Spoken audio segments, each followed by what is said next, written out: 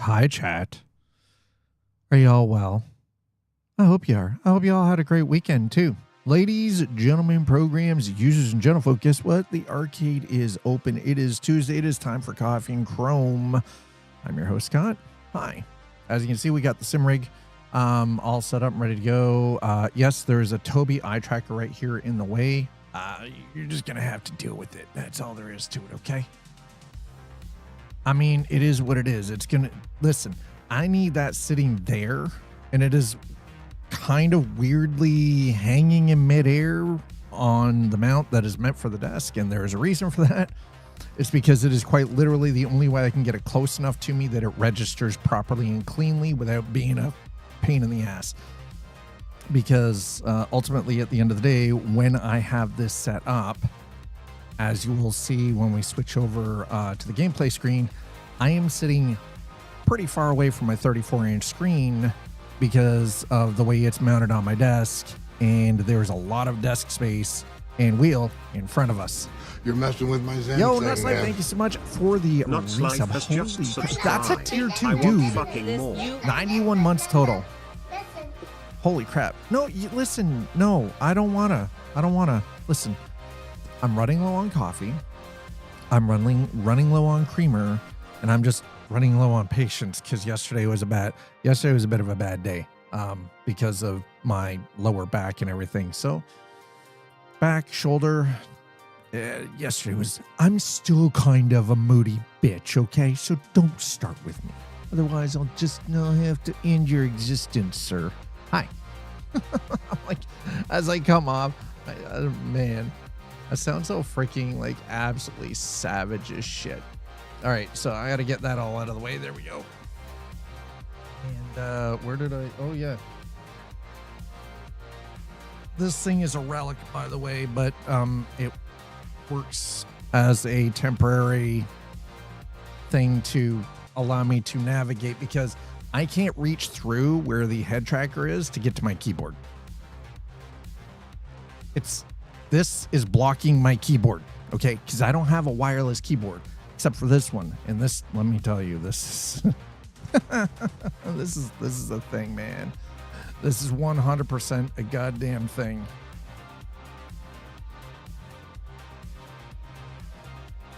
Hey. Did you really have to be like that, sir, Ruben?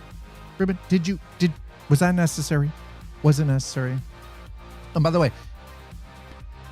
we're dealing with pretty much an almost complete Moza build at this point, except for my pedals, and the handbrake is broken as shit, so. No, listen, sir. Listen, you don't just have carte blanche to do whatever the hell you want, okay? It's not how this works. That's not how this works, sir. All right, as you can see, we have the Moza TSW. So this is the truck sim wheel, Moza R5 base. I have the Moza HGP shifter here with a Sim Vertex truck knob. The Tobii, which you guys can see right here. And this is an Amazon Fire 7 tablet running SimHub. So I had to reincorporate this back in because as much as I want to use SimHub, the issue is it wasn't functioning the way I wanted it to. I still have to figure some shit out. I'm going to probably have to create my own custom button box through SimHub. I do have that freedom. I do not, however, have the freedom of consequences. That is also true. You do not have the freedom of consequences, Ruben. Factually correct. Thank you for pointing that out. Nobody has freedom from consequence. We all deal with consequence. Anyway, the one problem about having all of this is it is very rickety.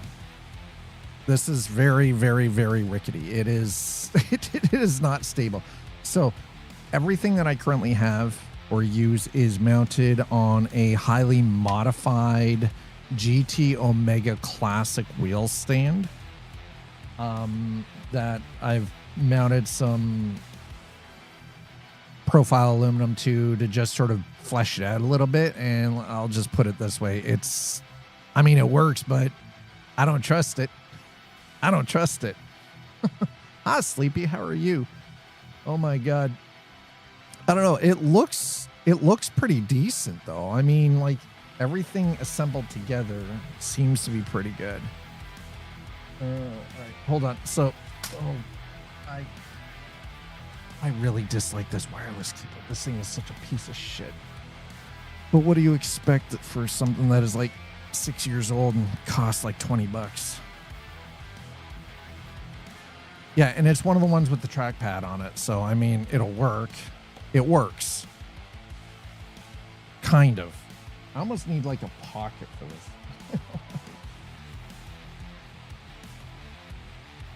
All right, so we're currently in Everett. Oh, hold on. Let me hit my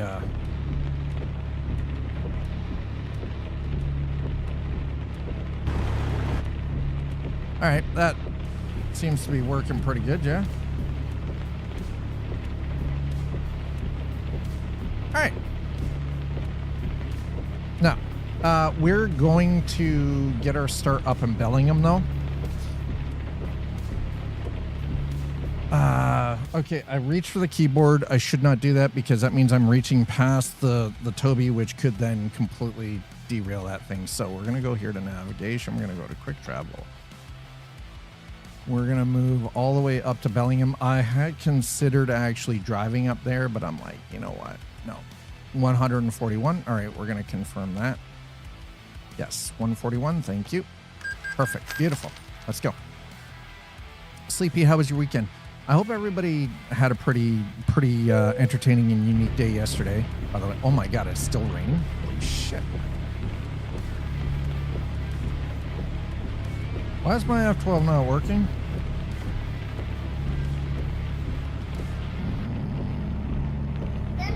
No, you listen, sir.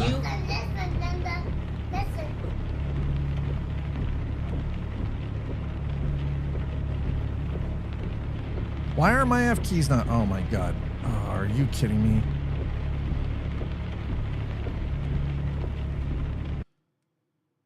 What? What just happened?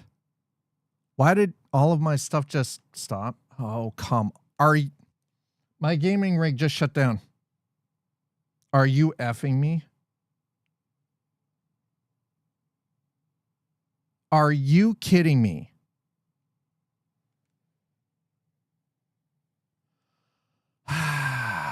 Motherfucker.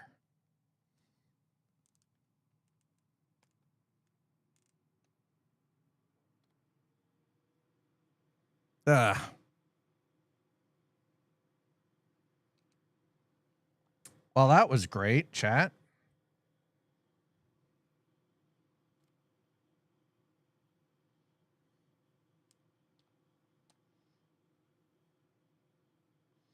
Excuse me. No, it's not. Eat my entire back end. What in the... Okay, what just happened?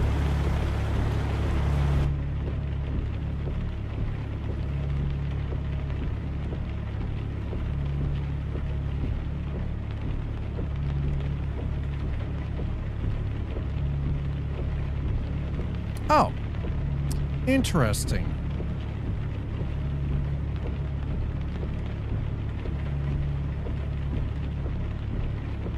All right, well, that was fun. No, you listen.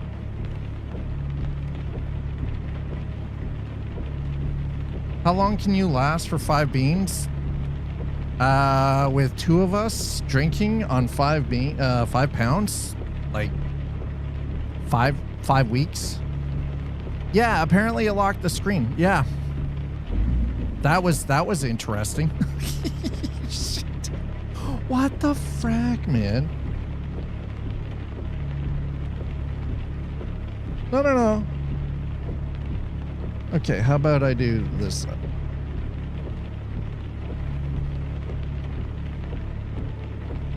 Okay, we've got music. Yeah, so the problem, okay, so the problem with this specific keyboard, with this keyboard here, right? This one, number one, it's like, I would say like 6 or 7 years old. It's been heavily used, not by me. This is actually something that was already here. There's two of these and one of them doesn't work. This is the one that actually works. And apparently there's some key crosstalk. I mean, the thing is though, is what do you expect? Like it's an El Cheapo freaking Microsoft keyboard with a little built-in trackpad, right? This is actually supposed to be used for like TVs and shit. So it was just, I happened to find it in a box in a closet along with its compatriot, and I was like, okay, well, I'll give this a try. I mean, it kind of works, but anyway, here we are. Do I have, there we go. Okay, perfect. Ah, shite. No, exclamation gifts. So I have a new wireless keyboard. It's an EPOS maker. And a new mouse, because this keyboard, so we'll get rid of this issue too. The keyboard that I've been using on the desk is actually an old Corsair K30. This keyboard is like 13 fucking years old. This one right here. It is like 13 years old. I've just had it in a box as a spare, and I've been using it ever since the Razer Huntsman V2 that I had unceremoniously decided to die. And rather, it's not that it completely died, but I lost the use of my escape key, my tilde, my 1, tab, QWE, caps lock, ASD, left shift, ZXC, left control, left Windows key and left Alt. So those keys just up and decided one day that they weren't going to work anymore.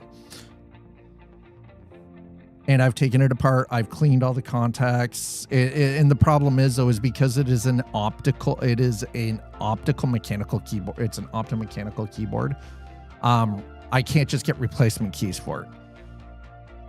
Traditional mechanical keyboard, I could replace the keys, and optomechanical, you cannot, because it requires laser diodes that are hard mounted on the freaking board. After saying, great, now you got to change your password after saying that. After saying what? You got to change your password after saying that. I don't have to change shit.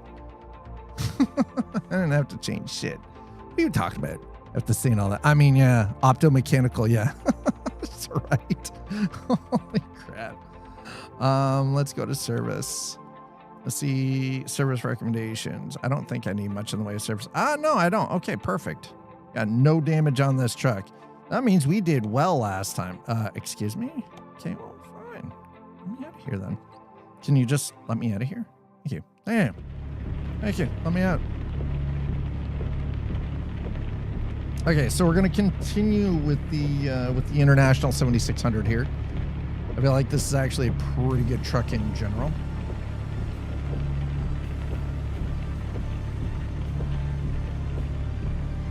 Something else I just realized. Hold on. You know what? I'll leave that up top. That's fine. No.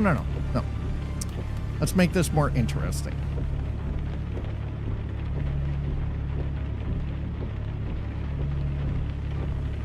Let's make this more interesting. We're going to put this back into manual shift because I was testing some stuff out over the, I wanted to say, what was it, Sunday?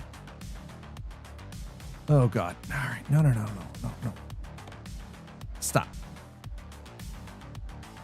Stop. I don't want that shit. No, get out of here. I don't want the built-in music, the game music. All right. So here's what we're going to do. We're going to go into controls, and we're going to set this to H shifter. There we go. Okay. Done. All right. Now to keep things interesting. Driving in my car right after beer. Hey, that bump is shaped like a deer. DUI. How about you? Call me Elijah. Oh, hello. Whoa, Jesus Christ.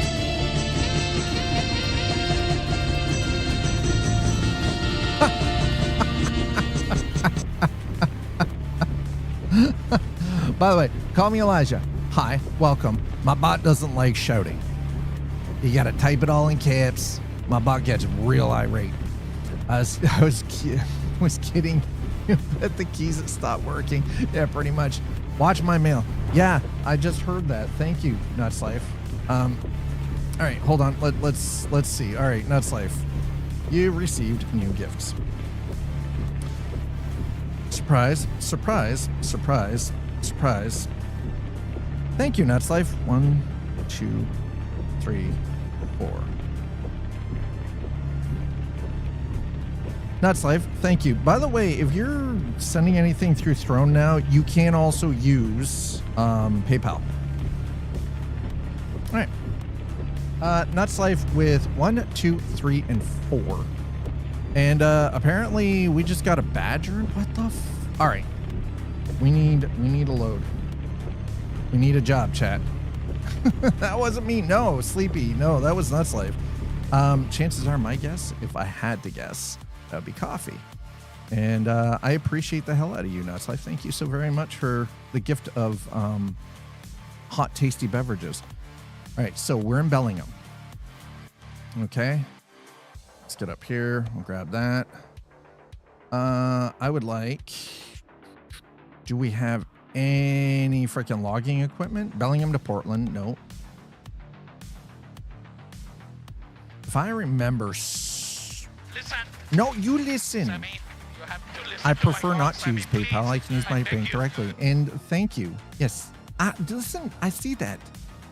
He's like, watch your mail. I did watch my mail. That stuff is... No. We're going to have to take external contracts. That's all there is to it. All right.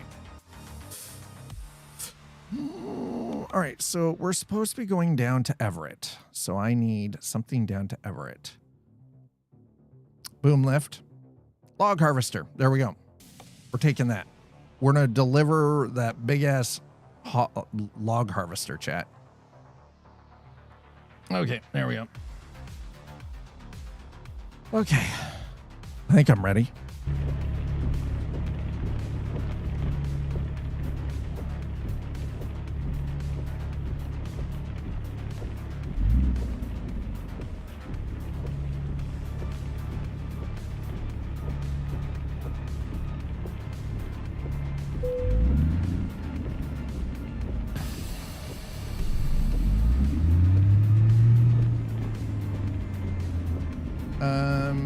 We're gonna reload that. Thank you.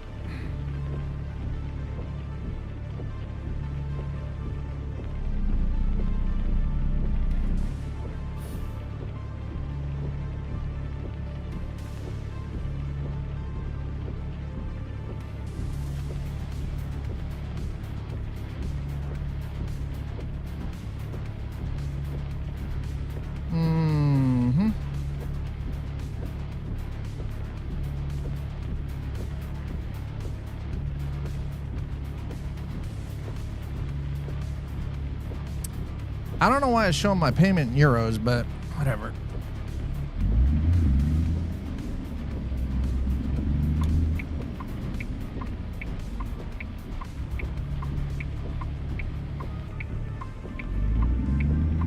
All right, chat, here we go. Let's get underway.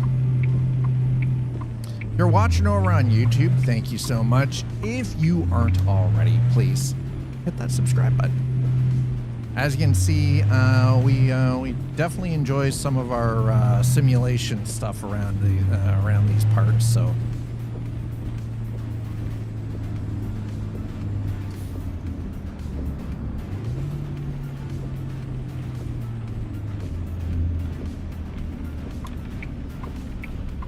And if simulation gaming isn't your jam, then you know, I'm sorry, I guess.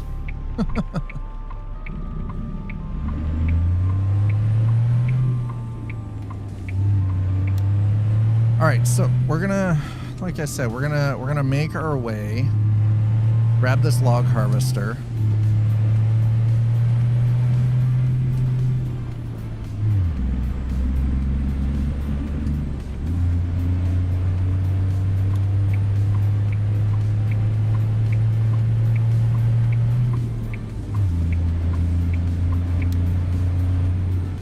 How's everybody doing? How's your day? Is it a good Tuesday? Is it a bad Tuesday? What kind of a Tuesday are y'all having?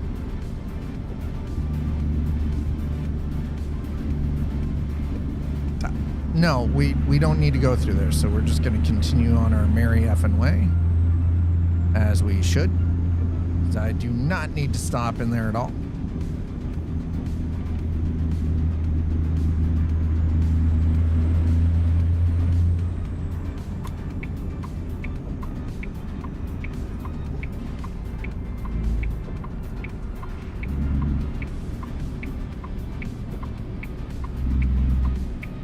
Oh, are you kidding me? Come on, man. It did it to me again, chat. Nope, we're going to whip right through that stop sign.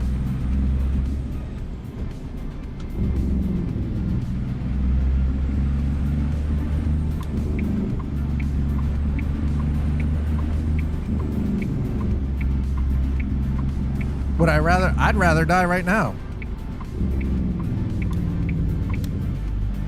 The human brain is not designed to be immortal. We lack the actual physical capacity mentally to live as immortal beings. That's because of our ego, that's because of our id, and it's because of our emotionality. We lack the ability to be purely logical. You would have to be the ultimate perfect freaking logical being in order to maintain a... We survived that. I don't know how. To actually live as an immortal.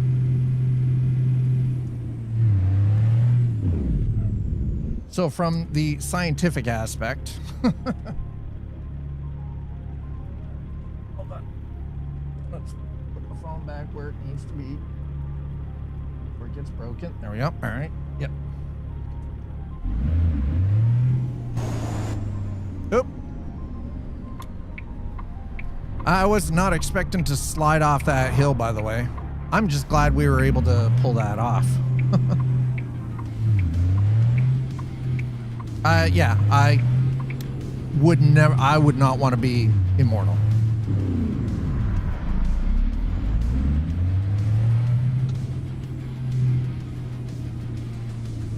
We're not built for it. Humanity is not built for it. Now, there is a point in time where humanity may actually evolve to that point where living 200, 250 years is well within a possibility. But we're nowhere near that point on the evolutionary scale. It's just, right now, we're so far removed from that possibility. All right. See you, Elijah.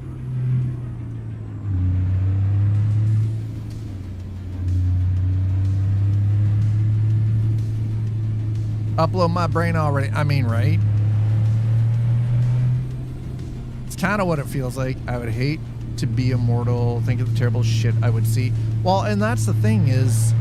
The thing that actually prevents us from being able to do stuff like that is our emotions.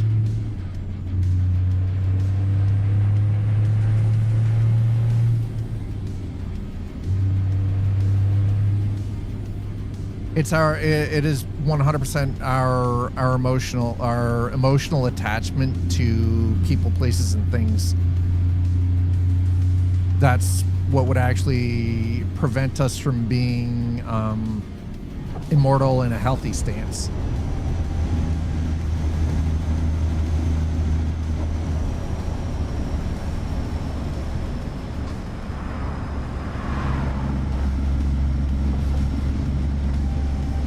Why is that not working? Why are my...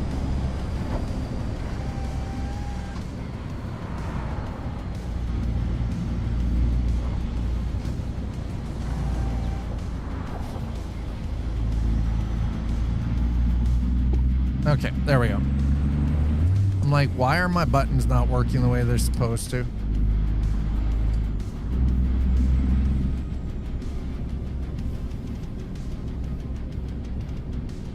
Anyways, I don't know. What do you guys think of this? I feel like I've got the camera kind of dialed in a little bit better. My only issue is this is really, really low. I can't get a wider field of view on this. So it's... See here, okay, so the problem is if you upload, if you were able, had the capacity of uploading your intelligence, your knowledge into an electronic body, into an electronic brain, you would actually lose that core emotionality that makes you you, that defines you as a unique individual. Camera seems okay, yeah.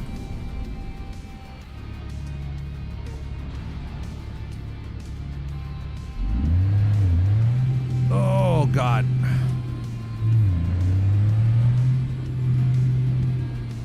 So here's the thing, if I use my actual phone, so this is an old phone, like when I say old, I have to keep this thing plugged in. It will not hold a charge.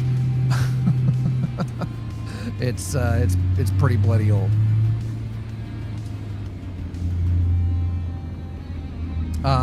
If I use my actual phone, which I'm trying not to because I don't want to kill it, I can get a much wider field of view because better cameras.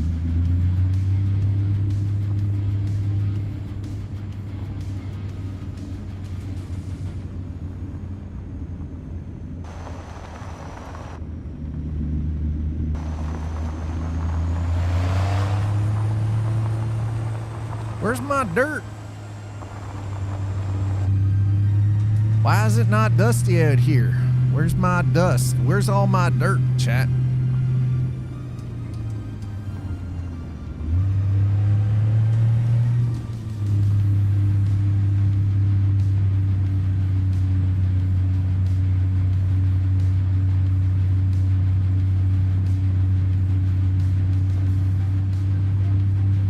Someone updated an SDK we used for thousands of automated tests that it broke. Oh, God. Was this done internally? Was this somebody internally on a team that you work with that did this, or was this like how did this happen? I guess it's the question I'm actually asking. Whoa, what the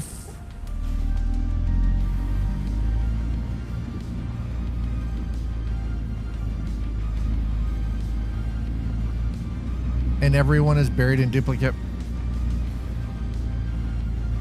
That's problematic. Right, so that was fracking weird.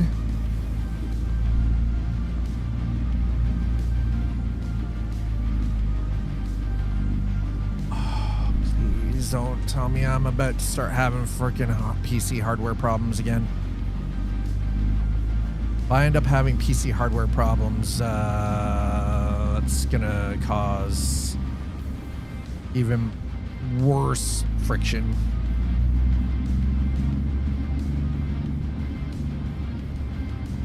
Okay, so here's the weird thing. It's not like I'm driving anything like huge here. I am pushing a 34-inch ultra-wide screen at 3440 by 1440. I'm not overdriving the screen at all. I am not pushing the graphics card. Nothing is overclocked. Everything is set to standard clock.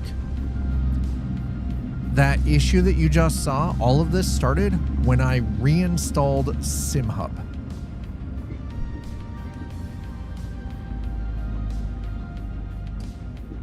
The problem started when I reinstalled SimHub.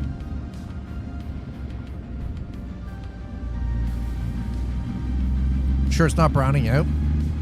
What, my PC? It better not be. No, the power didn't flicker here at all.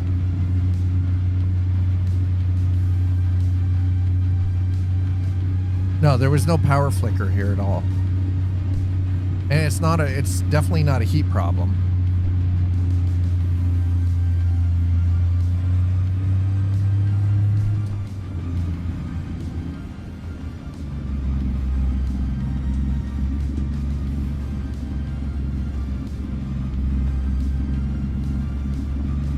Yeah, I don't know. It's definitely unusual.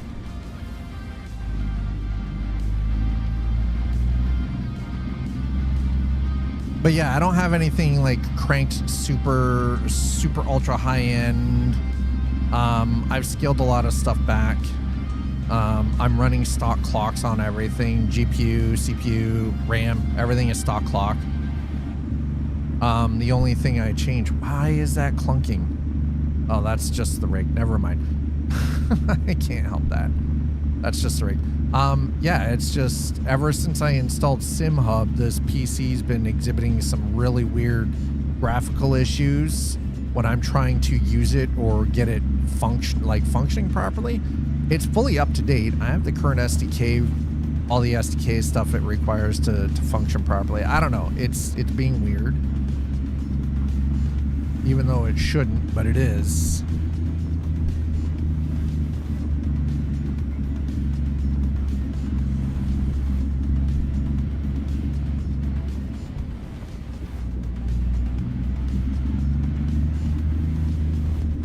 Man, I forgot how windy as hell this road can be. We are only topped out at, like, it says 60. There is no way we're driving up here at 60. It is not happening. What I might actually do is I might...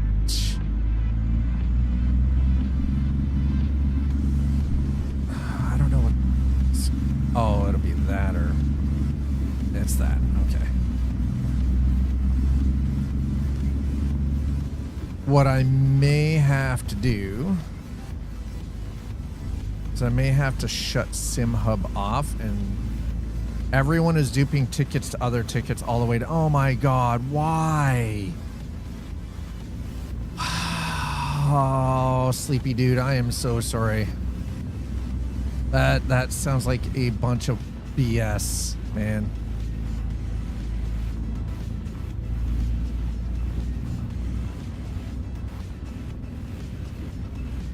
Well, I think what I'm going to do is I'm going to turn it off. The only thing SimHub is used is to run this this tablet.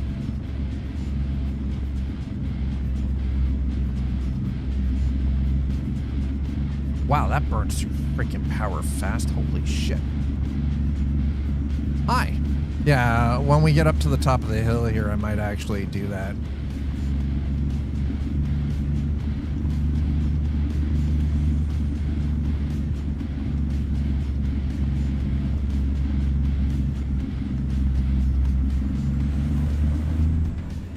No, and you bring up a very valid point, Audi. 100%. Very valid point, dude.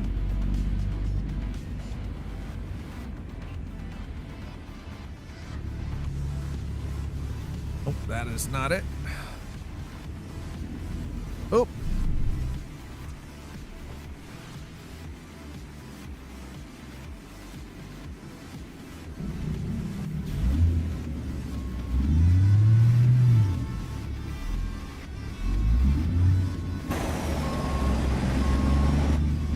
I will say this, my head tracking works way better the way it is now.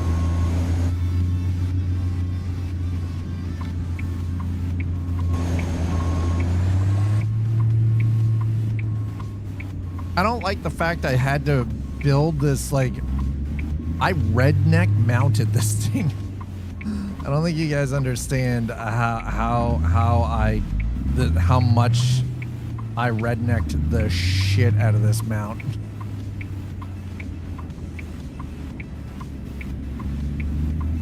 Okay, there it is. There's our machine right there. Okay. All right, let's get the load first.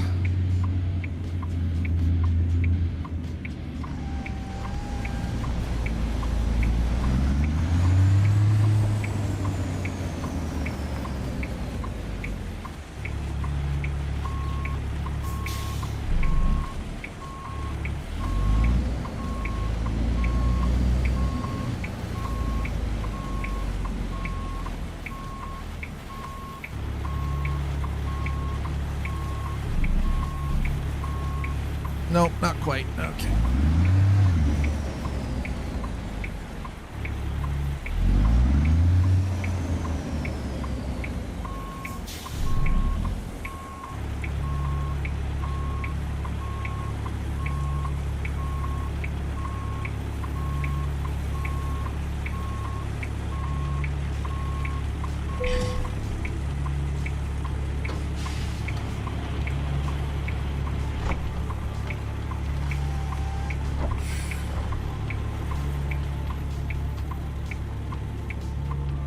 All right.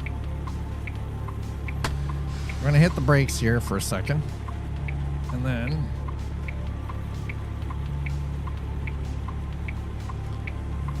how the F did no one fully test this before merging the change? Someone needs their PP. Yeah, you're right. Someone does need their PP slapped hard. That actually sounds freaking like some serious bullshit. Yes, I want to quit.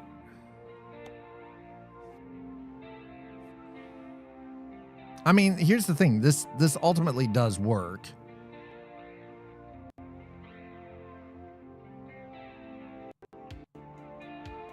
Yeah, there's the hiccups. Back. Okay, turn that off.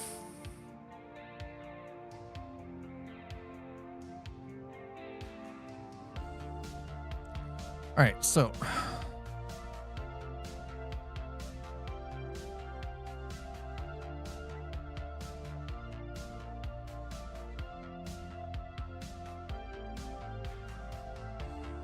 all right, we're going to turn that off for now.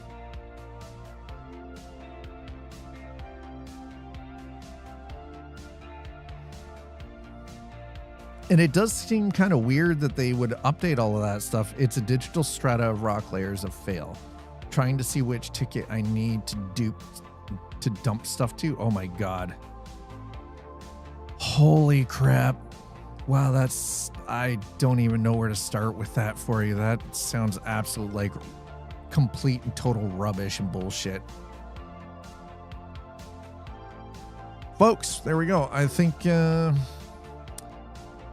so there is a reason that I don't use, I've had people already suggest, well, why don't you use Sim Dashboard? Number one, I'm not paying for another application. I'm not paying an annual subscription. I purchased SimHub almost a decade ago now. It's been it's regularly updated, but it's just, I am not paying for the app and then having to pay to use somebody's freaking created dashboard. Why? Like, why am I going to have to pay to have an app? Yeah, Sim broken. It's just SimHub it just means that I'm gonna have to tinker around with some settings. I'll just leave it off for now. The thing is, though, is SimHub is supposed to be like really, really good. And I've used it in the past. The reason I purchased it was because it was really, really good. And you can also use it to dial in settings for like butt kickers and, you know, secondary and tertiary screens to run like a full sim dash panel plus button boxes and everything else, right? So it's just, for whatever reason, this, like, SimHub with this running seems to be fighting only with American Truck Simulator. American Truck and Euro Truck are the only two freaking pieces of software that I seem to have a problem with. Everything else works fine. The problem is, it seems like what's happening is they're wrestling for priority of a single thread. And it's like, guys, like, that usually indicates so that Windows is kind of broken something too, right? All right.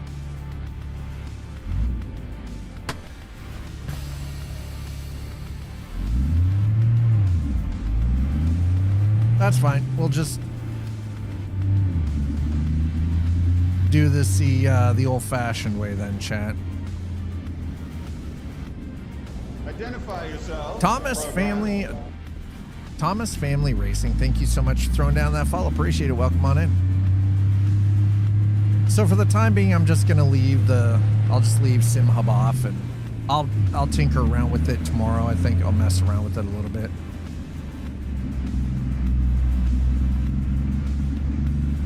See if I can get it sort its little attitude out and get it functional, because I really want this screen working. Yeah, I've coming up on close to 2,000 hours in American Truck. I also have about the same amount of time in Euro Truck Simulator 2.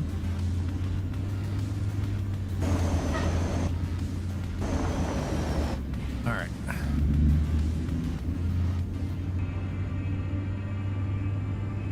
All right, so we got this bit of logging kit here. Oh my God. Bro. This is going to be wild trying to get this thing down this hill with some of these tight ass freaking corners, by the way, because oh my, okay, hold on. Can I?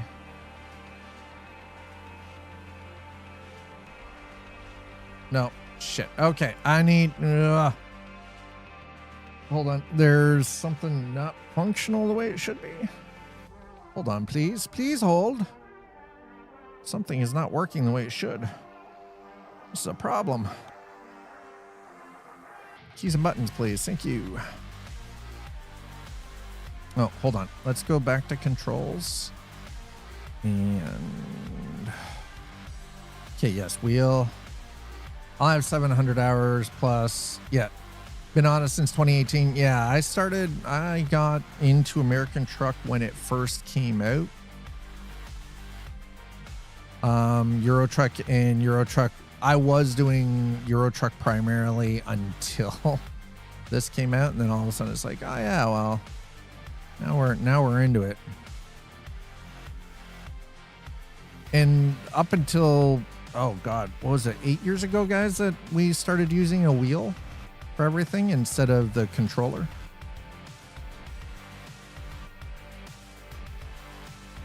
Ah, there it is. Okay, yep, okay.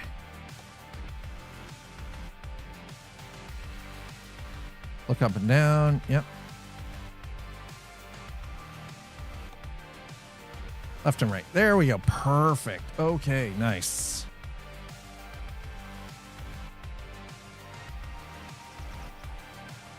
Oh, I stalled it. We stalled the truck, chat. Of course we did. Because, you know, we're manual shifting, so. Oh my God, this is gonna be a freaking nightmare.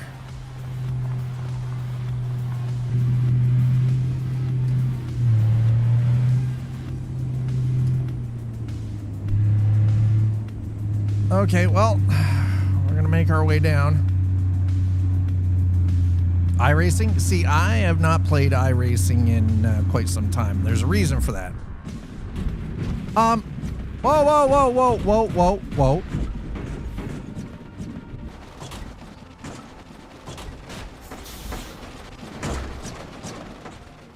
Hey, chat.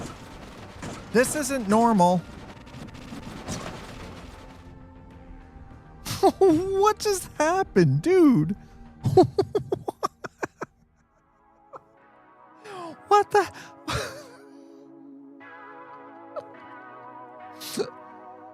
Holy shit, what the hell?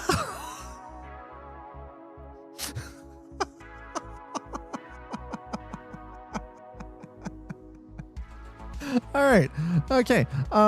So what the heck? I don't know. What is happening? Somebody better clip that. What the? All right. Jesus Christ, man. What was that? What in the actual frack? All right. Well, no, we're gonna suspend job. No, we've got to abandon that. We're going to abandon that. I have no choice. We're going to abandon that. Yep. And then I've got to navigate, quick travel, all the way back to Bellingham because now I have to repair the goddamn truck. Shit, Chad. So I'm not on the beta though. I stopped doing betas for SCS a couple of patches back just because I was like, listen, if you pay me to test your stuff, sure. I've worked paid quality assurance stuff in the past, right? Fantastic, but I am not your vehicle. Oh, fuck. Okay, well, that's not working. I've worked for developers in the past doing testing, like actual paid testing, quality assurance stuff like that. I'm not doing it for free for SCS software. I'm not testing their patches. If they can't do internal and they don't have a good enough QA team, then that's on them to develop that side of their business, and that's on them to develop their side of their game development and publishing house, right? We, as the consumer, as the players, should not be testing their stuff, and they should not expect the community to do it for free. Full stop. Full stop.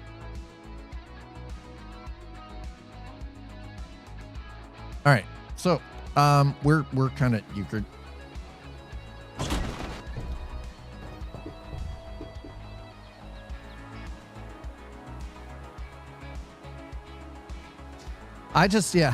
Appreciate that. Thank you, Sleepy. Excuse me. No, get out of there. Bro, what are you doing, sir? I used to, but now I'm like, no. I know it might sound it sounds kind of shitty and kind of pretentious, I'm at. No, why in the... Bro. Escape. Thank you. Okay. I really dislike this freaking keyboard, by the way. I so dislike this thing. So very much. I've never seen a trailer glitch out like that either. But yeah, regarding iRacing, up until 2 years ago, I was regularly playing and streaming iRacing. And then I was like, you know what? I'm not anymore. And the reason for that was I got tired of iRacing double dipping. I don't like the fact I have to buy my cars and my tracks and pay a subscription. I have $1,100 invested in cars and tracks in iRacing that I can't fucking use unless I have a paid subscription. And that actually pisses me off. That means I wasted $1,100. So they get no more of my business. I'm like, fuck it. I should not, if I've given you $1,100 cash to be able to play your game, there is no reason that I should be locked out because I don't have a subscription. Pick a fucking monetization model. Pick a model. Pick one. Either you charge for the individual components and operate the servers from the money, the revenue that you're generating off of the purchase of the cars and the tracks, or you unlock everything to someone who subscribes. But if you expect someone to pay a subscription, but also outwardly buy your cars and your tracks separate, fuck them. They can eat an entire bag of dicks, and I hope they're big and they choke on them. Hi, Quantum. As you can see, I've got a bone to pick with the people behind iRacing. Because here's the thing. Assetto Corsa Competizione, Assetto Corsa Evo, Assetto Corsa Rally, Assetto Corsa. Those are just some of them. Automobilista 2, Automobilista 1, Racing Room. They all, there are games. Well, Racing Room doesn't count. We'll take that one out. There are good, high quality racing simulator titles out there that you purchase. And then the racing is free. You pay them their money, and then they come out with regular DLCs. And if you want that content added, you buy that, but then the racing is free. So iRacing, in my book, should be exactly the fucking same.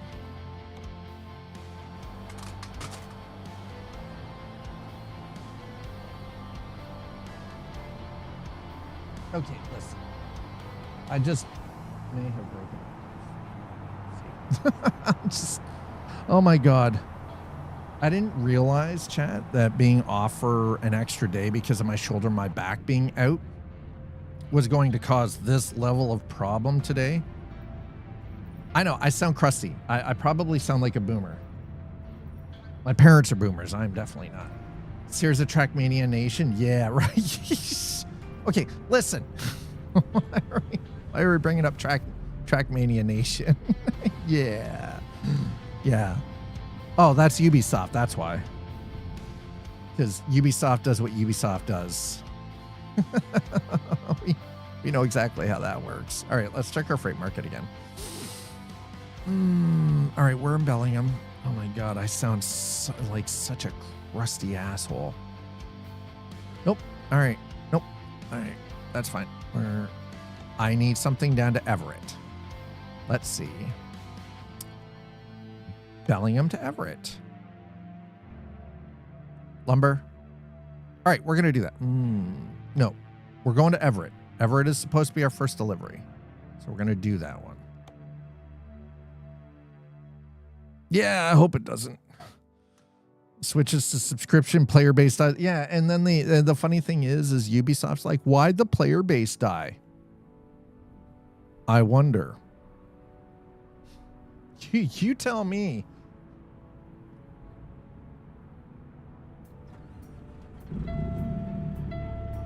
All right, we're going to wait a second. We're going to let the...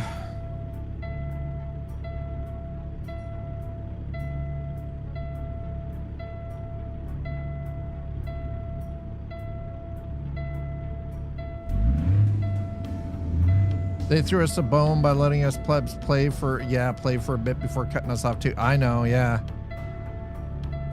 No, I know, it's kind of bullshit, wasn't it?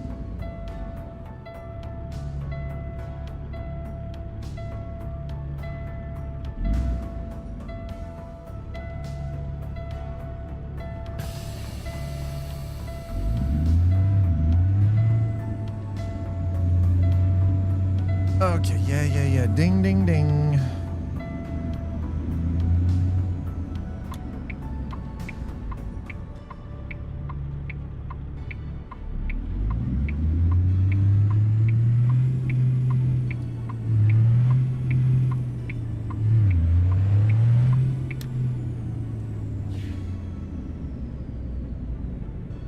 Okay. let's try this again, only with less crashing. I'm still salty Microsoft took Solitaire and put ads in it. It's been part of... Yeah, I know, and that's the thing. Like, what was it? Solitaire and Minesweeper, right?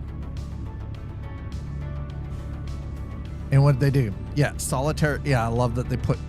Oh, and Pinball FX. And then they split Pinball completely out, and now you have to buy it. They don't even give it to you for free anymore. No. You got to buy that shit.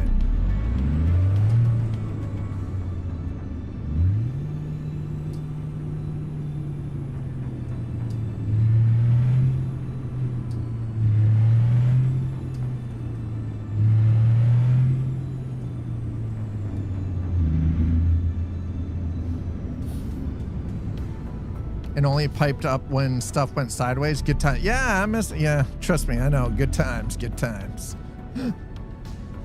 Yep, good times. Puppy is on the Zoomy warpath today, apparently. I mean, listen, there's nothing wrong.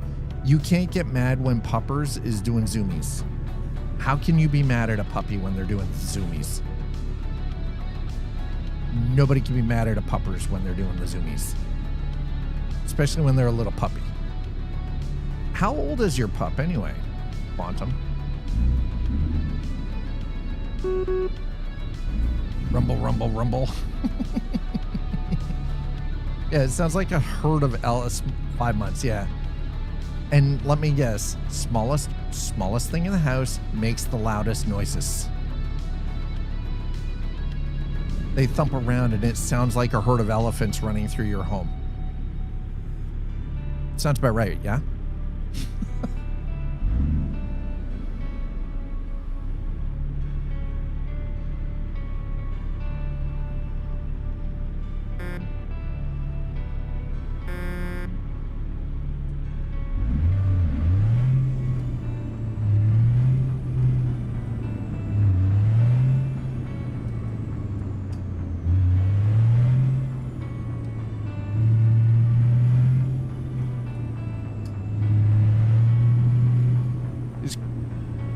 Quite quiet, actually. Just a bit bitey at the moment. This one's in the bitey phase. Ugh. The nibbler phase is always. God. Chat, I don't even know what today is. Okay.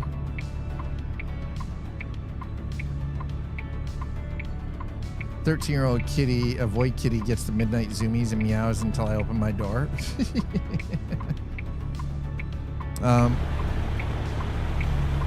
Well, I see where the cat is right now, but I don't see where the two dogs are. Probably upstairs in the upper living room with my miss, as she's on a conference call for work. So, hey, Pastel.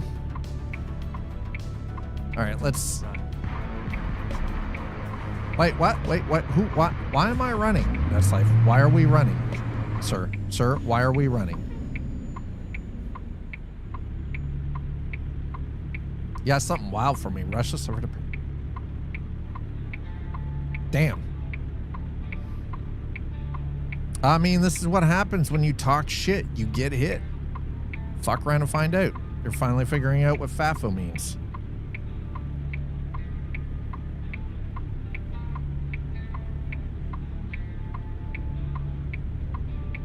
Oh, yeah, no, just wait. You know, it's better socks than shoes, man. That's all I'm going to tell you. It's better socks than shoes.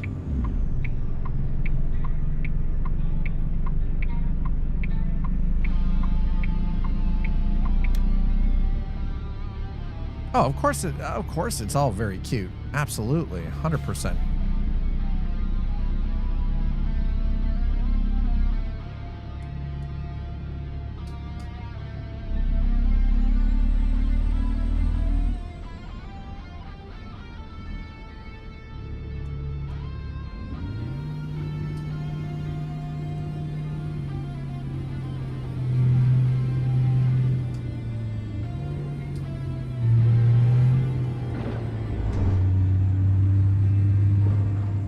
At least my staff meeting got canceled today, so yeah, you might just screw it. Say screw it and go to lunch.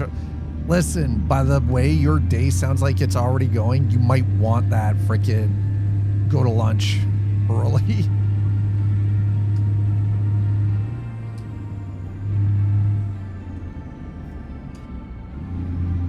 You might want that just to clear the air up.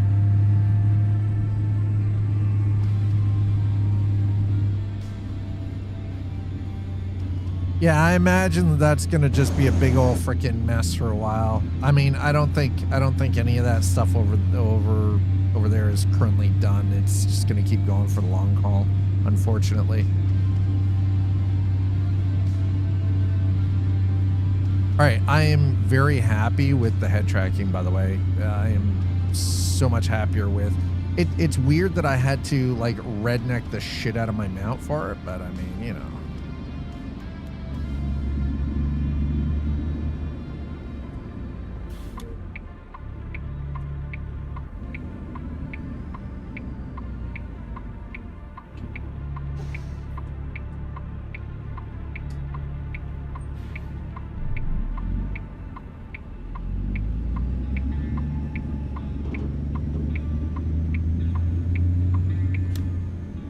All right, where is our trailer here? Okay, so our trailer is actually inside the main yard. Yeah, no worries, no worries. It's all good.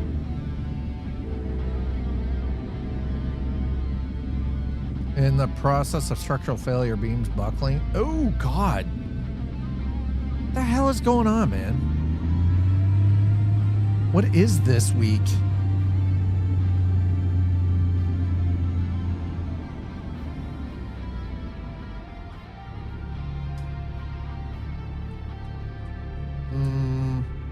There we go.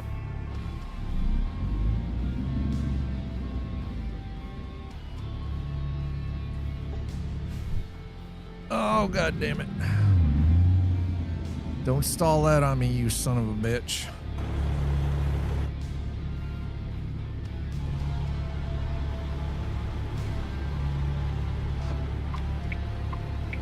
It's quickly shaping up to be one of those, yep, that just happened week. A sip of beer, try not to go insane. Man, I'm actually kind of tempted, but so by the way, we are 1 week T-minus 6 days and counting. So next Monday, I'm hoping to be able to stream. Stream won't be until later though, because at 10 a.m. I have to be in London for the 3D laser mouth scan for the for my sleep apnea oral device.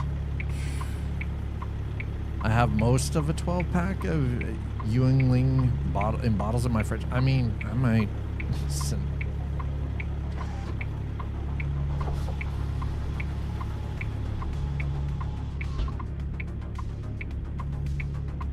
Oh.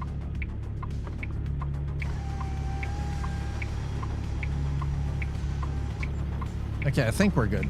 Yeah, we're good.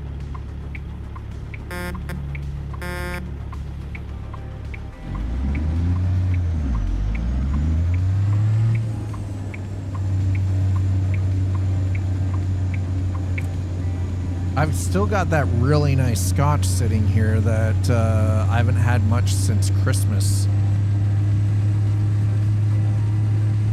And I'll be honest, there have been times where I've been tempted to just sort of crack into it, but the problem is I've also, so next Monday at 10 a.m. I have to be in London to get the 3D laser mouth scan so they can start making the sleep apnea oral device for me.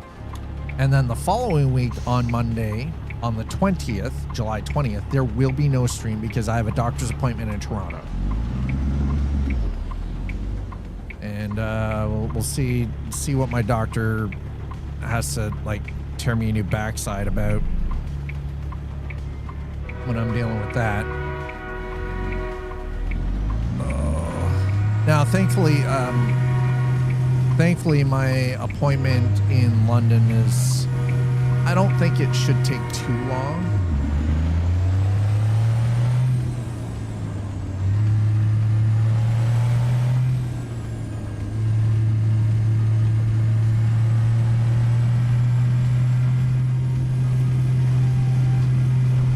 There we go. Okay.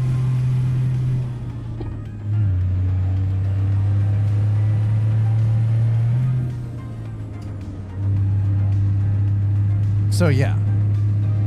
Next 2 weeks are going to be kind of busy. Or, well, 2 and a bit. Might be able to contribute to the second half. Don't worry about it. I appreciate, you guys already know, I appreciate everything and anything that everyone has done. And by the way, you guys don't understand how surprising it was, because for whatever reason, my brain completely flaked about last Friday. And when I fired everything up and saw that we were at 113 subscribers on Twitch, I was like, Jesus, what? I was like, holy crap, we're like halfway to being to the 240 sub points needed, which means it's like, yeah, we're sitting at, we're sitting at like, we're halfway to being able to get the 70% cut from Twitch for subs. We're like halfway there. All because you guys like were throwing down hard on Friday.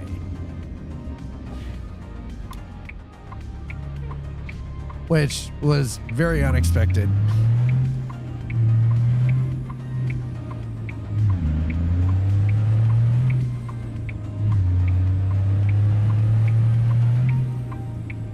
Yeah, so sitting at 113 subscribers, that puts us at almost, like, we're just at that halfway point where I can get like the 70% cut from Twitch for subs,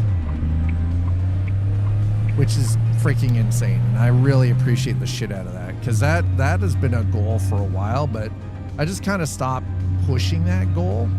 It's because I was like, I just want people to be here. I just want people to hang out, watch the streams, right? It's the same thing with YouTube. I just want people coming in, you know, watching the stream, hanging out, having a good time, you know, getting involved in conversations.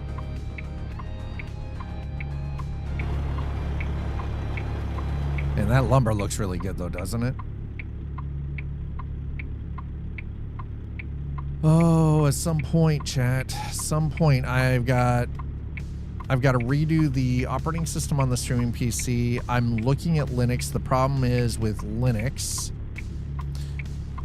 the problem with Linux is making sure that everything I need that I use for streaming works in Linux. And there is no guarantee that everything I currently use, right down to the Rodecaster and all the virtual drivers and everything that I need, work in Linux. Unless somebody knows of a version that will, you know, perfectly run a 3070 graphics card and, you know, Ryzen 3600. No problems. I mean, I'm open. If anybody has any suggestions.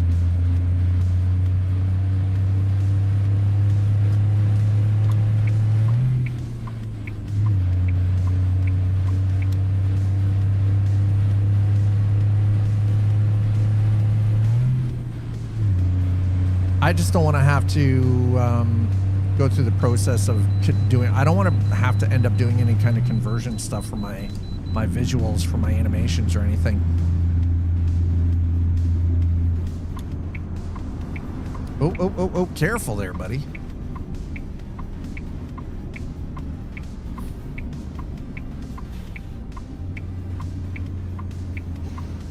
Now, I had considered Bazite because Bazite, you know, but I don't play video games with the stream PC at all. It is quite literally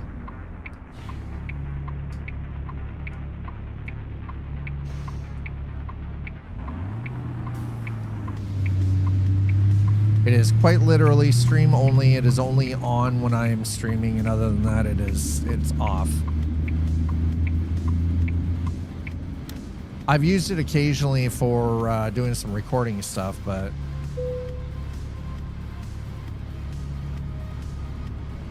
all right, there we go. Good to go.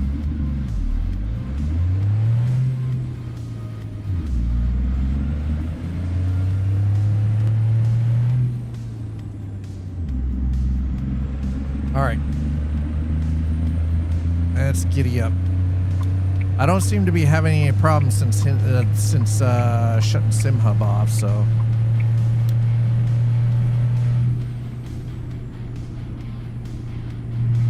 No, I don't need that. There we go. We're going to just get over it.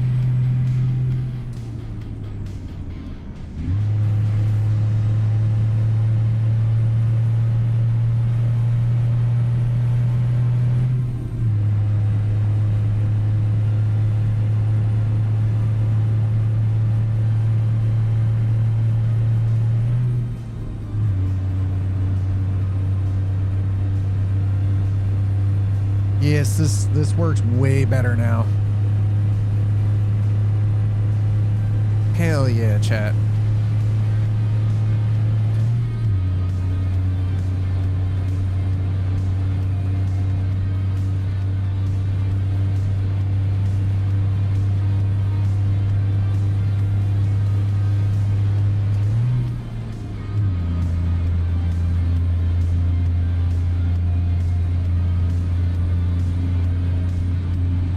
Okay, there. We're just gonna hold it here, chat. We're just gonna hold it here. Holy crap! Let's try not to go over 60, only because this This truck likes to tip. It gets very sleepy.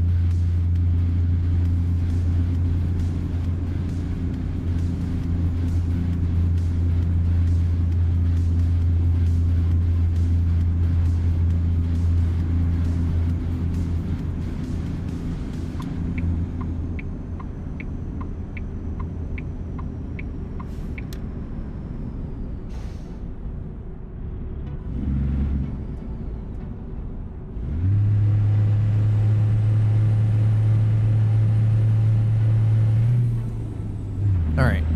Oop, there we go. We're good. We're good. All right, pulling into Everett with our first actual load now that we got that situation all taken care of, where the the logging equipment that I was wanting to haul decided that it was going to glitch out on a rock, which was very strange. That was the first time I've ever had that happen, by the way.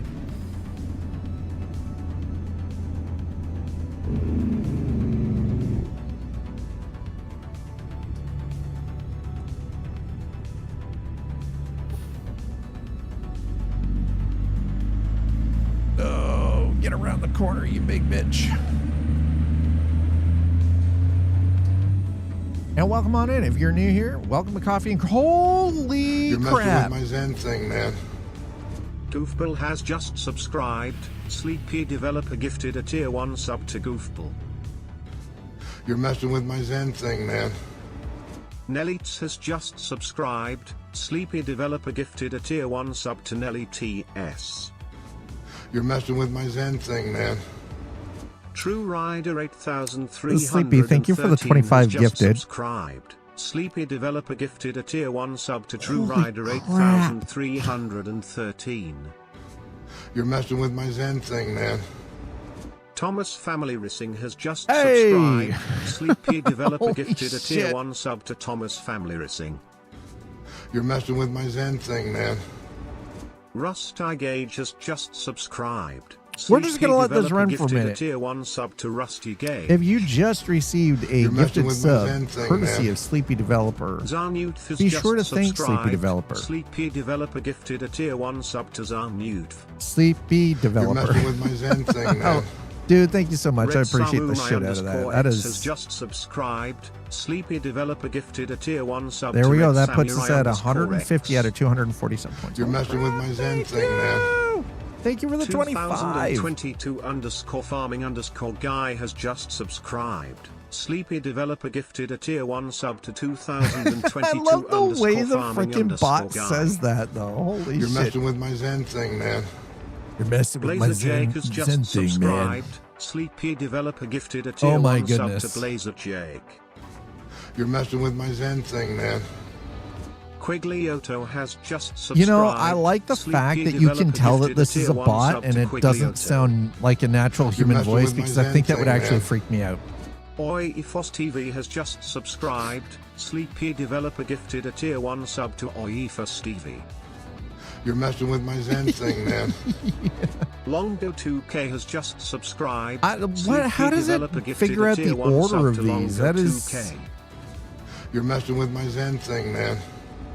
033 Vivi has just subscribed. Sleep E Developer, Esquire. gifted a tier 1 sub to 033 Vivi. You're messing with my Zen thing, man. 03 Vivi. Alida Kronkorken has just subscribed. Sleepy Developer gifted a tier 1 sub to Alida Kronkorken. Kron You're messing with my Orkin. Zen thing, man.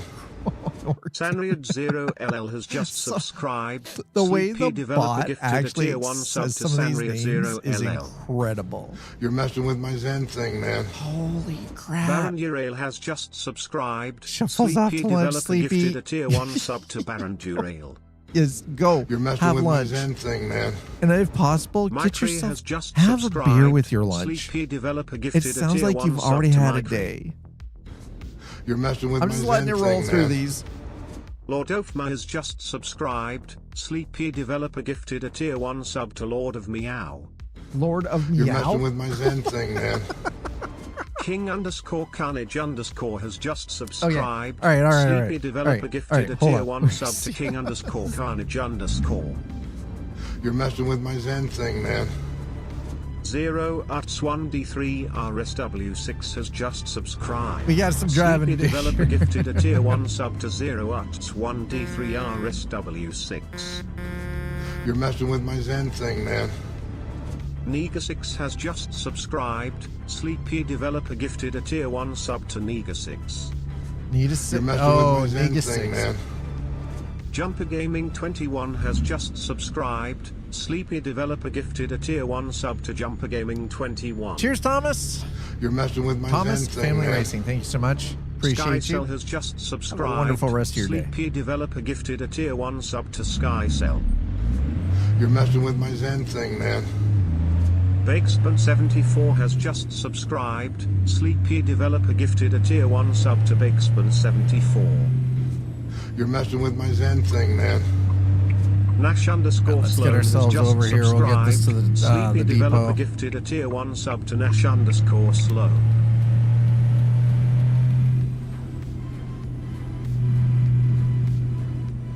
Okay, there we go. Holy crap. Sleepy Developer. My man. Sleepy is legitimately becoming a goddamn... This man has become a champion. With the amount of kindness that they spread around. It's quite incredible. And there are times, and I'll be honest, because again, I am one of these human beings that suffers with a little bit of, he's already in my eyes, yeah, right?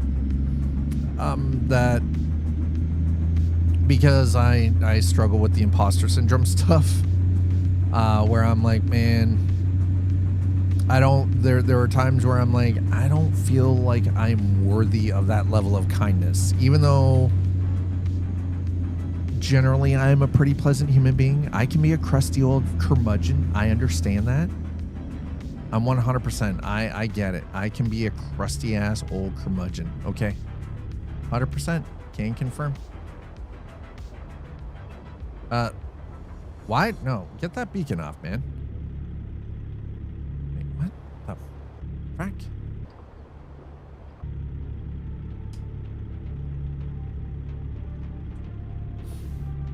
All right, there we go. But there are times where I'm like, I don't feel like I am necessarily worthy of that level of kindness. Even though we do, and that's the thing, like, I like to think that we try to conduct ourselves in this community in a fairly decent, reasonable fashion. And I have gone off the rails a couple of times, let's be honest. I have more than on a couple of occasions gone off the fucking rails. Here.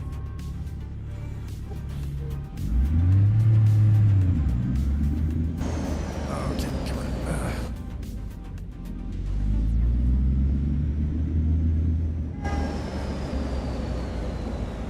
I have also been very belligerent to some individuals from time to time.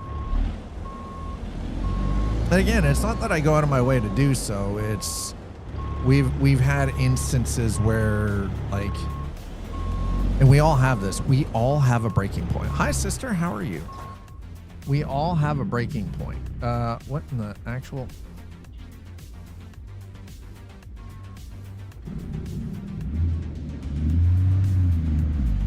Yep, that's what I thought. Okay, shit. You son of a bitch. Oh, there we go. This is why Dad doesn't drive professionally and only does it in The Sims.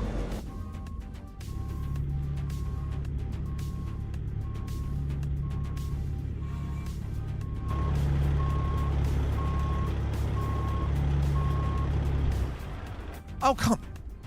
Seriously?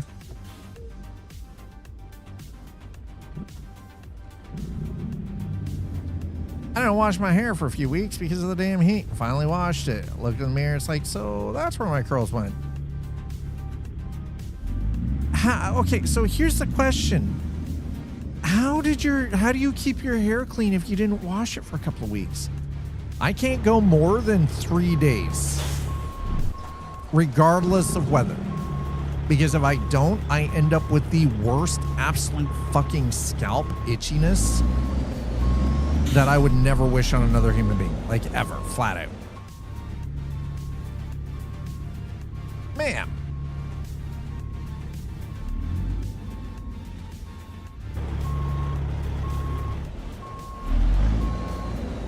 Are we fine? Nope. God damn. Okay, we are taking way too long to get this backed in here, chat.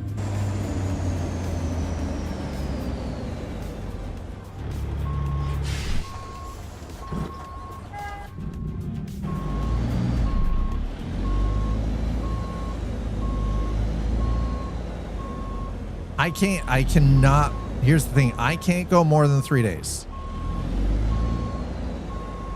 Anything more than 3 days, I have skin flaking off the top of my head, and it's disgusting, and I can't.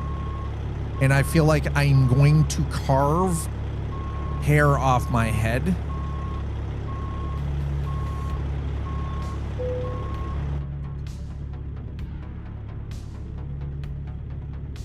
What do you mean it takes an how? How does it take an hour? I'm so confused. How?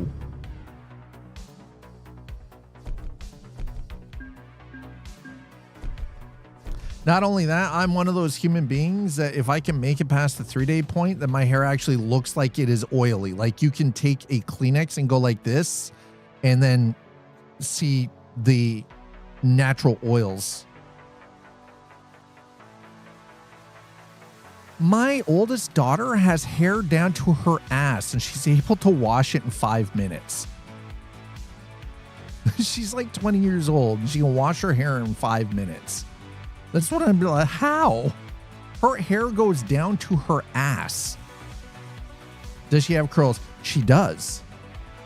She does. That's why I'm confused. I'm like, how? I've seen her go and have a shower and come out and her hair is just soaked. And then as soon as it dries out, it goes sproing into the freaking curls. She got the curly Sue hair. She straightens it now. Now the straightening, here's the thing. If she straightens it, it takes her 35 minutes to do so. Because she doesn't like the curls. She's tired of the curls. She wishes the curls would fuck off and die in a fire. But she understands that in order for that to happen, she would have no hair. And she doesn't want to be bald. So she refuses to burn her hair off. Which, I mean, you know, like whatever she decides to do, that's her body. She can do whatever the hell she wants. I ain't gonna tell her she can't.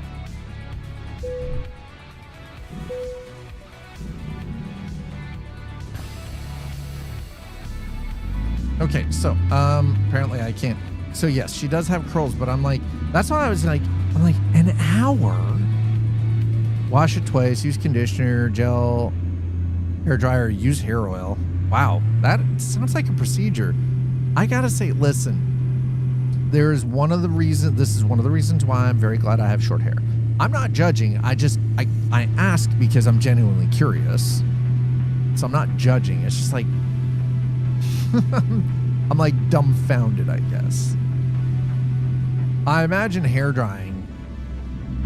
So I guess you can say like I don't consider the act of washing, like, cause I'm like, I look at it like when somebody says wash their hair, I'm like, I look at the actual act of washing hair, right? Like how long that takes. Okay, there we go.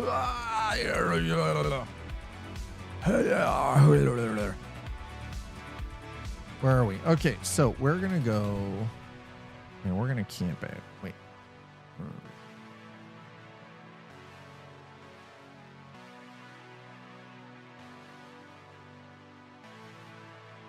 That's the airport, isn't it? Yes, it is. Okay. So here's the thing. Here's where my confusion lays. When somebody says it takes me an hour to wash my hair, I always automatically think of just the act of being in the shower and washing the hair. Right? In my head, okay, that's washing it. I don't look at the hair drying and gels and creams and other stuff, and then the drying and the straightening or whatever else that somebody has to do as part of the overall experience. I'm just like, listen, it's just, you're just throwing some stuff in your hair, you're rinsing it out, and, you know, Bob's your uncle kind of thing, you know? I don't know. Maybe Bob is actually your uncle. I don't know. I can neither, you know, say whether one or the other is true. Maybe you do have an Uncle Bob. I don't know. And if you do, how nice. If you don't, well, agree. The rest is, yeah, exactly, right? That's where my head went. I was like, wait, we're talking about styling, aren't we? I guess at this point it's kind of semantics. We can stop talking about it at any point in time. Immediately rinse out, shampoo again.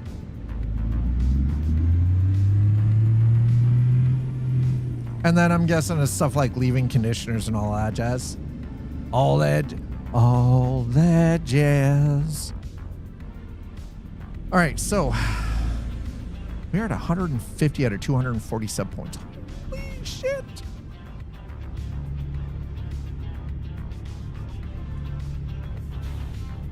It has been a very long time since I have seen 138 subscribers for this channel, and I appreciate that. Holy crap, that is incredible.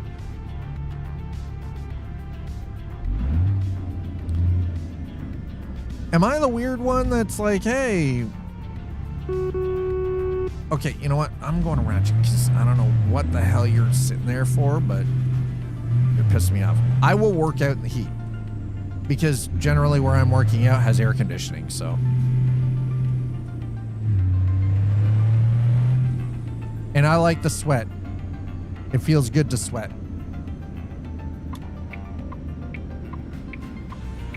If it's from working out, by the way. If the sweat is because, you know, it's hotter than the hubs of hell and somebody opened the hell mouth and I'm just outside and sweating, not so much. But listen, Sleepy, you've forgotten it was green. Apparently, yeah. Workout sweat is its own kind of sweat.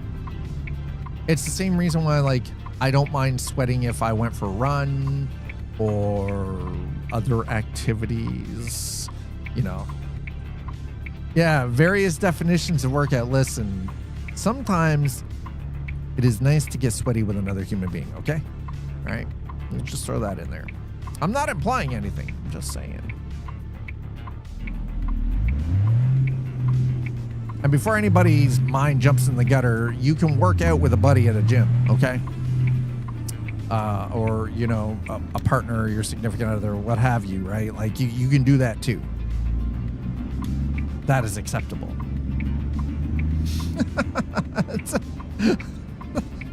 What is, oh my God, that emote is killing me, dude.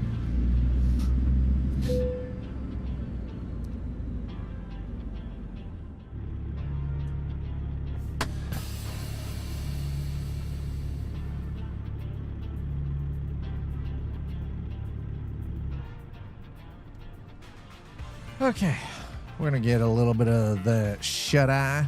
All right, yes. Confirm. All right, fine. Let's confirm that. There we go. Climbing together is so much better than solo, in my opinion. See, here's the thing. Listen. When it comes to climbing, Oh my. I will not risk my life to be attached to another human being. Fuck that. I solo free climb. I don't use safety equipment, and if I have another person tagging along, they put me at risk. They are a danger to me because I don't know what their climbing capacity is or what the capability is. I will not climb with another person. Refuse flat out. Bouldering session? I mean, listen.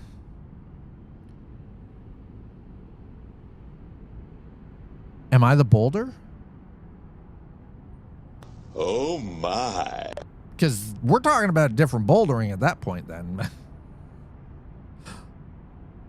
I'm just gonna stop before I get myself into trouble here. If I end up having my my wonderful miss come downstairs and slap me upside the back of the head and tell me I'm an idiot. We are currently in Everett. Our next location, I do believe I'm heading down to Olympia from Everett. So let's grab Everett. And let's see if we can find something down to Olympia. There we. Ooh, oh, it's a boat, dude.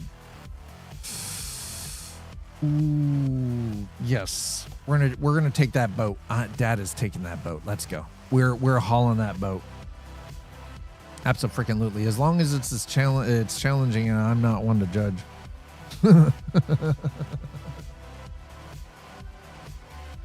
Listen, sir.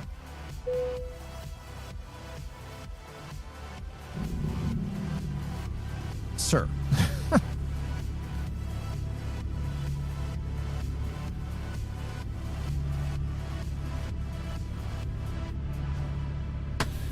Oh. Oh, I didn't even have the parking brake on. Jesus.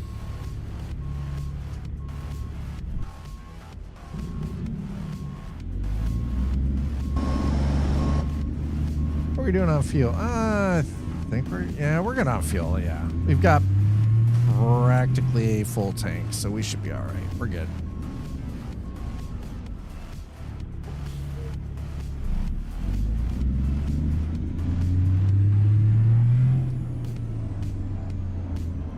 Some top rope with a buddy. I'm one of those degenerates that can even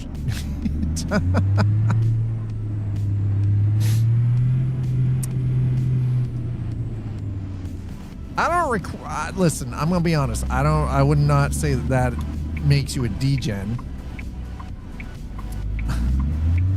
Doesn't sound like degenerative behavior. But I hear top rope and I didn't realize you were into power tops. I thought you were Quantum's probably what the hell? Listen. We're having an inappropriate conversation now, apparently. I don't kink shame. Yeah, I'm not kink shaming either. Absolutely not. We don't kink shame here. That's right. Get yourself out of the way. Thank you. Sorry, we do not kink shame here. Well, some of you might. Listen, we're only going to shame you if your kink is shaming others. Okay?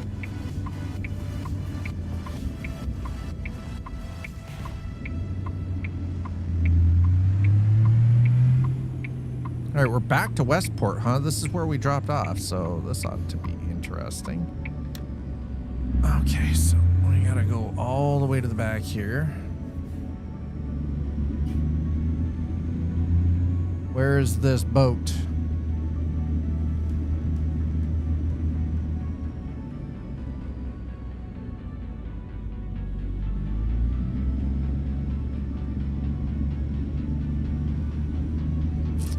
That's a high lift. Oh, the boat's okay. I see where the boat is. Oh, it's a tugboat. Oh, isn't that cute? Look at that shit. Look at that, chat. Look at that.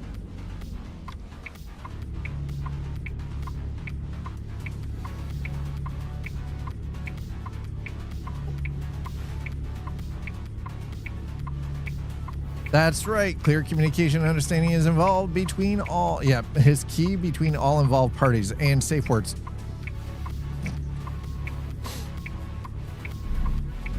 You've always got to set the safe word before you start, you know? In every single case.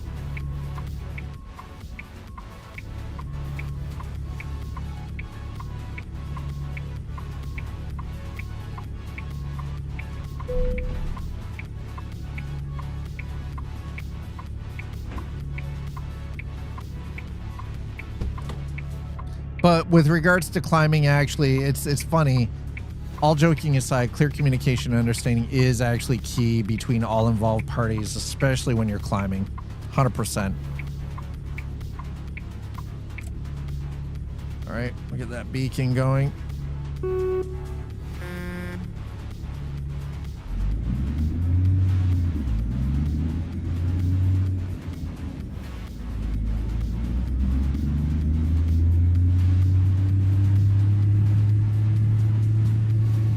All right, we're good. We're good. We got this. Okay.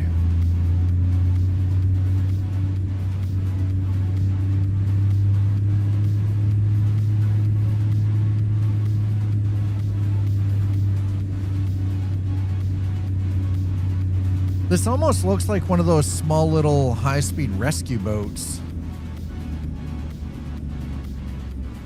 And I would think that if it wasn't for like, oh, actually, you know what? It does look like a rib.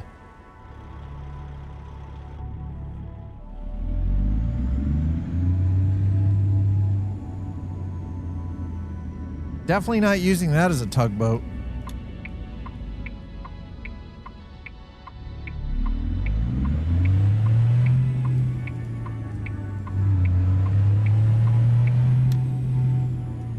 That is not a tug. It is too small to be a tug.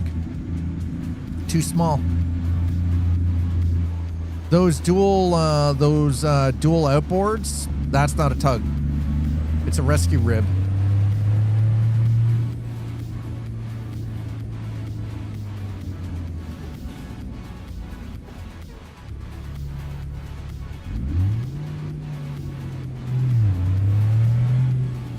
Also, with that being a shallow beam, you could use this in river as well, but it is definitely not a tug. Too small.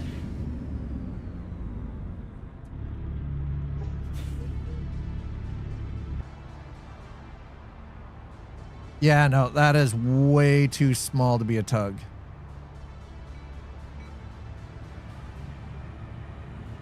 Way too freaking small.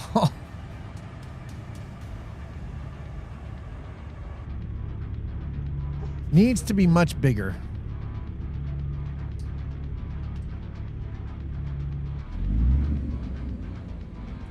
Yeah, shallow draft. Lake rescue. You could, well, the thing is though, is you could use it, you could use this in deeper water, but it'd be for high-speed rescue.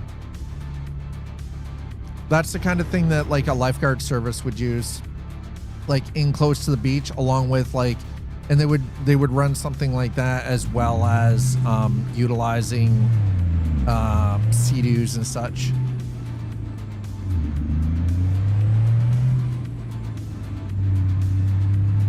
All right, yeah, we're good.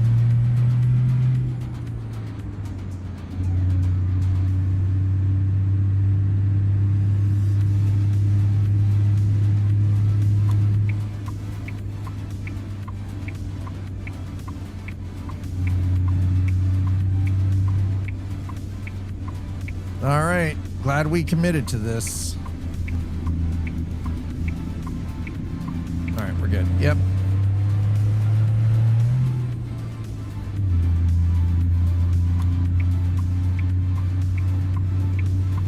Get ourselves over, and I think we're good. Yep.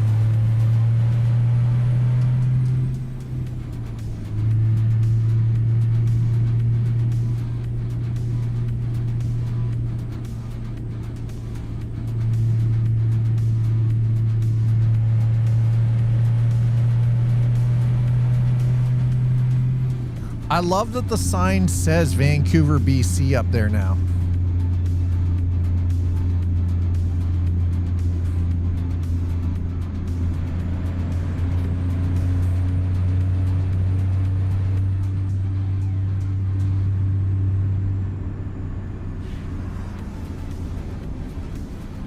All right, we're good. Yep, we're good.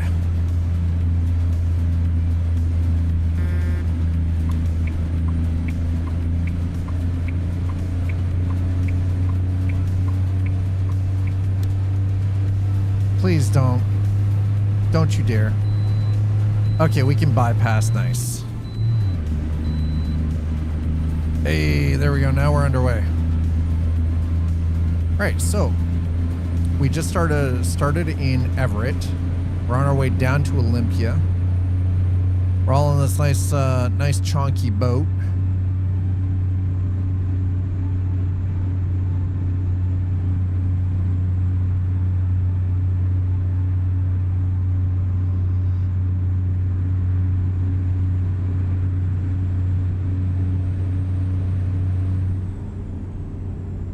Oop. Okay, I'm gonna go down this way, even though I probably shouldn't. I don't know why it's directing me down here, but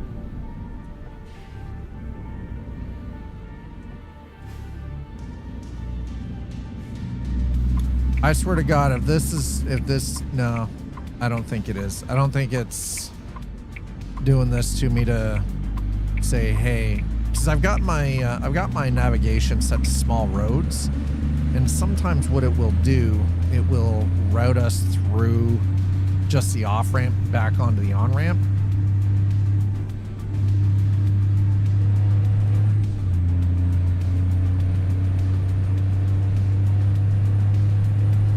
But this doesn't seem to be the case right now, so that's good.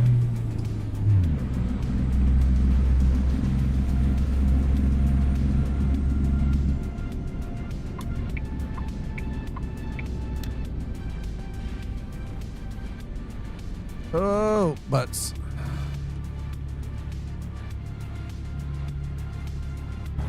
I feel like the brakes need adjusting because this truck slowed way too fast.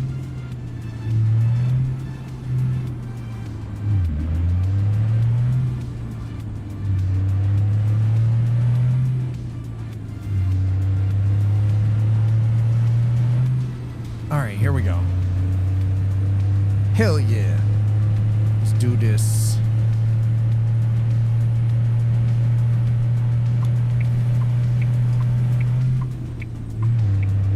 Fun facts on tugs.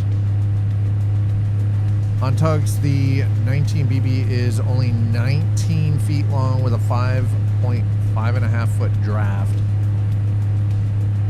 That's, wow, really? The 19BB. Interesting.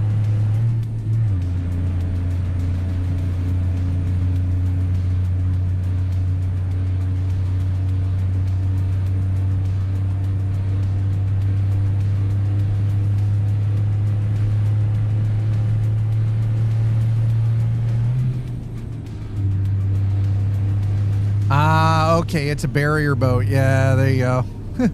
U.S. Navy barrier boat. Uh-huh. That is a different beast altogether then. No, we're not stopping at the Vistas right now. We don't have time for this. Come on.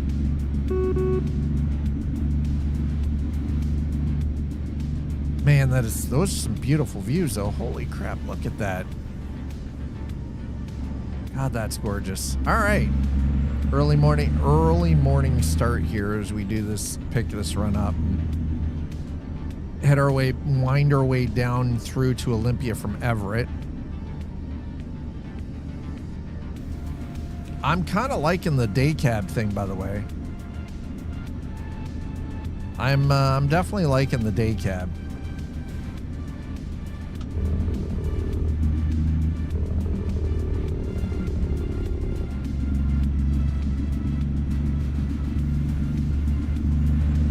I'm gonna make sure we've got the engine brakes on right now for the time being.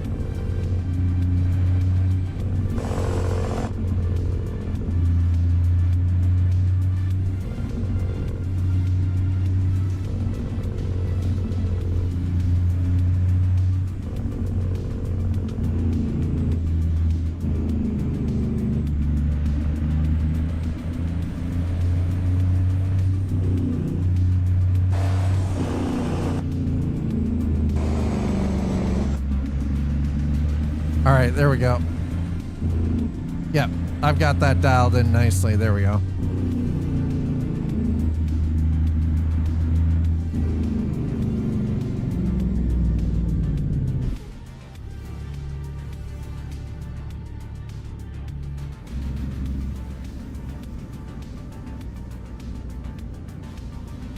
Wait. This doesn't feel right.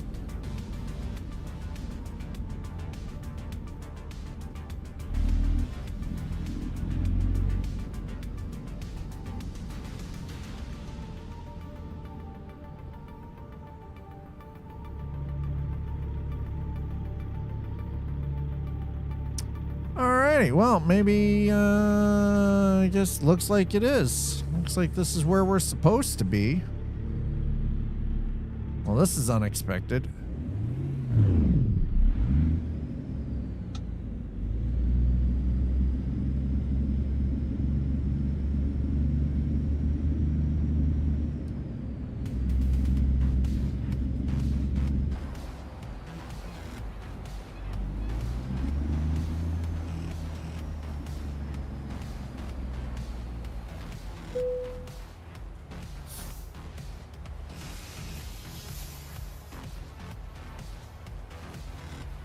Okay. Turn the truck off.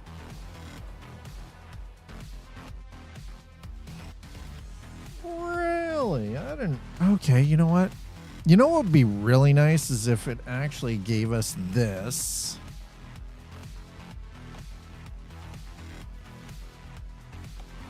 But we actually got to see the ferry trip, because this doesn't seem like a very long ferry trip. It's classified as a tug, but I think that it's just so it won't feel left out. I mean, that is always possible. That is always possible. 100% can confirm.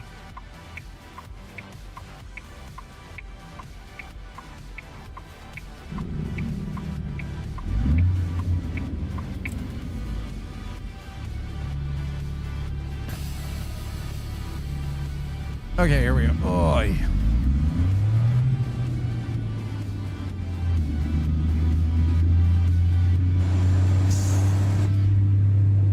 All right, let's get our little boat taken care of here. The little boat flipped over. I.e., Dad was watched the good old fashioned Angelina Jolie classic Hackers over the weekend.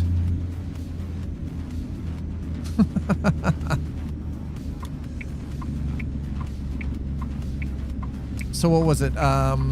Sunday. It was my shoulder and my back were bothering me on Sunday. So it was while Eliza was sitting, she was playing Baldur's Gate on the laptop. So I was kind of feeling nostalgic. So I started the day off with Top Gun, then did Top Gun Maverick, then did Hackers, and then started into the entire MCU timeline, starting with Captain America. That was Sunday.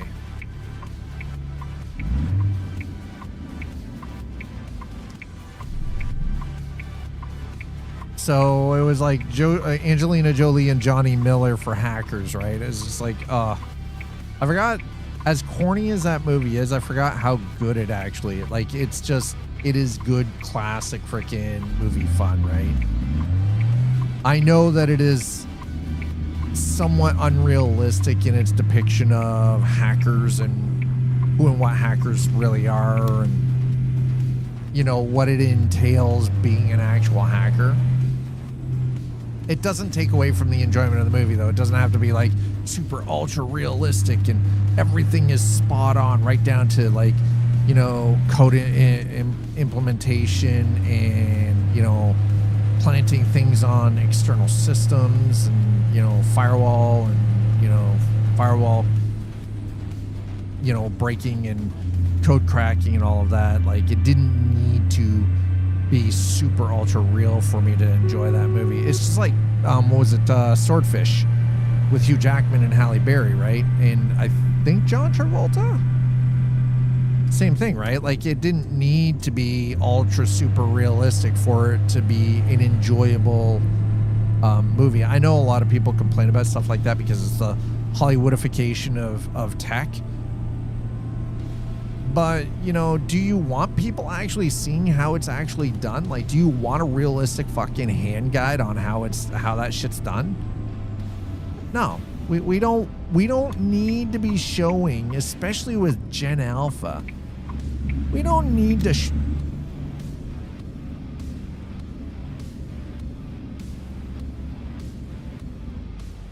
We don't need them picking skills like that up from actual watching movies, man. Like, okay,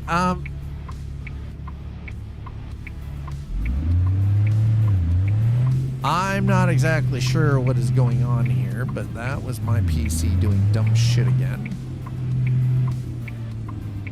I do not know why.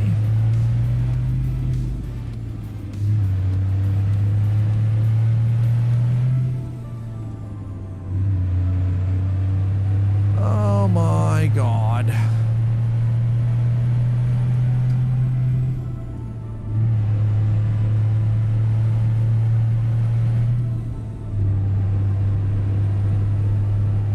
Okay, listen, we're just supposed to be going to Olympia. And according to this, we're almost there.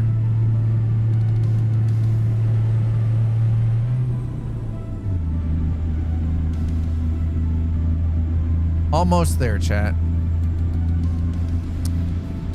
So I don't know what keeps happening, but I have a sneaking suspicion I need to replace the HDMI cable for my, or not HDMI, the DisplayPort cable for my, from my main monitor down to the gaming rig.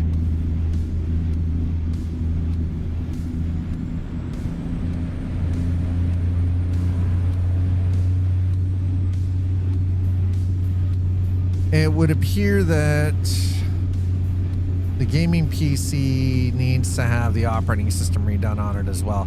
I've been talking about doing it for 2 years. It hasn't been done for 6. It's a little overdue. I don't like the idea of having to back shit up, even though I have backups. It's such a pain in the ass tracking shit down. And also, hacking used to have many meanings back in the day, especially being a hacker was originally not solely associated with cracking security. Talented programmer is a hacker. So I don't know what, being a talented programmer here was never, we never referred to anybody as a talented coder as being a hacker. A hacker was somebody who, while they have the skill, the programming skills and the knowledge and everything else, there's a difference between a cracker and a hacker. Someone who cracks something is someone who takes software that already exists and then, breaks encryption. That's not hacking, that's cracking. Hacking required a little more finesse and use of actual programming skill, but the thing is like, and then you've got your white hacks and your black hacks. Black hacks are the ones that do it to be disruptive, for cash or what have you. White hacks are the people who do it for security, who work in the security industry and then use their skills to button up, like to close possible gateways for people to intrude into internal company corporate networks and such. So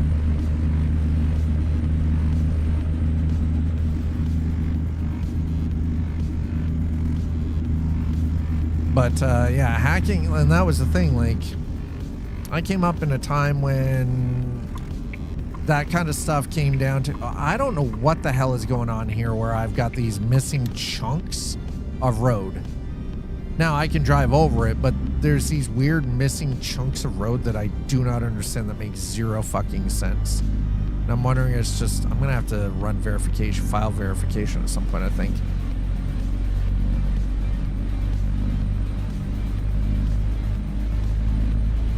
I don't know, it's all of that stuff kind of took on this weird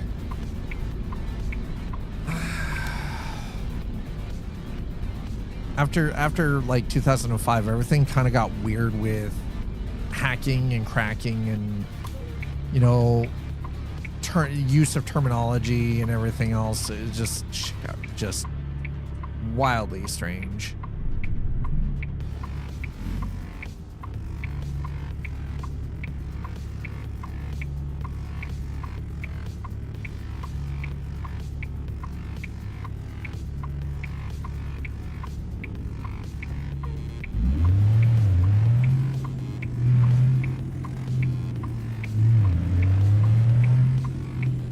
Right, like, and that's the thing is, it's one of those. Generally, if you're cracking stuff, it's, you know, you're just like you're cracking copyright and shit like that, right? On like software, you're breaking DRM.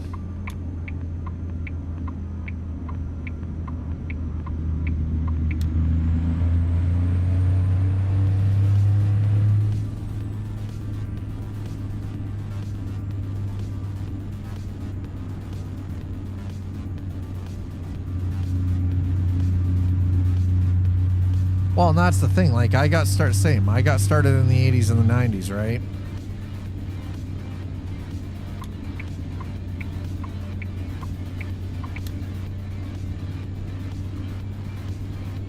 Like, my coding started with BASIC. That's right. I know I just dated myself there. Yeah. Coding in BASIC on a Commodore PET 40, and everything was saved to a freaking cassette tape. First game I ever coded was a blackjack game.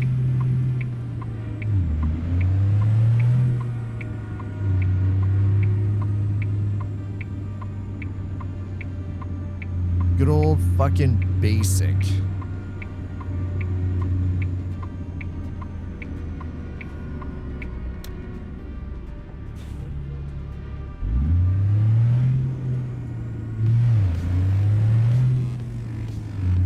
All right, here we go. Let's go. Oh, God, this train's going to be the death of me, eh?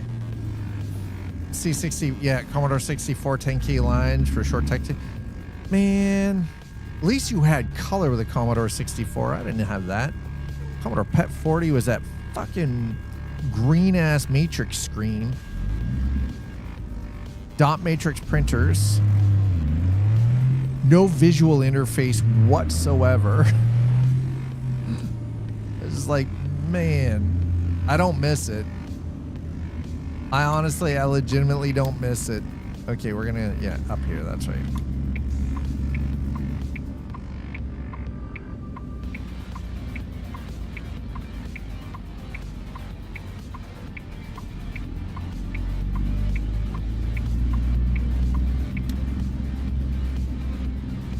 Okay, we're gonna get up here. We're gonna put this.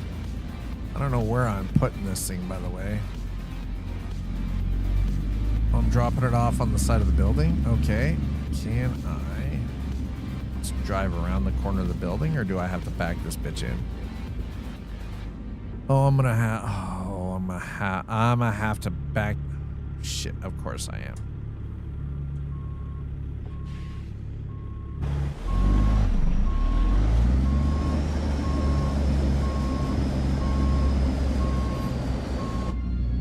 I made it object-oriented with inheritance and message passing. That's pretty damn impressive, honestly.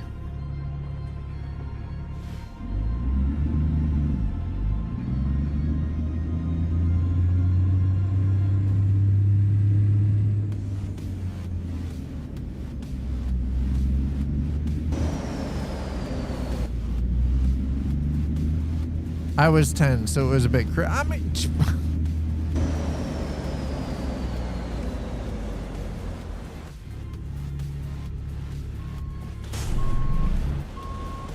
How many other 10-year-olds were capable of doing that around you?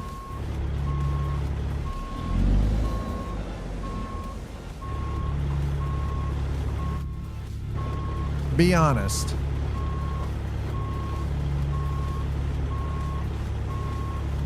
You say it was a bit crude. I was 10. But at 10 years old, what standard, like what standard were you basing your work off of? Or who were you comparing yourself to? You know what I mean?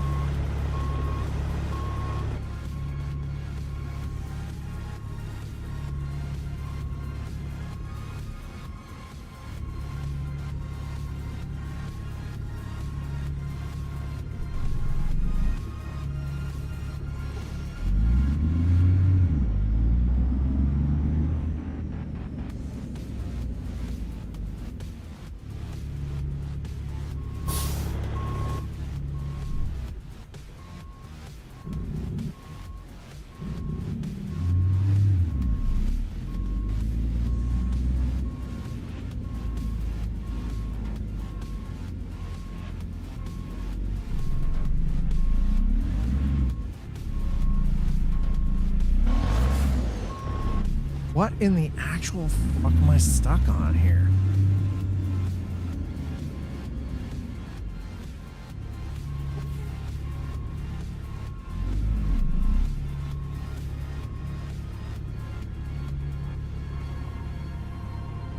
Around me, none as far as I know, but hey, standards, well, the manual, it came with C64 is what I had. I mean, that was the thing. If you worked with what you had and you were able to program that, it doesn't matter that you were 10 years old. That doesn't necessarily mean it was crude.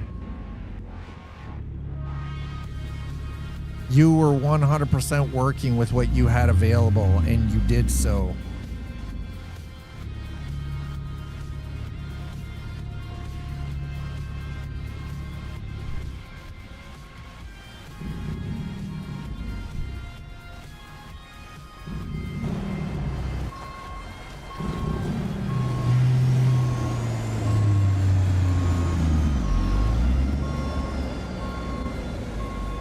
Holy crap.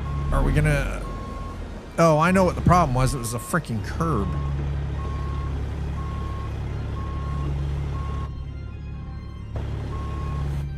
Okay.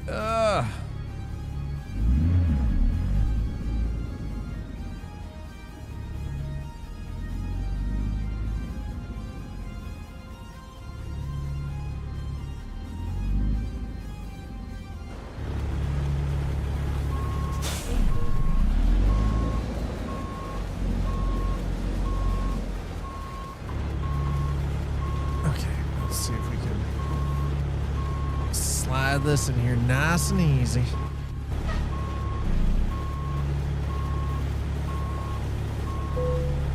Holy crap. That took way more work and effort than it should have.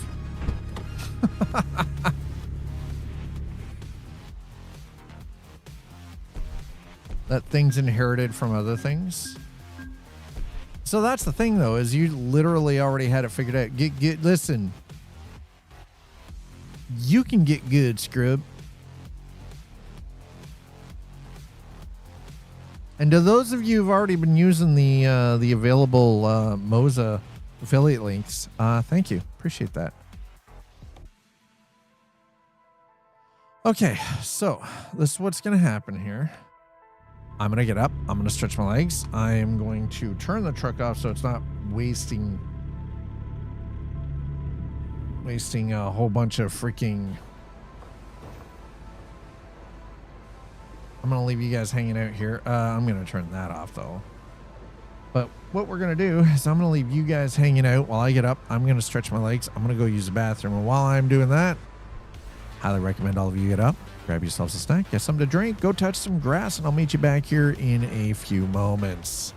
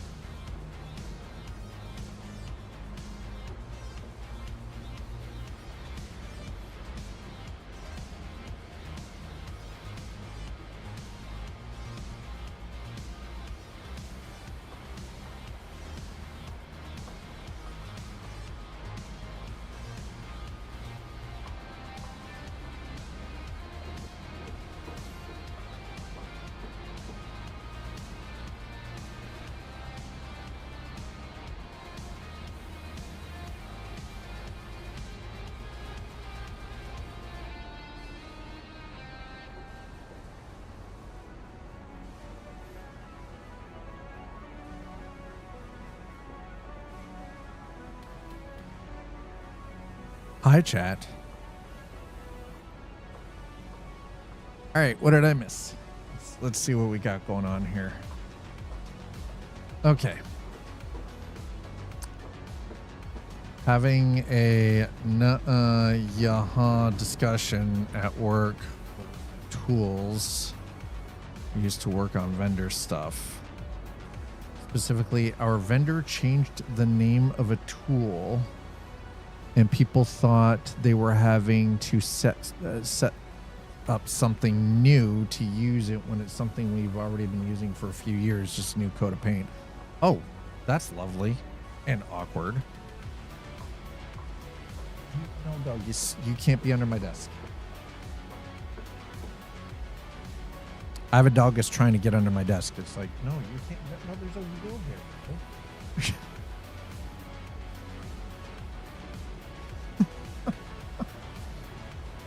High-rise building under construction in Manhattan. Yep. Yeah, we were talking about that earlier. Its columns buckled. Yeah. Yikes. That's going to be a freaking mess. It's going to be one of those weeks, and we were actually, Sleepy Developer was saying that earlier, is it's going to be one of those weeks where we're all just like, yep, that fucking happened.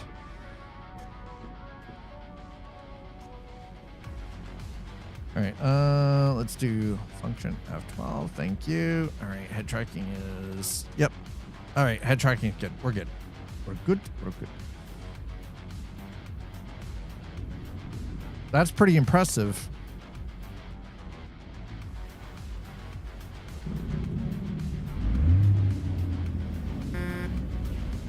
That's pretty goddamn impressive.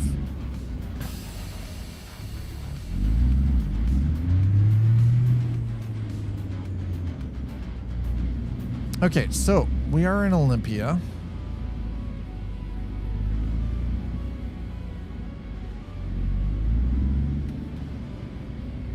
It should, but the crazy part is it probably won't, because they're so arrogant to think that they're, you know, they've been arrogant this entire time, but we understand why, unfortunately.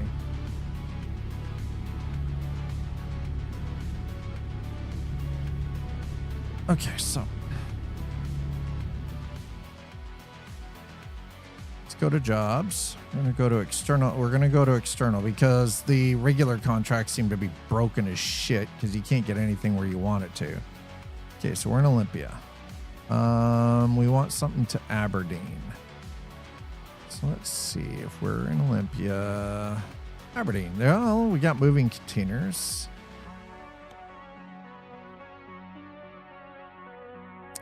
You know what? Let's take the move. It looks like the moving container is the only one, so we're gonna grab that. Okay, we'll grab that one. Boom, done. Nice.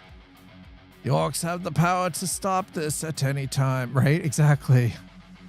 They can just fuck off back.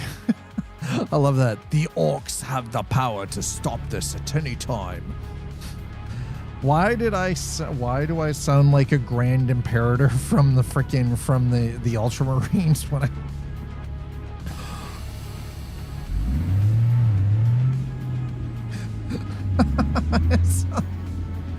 I sound like I'm a fucking Grey Knight on a goddamn crusade. Like,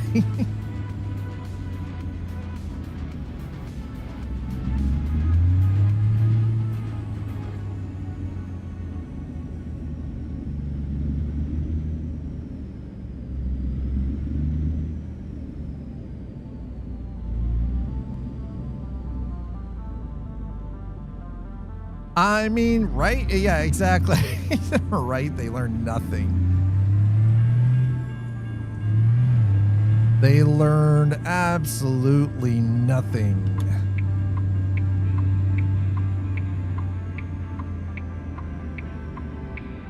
Boy, is that ever correct.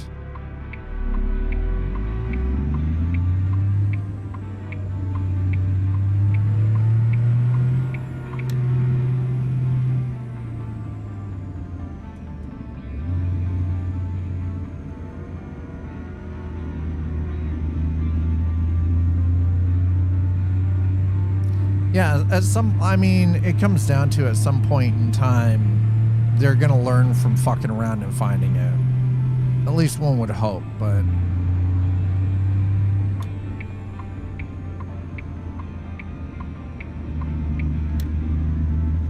Just remember, it is always impolite to interrupt your enemy when they're about to make a fucking mistake.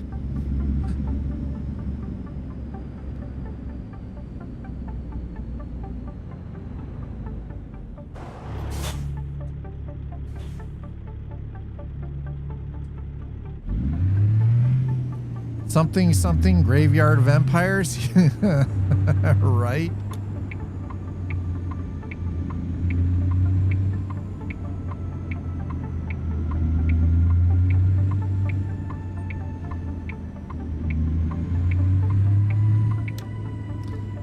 All right, well, we're hopping into the Target here to grab our next load down the road to Aberdeen.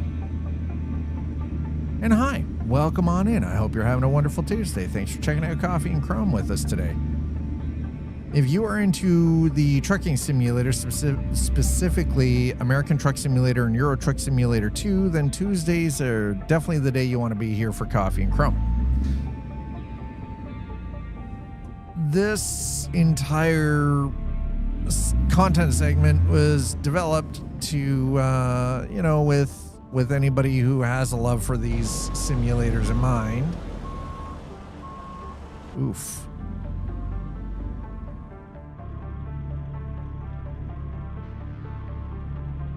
We just got to stay off that fence. Jesus, I'm almost scraping paint off the mirrors. Oof.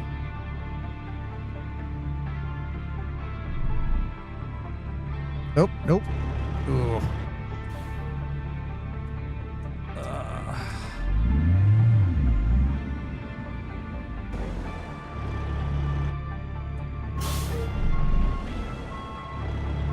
I think this is the one that I want. It is not suspension height that is the problem here, I can guarantee you. The problem here seems to be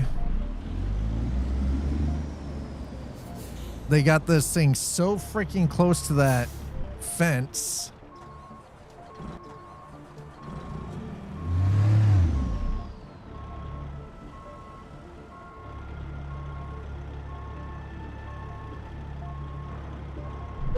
There it is. Holy crap, that's a pain in the arse.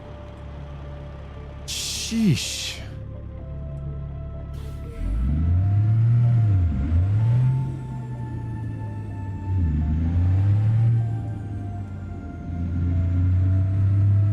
Okay, and we're underway. So we're in Olympia, Washington right now. We're on our way down the road towards Aberdeen. We started the day off in Bellingham.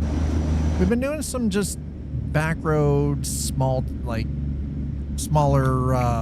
stuff, short haul in between closer locations.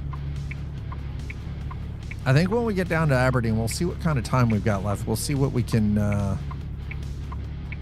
pull from Aberdeen. We're going to continue from Aberdeen with something.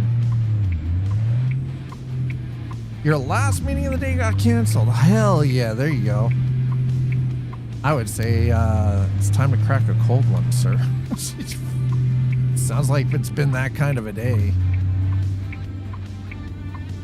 If I had a cold one, I'd crack one with you.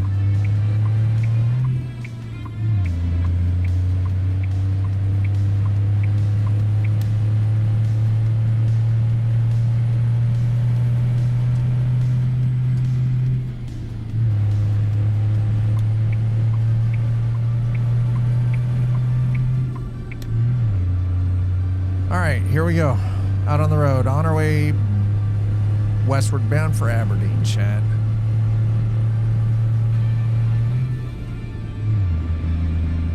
Hell yeah.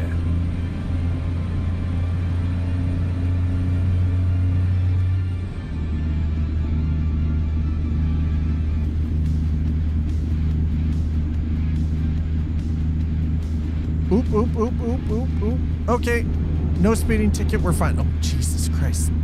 I forget when you set the wheel in this, when you've got a wheel that is capable of doing the 1440 degrees rotation, the trucks get real drifty feeling. No, we're not going that way. No. We're just going straight through. No, you go.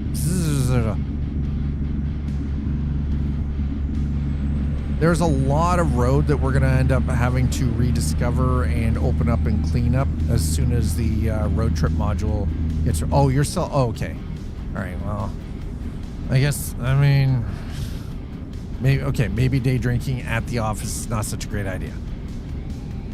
Forget I even suggested it or recommended it. Trucks get real drifty, by the way, at high speed with a very large wheel. Well, that was short. We're already in Aberdeen? Oh, god damn. I keep forgetting map scale is everything. Speaking of map scale, I think next week for Coffee and Chrome, we're going to be jumping into Euro Truck Simulator because I really kind of want to take a look at the current up-to-date version of RPM, the RPM map mod. And before somebody comes out and says, well, it's only available for 1.59. Yes, this is true. But when your boy knows how to actually make adjustments to manifest files, it makes it much easier to then just go in and change the thing so it functions under 1.60. Yeah. So next week is going to be Euro Truck for Coffee and Chrome. Office does have a liquor license, but it's only used once a month. Let me guess, they bring in pizza and beer for everyone at work, yeah? Sort of like the little treat of, hey, we know we work your asses off, and we're going to get you drunk. That's what it feels like.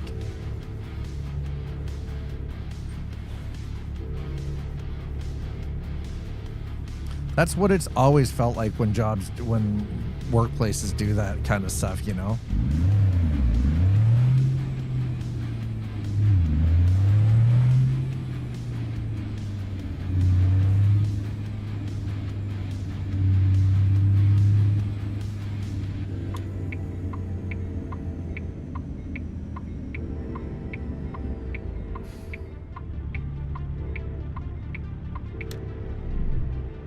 Oh, shit.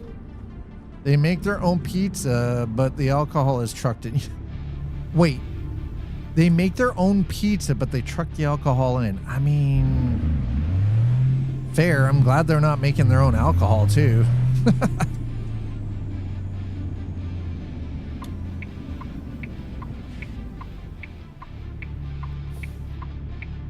I don't think there's many universities that have courses where they teach you how to build your own still and run your own brewery, but I could be wrong on that.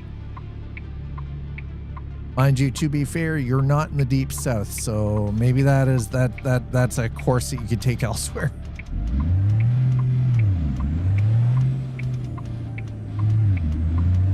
Oh, we're hopping the curb. There it is. No, that's fine. That's perfectly fine. We're just gonna hop the curb. It's fine.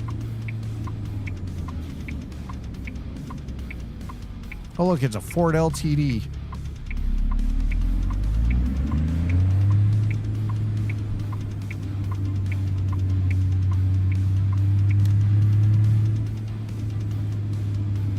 Well, this was short, so we're definitely grabbing something from Aberdeen.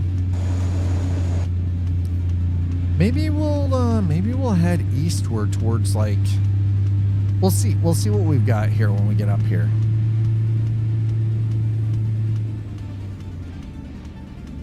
And thanks to everyone for being here, coming in, hanging out. I really do appreciate it. I'm kind of liking the fact that, like, we're trying different stuff here again. I'm trying to experiment a little bit. Initially, I was hoping to get back into some Star Citizen at some point in the near future, but it looks like their patch 4.9 is going to be lacking a little bit of the content that was initially meant for it, purely because of the fact that there are some major issues that they need to stamp out currently under 4.8.3. So 4.9 is going to be a lot of stability patches and playability patches instead.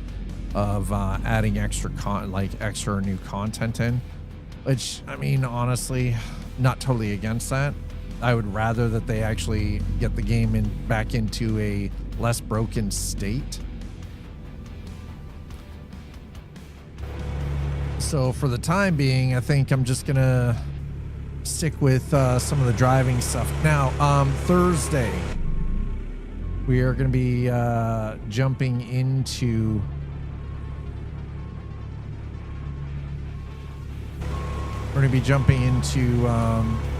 some Beam NG just for shits and giggles.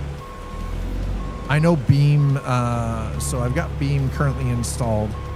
If anyone has any mod suggestions for Beam, drop them in the stream suggestions channel in the Discord, !Discord in chat. If you're watching over on YouTube, there is a link down below in the description.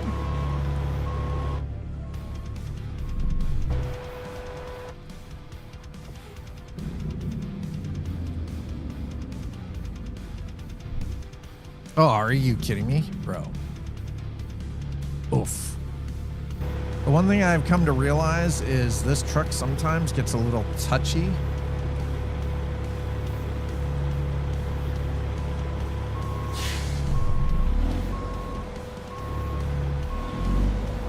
All right, there we go.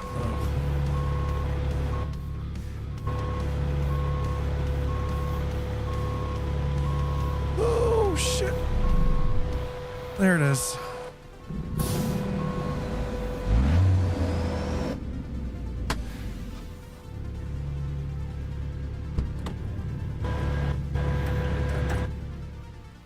Hola, there we go.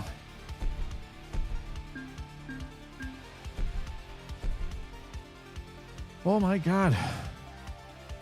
And we're done. Nice. All right. So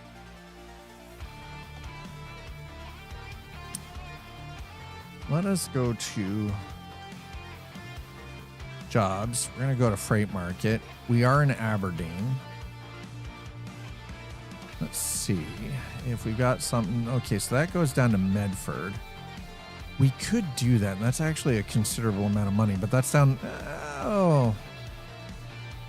Redding, California, Santa Cruz. What else have we got here? Now, this cuts across to Salem, Oregon, or down to Salem. We might be able. I don't know, man. I don't know if I want to do that or if I want to. Crawler carrier. That is a bit of a hike. Ooh.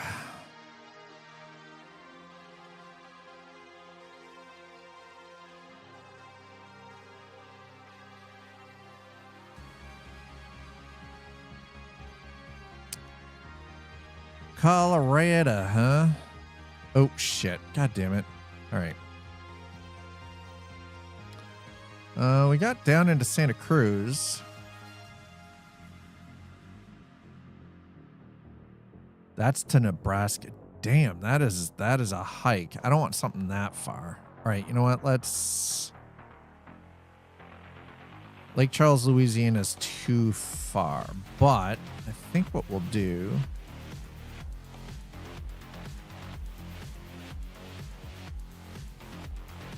Can I zoom in or zoom in on the map?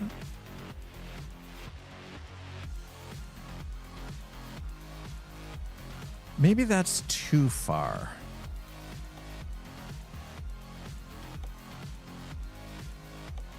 Let's do the paper to Medford.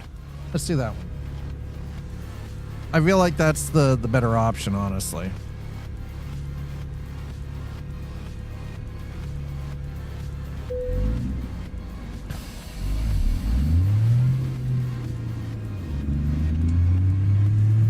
As it looks like it's about to start raining here shortly.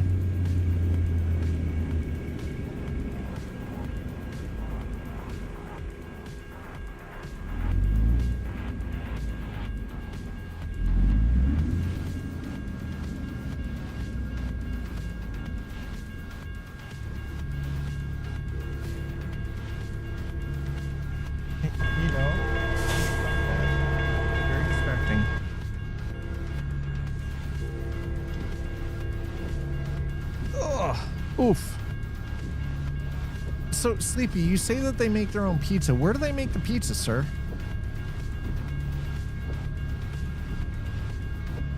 The frack is this train, bro? I was like, you better hurry up and get here. I'm like, where in the hell is this thing?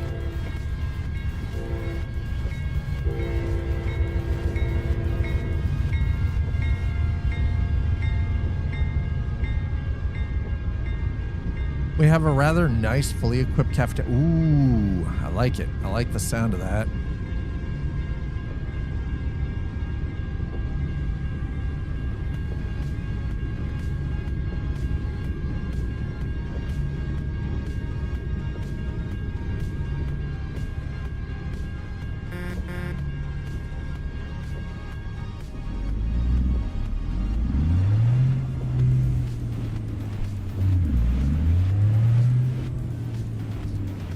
All right, so we're underway. We're gonna go pick up our next load.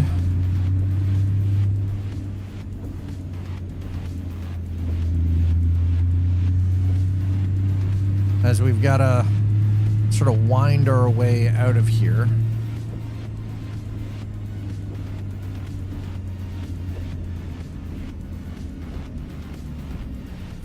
Oh, you've got to be kidding me.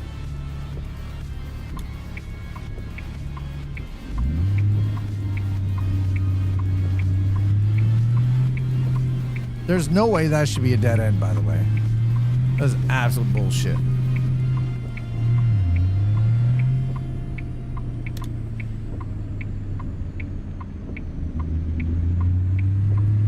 Some of these blocks seem way too short.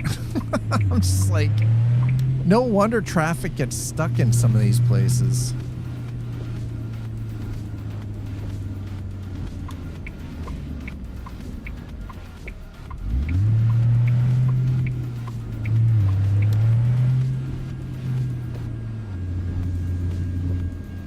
Oh, God damn it.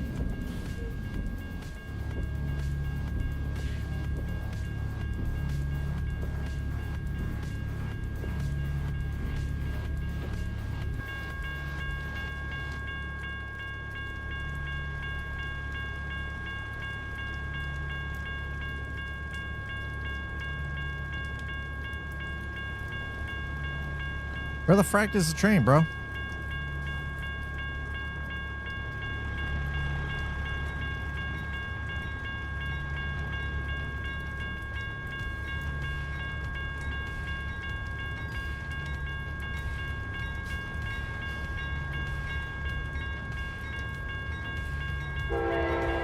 Oh, there it is. Okay. I'm like, what the hell's this train, man?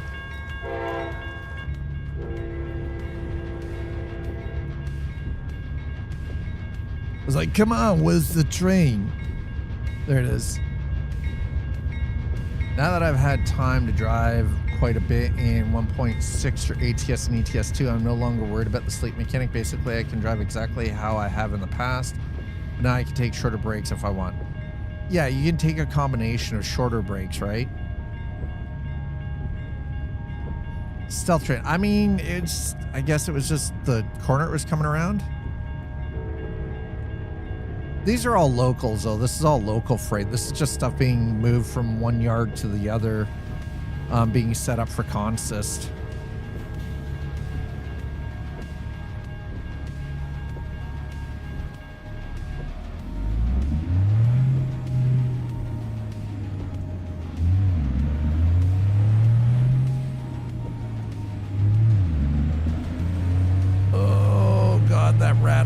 Scares the hell out of me. I feel like something's about to fall off every time I hear the rattle. It's just this very like vibration in the rig. And again, I call it a rig, but it's not really a rig. It is a very heavily modified wheel stand. So it's not really a rig, even though what you see in the camera, this is all on a wheel stand that I can move out of the way when I'm not using it. And I have like basically these little pucks that sit under the wheels of my chair now. So when I push on the pedals, I don't slide around, which by the way, was a huge point of contention for quite some time. It made it far more difficult because that actually ended up putting a lot of strain on my lower back and making my back hurt. Also, because I'm old and I've damaged my spine, so, you know, there's that too. Okay, hopefully we didn't miss this freaking paper load from here, but we'll see.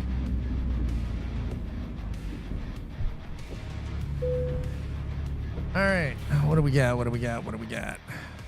Oh.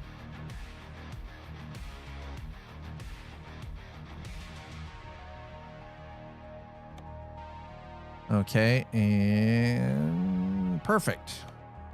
That's the one. Yeah, select. Gonna take that job. Done.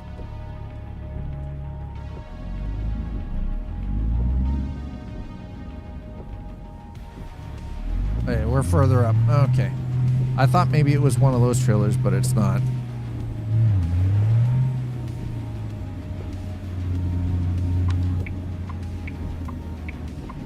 Gotta go up and around the back end of the plant here by the look of it.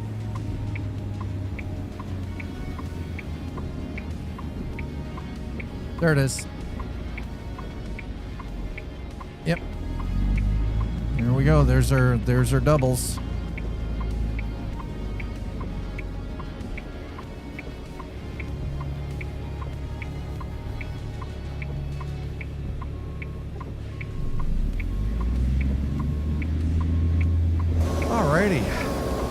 Folks, if you're just joining us, welcome on in. I'm your host, Scott. This is The Arcade. It is Tuesday, and on Tuesdays, we do a segment called Coffee and Chrome, which is kind of dedicated specifically to American Truck or Euro Truck Simulator 2.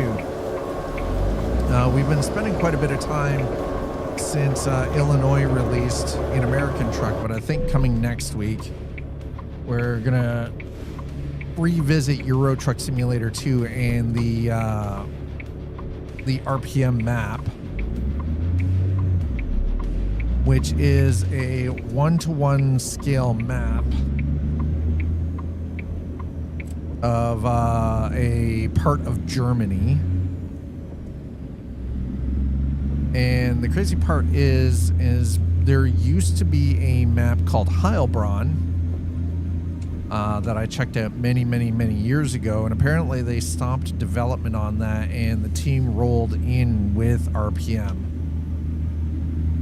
which was RPM is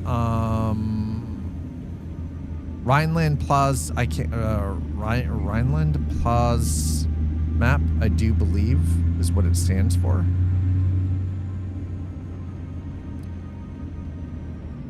There was another 1-to-1 map that I wish they were still working on it, and I don't know what's going on with it, and that's the FSG, which was basically part of the Swiss Alps, which was 1-to-1, which is always kind of a good time driving in that one as well. But unfortunately, I don't know what happened with FSG. I don't know. I guess with all of the current updates on such a rapid scale that SCS has been going through for both Euro Truck and American Truck, trying to get everything prepped for release on console by the end of the year. I'm guessing that it's just hard for a lot of these mod creators to keep up. They're just waiting for things to stabilize and slow down a little bit so they can actually get their stuff up and functional again.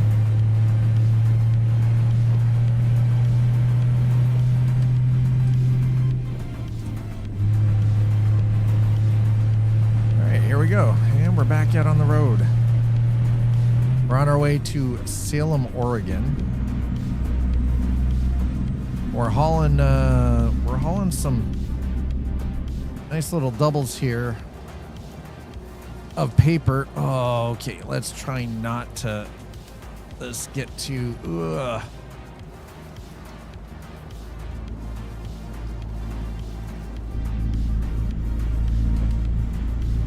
I don't want this thing to fall over and end up, you know.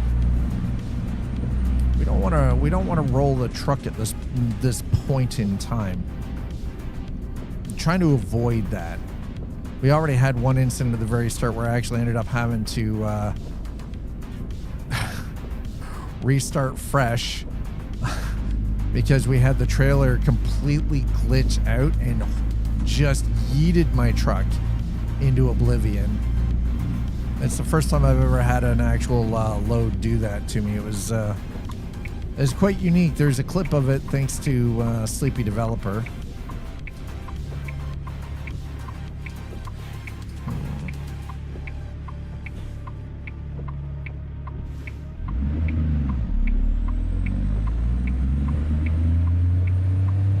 All right, so we're heading south.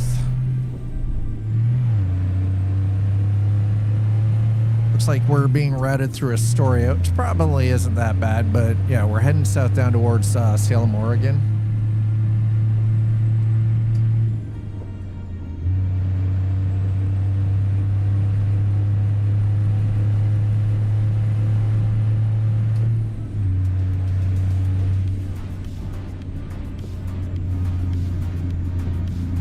All right, nice. We just keep it off the side rails, and I think we'll be all right.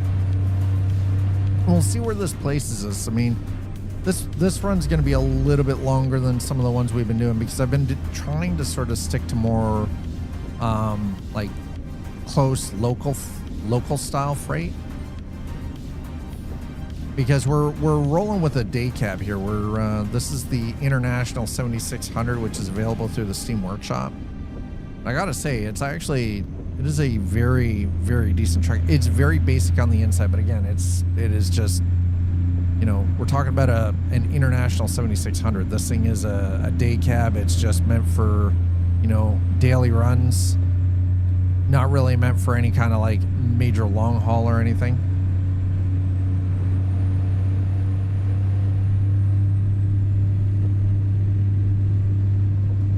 Tools wise, we're getting kneecapped by our vendor. Oh God. Are you freaking seriously? Why?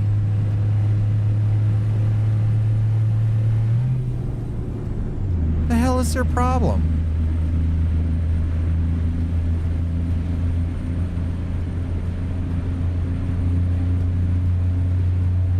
So tools wise, for security purposes. What that sounds like is there are tools that are no longer going to be used because the vendor was too fucking cheap to update them and to pay for them. Like licensing wise. It's not security. Somebody decided for profitability that the development teams now have to work with less, but they want more with less. We all know what that means.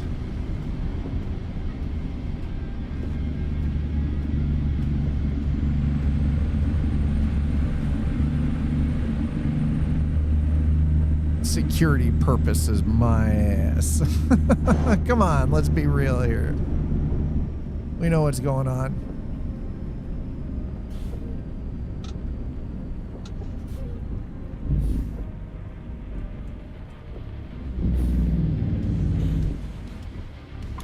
Oh, shit. They want us to use, we can't install software on. It's like the thing they want us to use, we can't install software on. It's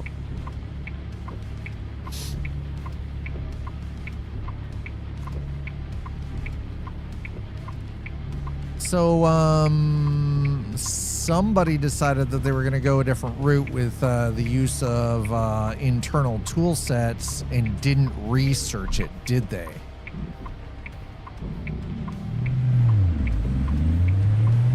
They didn't do the research, did they?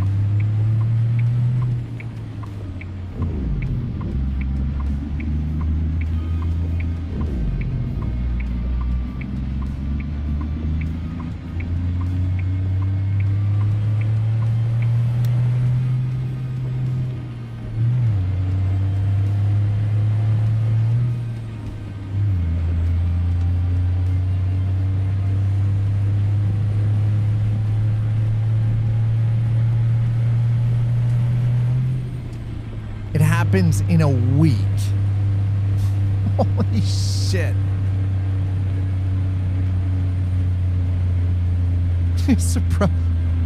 Sleepy, you're having a beer when you get home, aren't you? William Parker 23, hello, welcome. Oh, what the actual bro? What is...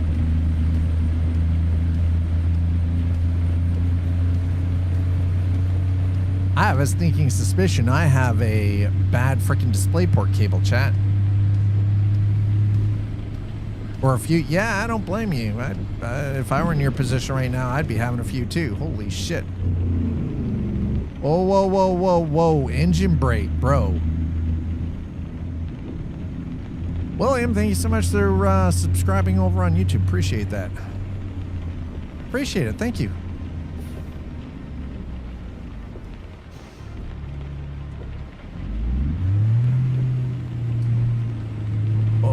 We gotta go a little wide. Yeah, that's right. You pay attention. Thank you.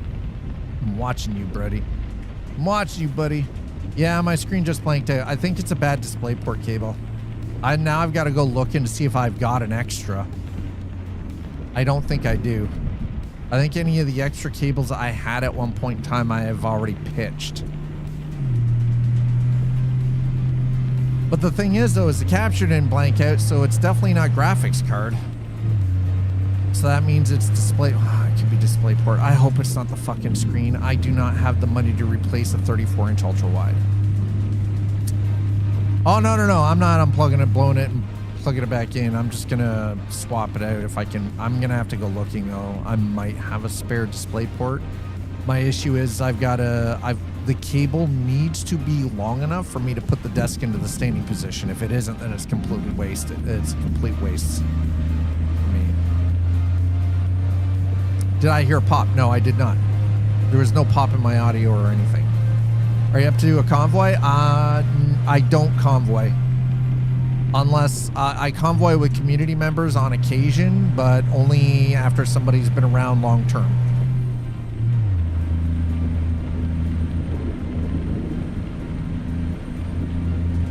Because here's, at the end of the day, content creators, especially considering I dual stream on Twitch, we're responsible for whatever happens on our stream. So there's a reason why you tend to find a lot of creators don't actually group up with anybody that they're not familiar with.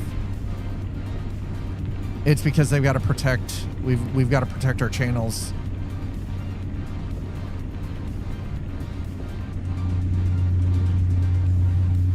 I've already almost been canceled because I used to keep things very open and have people just join me on a regular. Also, I play with like 200 mods, so I can't play this game unmodded, and and my graphics mods and everything are paid. So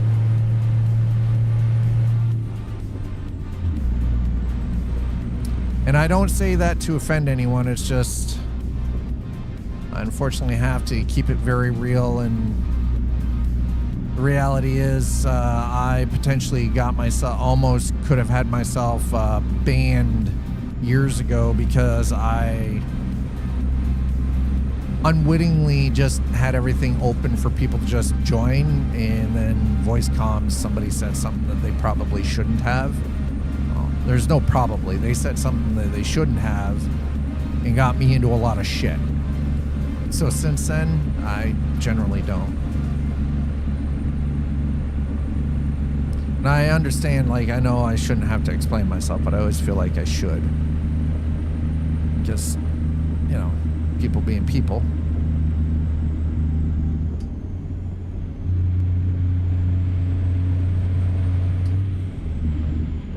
All right. Oh, goddamn.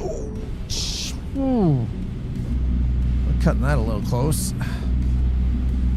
Well, if you don't like sphincter tightening, apologies. We're putting the windows down for a second. Okay. Window back up. Yep. Window back up. All right, windows are back up. There we go. Nice. But no, I did not hear a pop when it blanked out. So that's the third time it's done it today. That's why my money is on a bad cable, because nothing was affected audio wise. There was no pop, and there was nothing was affected through the capture. So it's definitely not graphics card or driver related. Otherwise, the capture would have blanked too.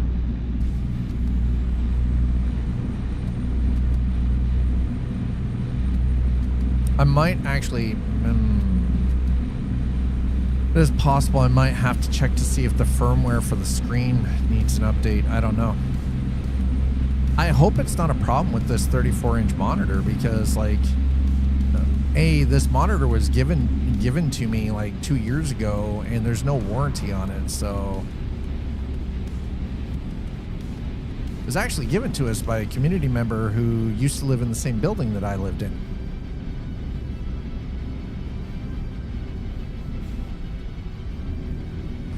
Frozen Valkyrie and his wife Melon Meow. They actually they literally asked if I wanted 34-inch ultra wide screen, and I was like, how much? They're like, we'll just give it to you. And they literally walked it down the stairs and dropped it off at my door, handed it to me. I was like, holy crap, that was super nice of them.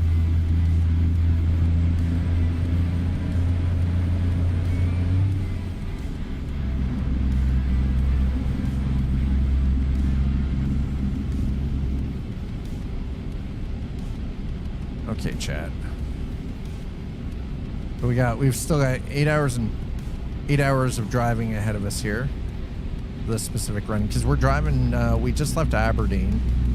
We're hauling paper in the International 7600 here. We're bound for Salem, Oregon.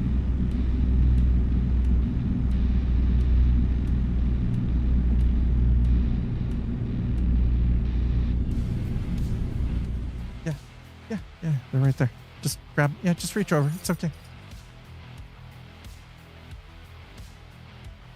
Everything okay?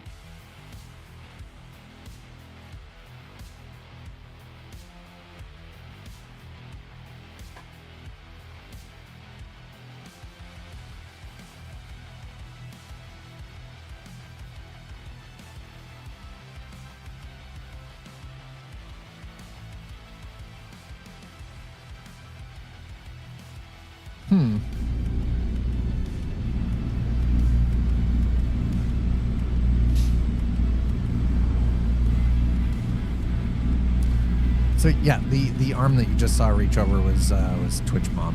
That was she's just heading out.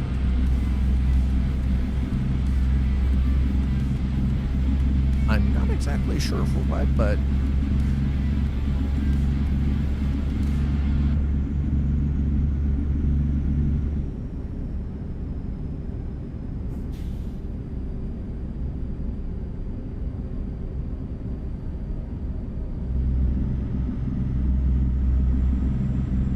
so what we've been doing for Coffee and Chrome the last little bit is I've been enjoying my time with Illinois. We did a classic Route 66 run from Chicago all the way across to LA. And so since then, though, I've recently decided that I like doing these sort of heavier short haul runs on the back roads of the map. So it's been just sort of dabbling with this. Now next week we're gonna be jumping for Coffee and Chrome on Tuesday. We're gonna be jumping into Euro Truck Simulator 2 for a little bit.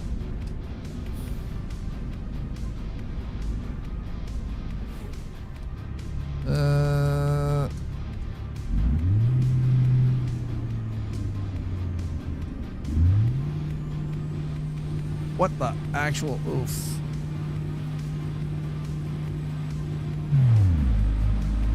Oh God, that sucked. Oh my God.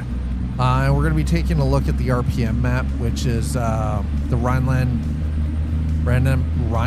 Plaza map, I do believe, which is a 1-to-1 chunk of the Heilbronn region of Germany.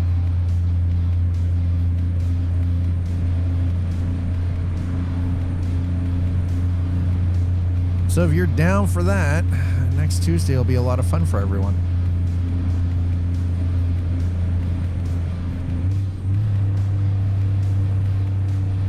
Oh my God.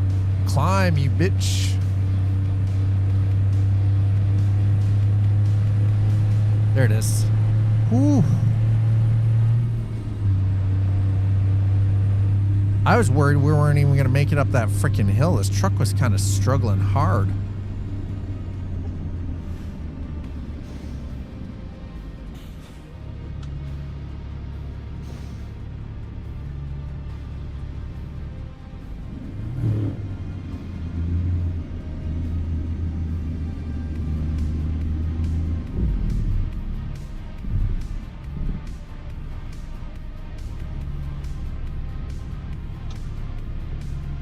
We don't need the engine brake on right now.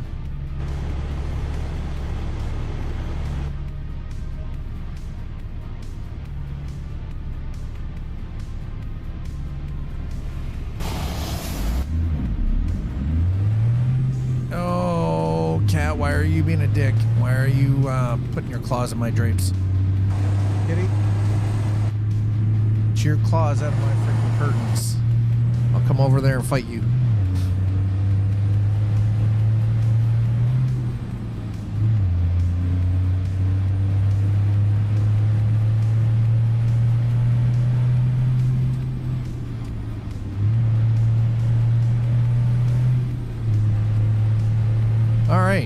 Get her back up to speed. I would like to get this. This is one that I would actually like to get done in a reasonable amount of time anyway.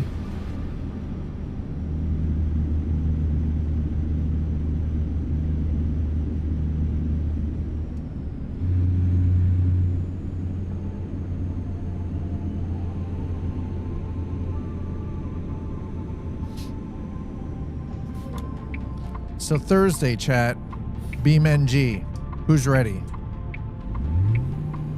Who's ready to watch some just absolute freaking physics mayhem in a video game?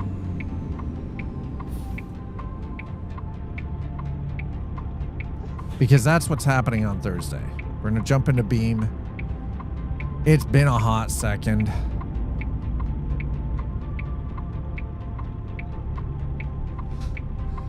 Shit's gonna get broken. There's gonna be a lot of cursing. I can guarantee you there will be a lot of cursing on Thursday. A lot.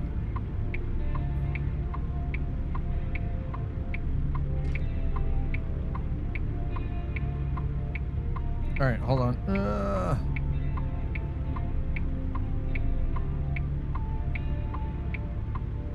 There it is. There we go. Okay, now we're good. Like, I need to fix the freaking head tracking. I guess, honestly, that little wireless keyboard and mouse is going to work, or wireless keyboard and trackpad built in will work for the time being, for when I'm using the rig. Seeing as I can't really reach through where the freaking head tracking is.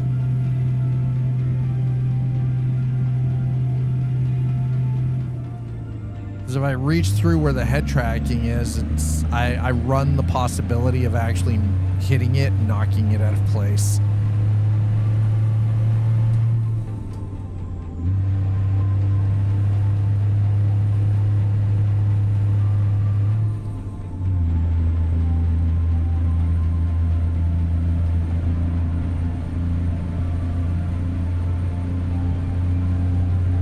Is that... Okay, no, I was just checking to make sure my windows were up. Apparently they are. It's weird because the passenger side window, the right side window, sounds like it's actually down right now. It's like...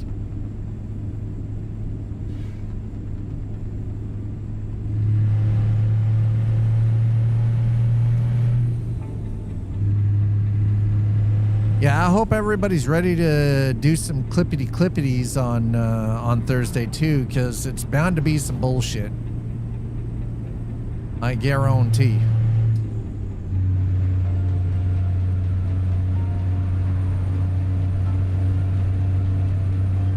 Tomorrow I'll wound up spending a little bit of time, put some time into making sure that the wheel and everything is already rigged and ready to go, so we're not I don't want to be messing around with setup on Thursday. I just kind of want to roll right into things. And I haven't had BeamNG running on this PC in like fucking 2 or 3 years, so it's been a while. So this ought to be an interesting... Yeah, I mean, freaking cursed trailer is an understatement. I don't know what the hell happened there. That was wild. It was 100% wild. I don't know what happened. It was just, wow, what a mess.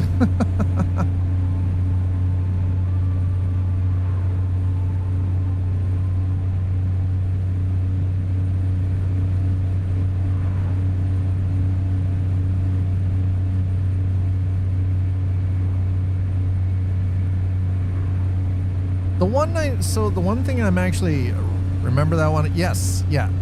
Yep. Yeah, where the trailer completely was standing up on end and yeeted the NPC traffic out of the way. Yeah, cursed moment. Yeah, exactly. The power of Christ compels you.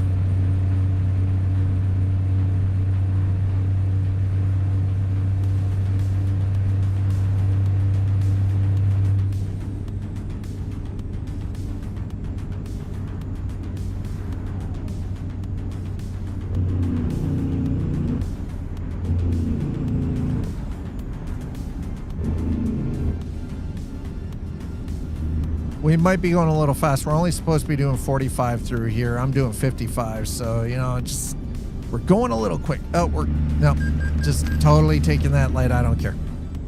0 Fs, chat.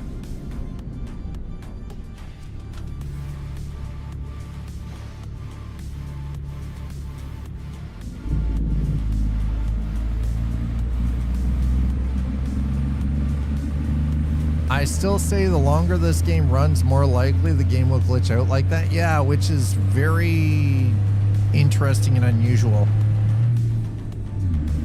So something I've come to realize is that there's the changes they've been making under the hood completely, more recently, has been completely eliminating any need for config changes, like with the launcher through Steam. So I think that's something I've actually got to do too, is I've got to go through and check to see what I've got set in there and remove what is unnecessary, like the buffer. Having the buffer set above, like, it used to be that in order to get certain mods and certain things to work, you had to have the buffer set a certain way, and now apparently if you fuck with the buffer, it can break the game. So it's like, all right, well, looks like I've got to make some changes under the hood there.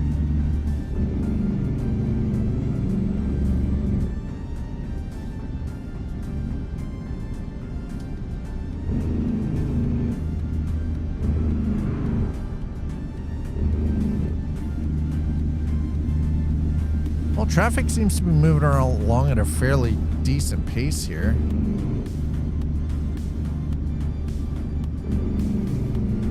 I'm not getting brake checked at least, so that's good. At least not yet. That could change at any point in time,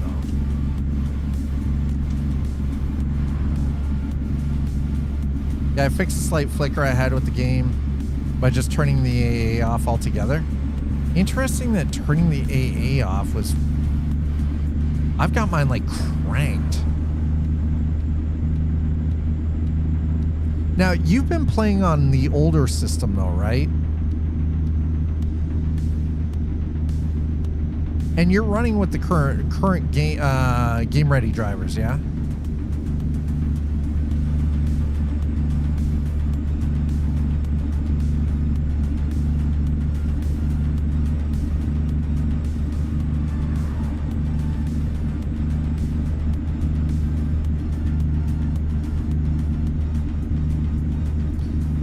Interesting.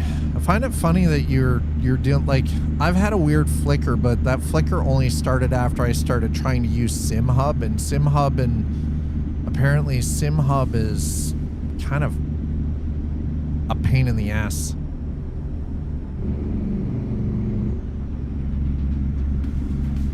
I mean, that's fair. You know, that's fair.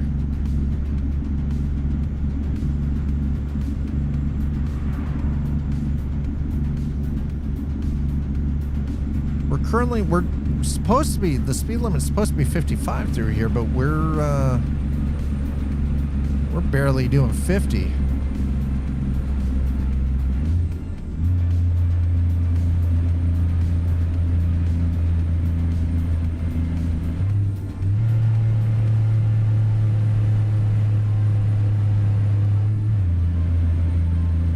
Come on, climb, you, don't you slow down on me, you bitch. Software from eBay came in on Monday. Nice. Speaking of getting systems running, I finally have the stuff to... Ooh, Apple 2GS. Nice. How much did it cost you for the software?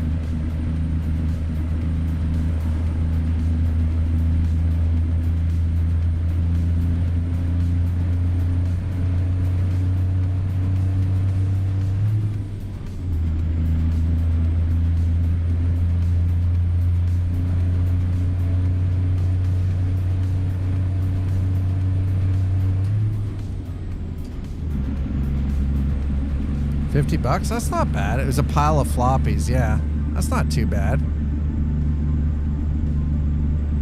So I have a question for you, Sleepy. When you're working on like your older retro equipment and everything, it's not, number one, it sounds like you're putting together a bit of a museum, which is dope. I love it. Do you stream that ever? Or do you just kind of like tinker with it under the hood so you don't have to worry about it? Burger Time, Pac-Man, Castle Wolfenstein. Ooh, Oregon Trail. Hell yeah. Beyond Castle Wolfenstein. I love the sound of that. That sounds great.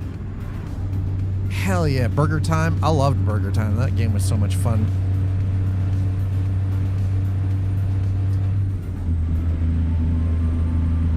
I've done one vintage computer stream.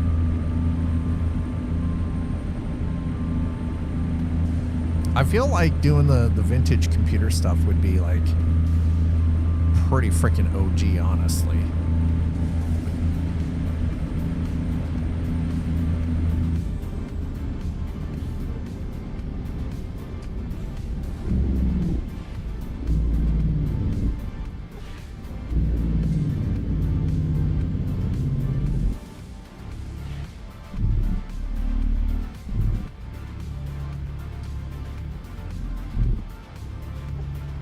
Oh boy. All right, well, we didn't get brake checked. We're fine.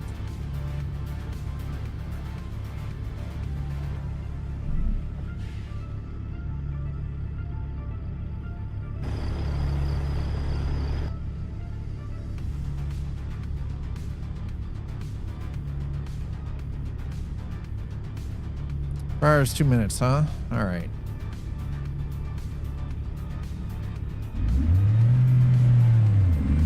I have a pile of floppies for the Commodore 64 that I bought as a couple of lots. Been wanting to go digging through them to see what is on them.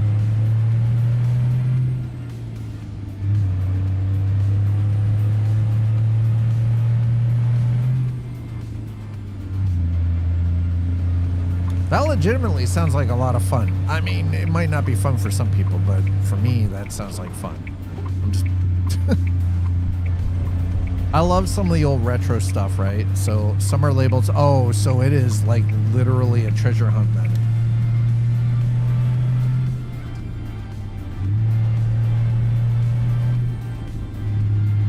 Did those lights just pop into existence all of a sudden, or am I like completely losing my fucking mind? I better turn the jigs off here, by the way.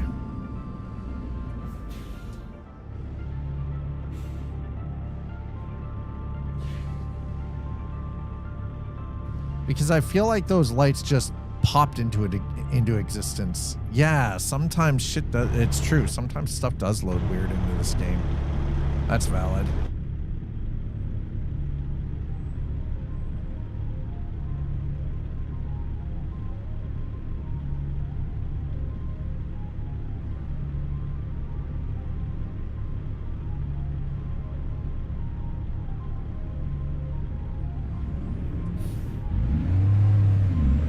Also got a 3.5 floppy drive. Oh, you got the 3.5 and the 5.25? Holy crap. You kind of went all in, which is really nice. I mean, if you're working with retro equipment, though, you kind of have to have all of the tools, like every single tool available to you.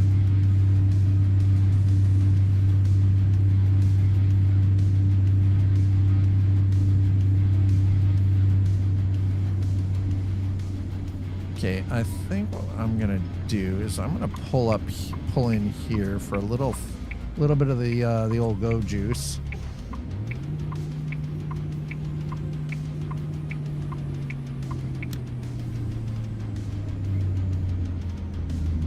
Okay.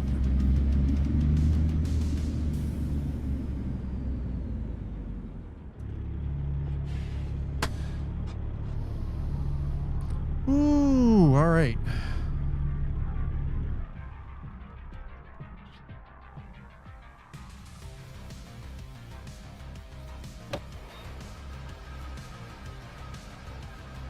Could run one of my G4 Mac towers and play SimCity 2000 on it. I have two of them. One's uprated version of the other had a G4 Cube. Nice.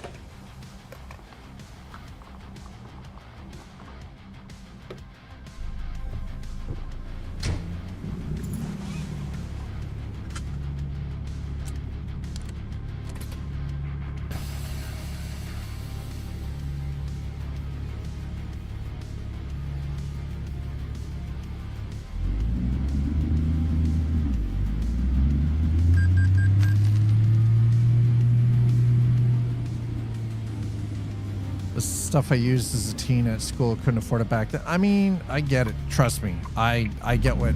I totally understand that.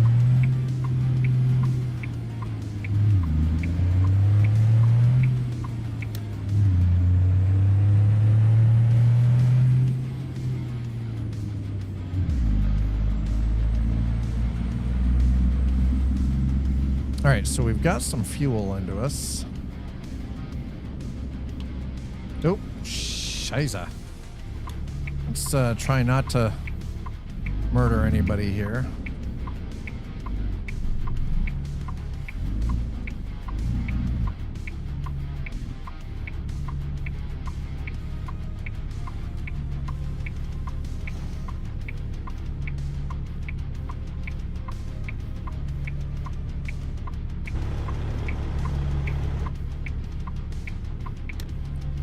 Okay, I don't need that just yet.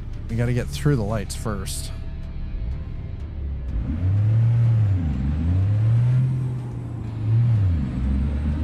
Jeez, a little oh, it's Magnum. I thought that was Matco Tools for a second. I was like, Jesus. Dude just whipped right past.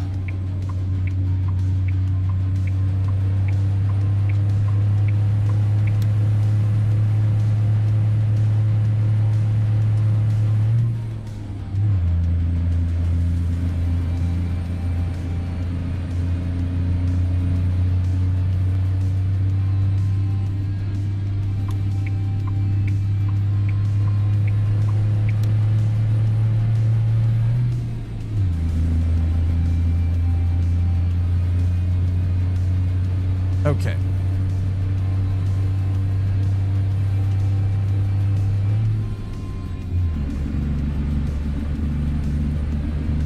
Let's see how quick we can get this done.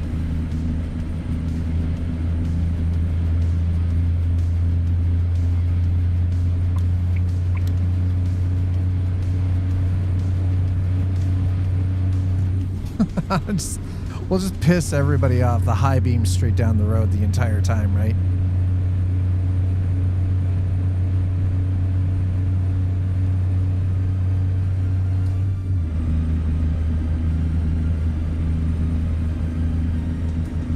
I mean, we're making pretty good time here. All things considered.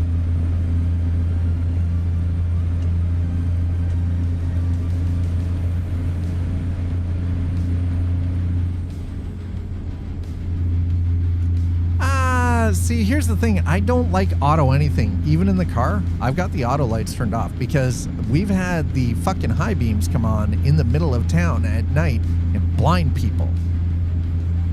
So it's like, no. It's quite all right to manually have that adjusted.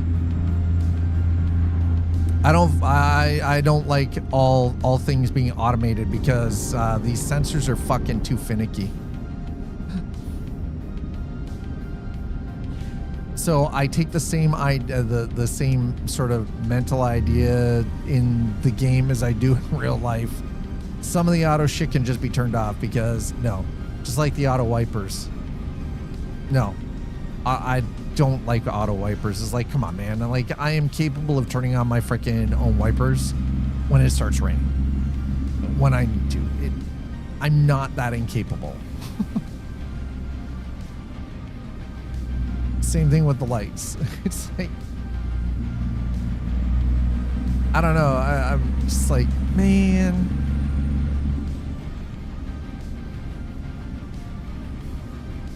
Besides, I rather enjoy the ability of actually doing this and blinding people, even NPCs. Go ahead, flashy thing. Yeah, there you go. Flashy thing you mean. Go ahead. Yeah, there you go. See? I like being that asshole. Sometimes you just got to do it. Why? Because it's fun.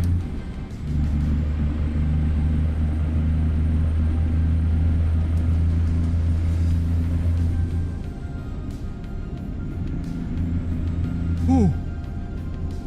Okay, I should not be yawning, but I am. And I apologize for that.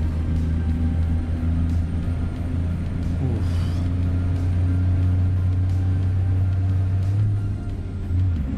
Feel a little nauseated right now, and I don't know why.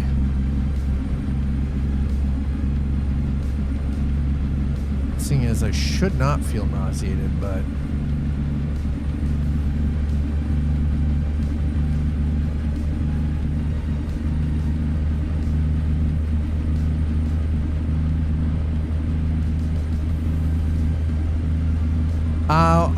no, sugar crash, I'd have to be consuming sugar in order for that to happen. So thankfully, that's definitely not it.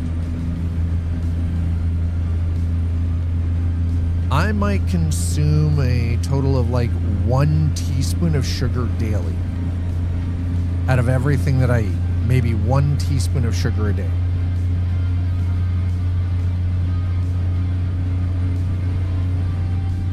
I tend to try to avoid like a lot of super sugary things.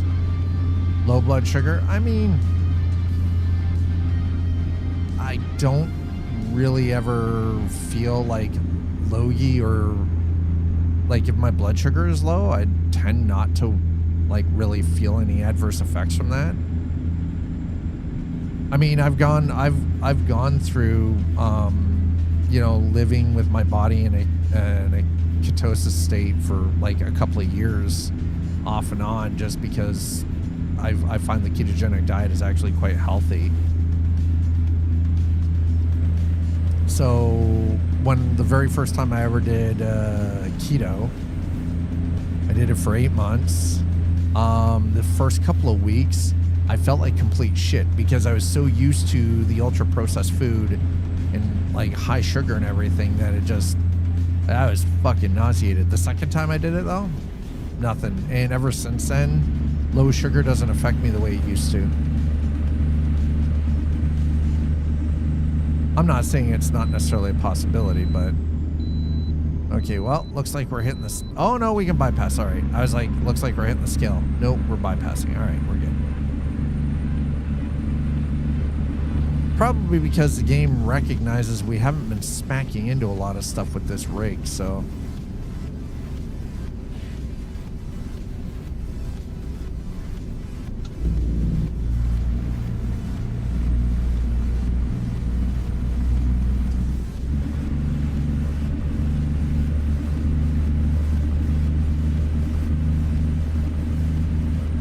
No, I wasn't. I kind of had like, I was feeling a little off yesterday too. Not just because I was like I had a certain level of discomfort with my back and my shoulder, but I mean, I was feeling like kind of off stomach-wise yesterday too, so I just kind of chalked it up to because I've had to the last couple of days. I'm supposed to be running at a caloric deficit, and it's quite possible. But the thing is, though, is like even though I'm running at a deficit, which then in turn gets my body to kick into overdrive, burning the visceral. It's to actually help get rid of the visceral fat. I'm still maintaining my carbs and like high protein and high fiber. So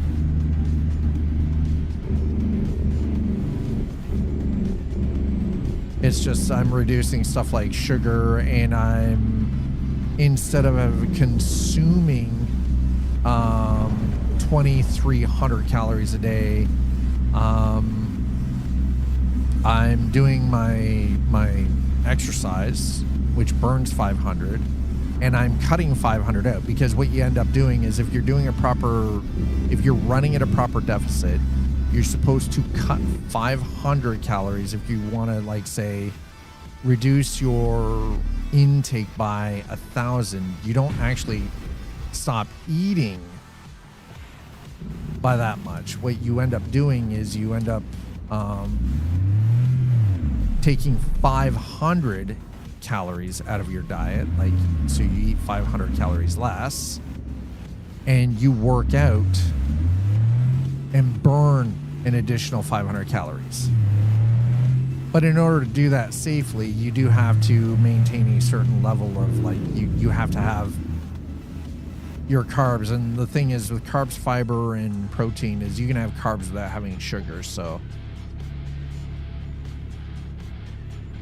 it's looking at stuff that's dense, and it's just it's really weird. But no, like yesterday and today, just my stomach just felt off.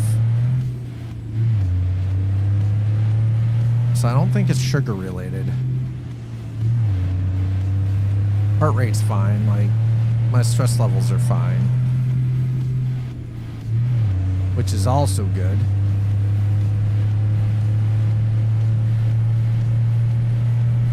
I know the more I think about it, like next week though, because I got to take some time off on Monday. Can I see truck? Sergeant Firestorm. Hello. I don't know, considering it's dark, you might not be able to see much. I don't think you're going to be able to see much. This is the International 7600 from Steam. There you go. That's the truck. It's the International 7600. This mod's available on Steam.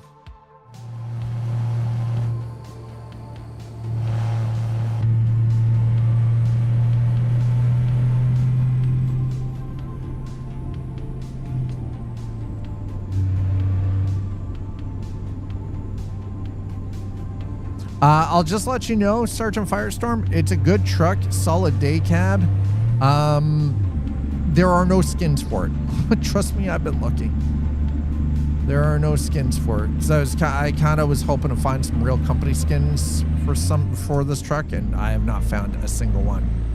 And if there are any out there that are free to download or available through Steam, awesome. If I have to pay somebody for them, fuck them. They're not getting a penny out of me. See, it doesn't bother me, but I would rather if I had I like driving trucks with real world company skins on them, right?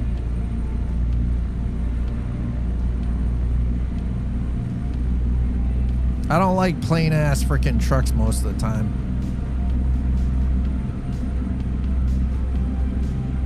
I want all the US DOT and the Canadian CDL information and company logos and graphics and stuff. I prefer that because I find like the colors, the standard paint is just kind of boring. That's just me. You know, different strokes for different folks, right?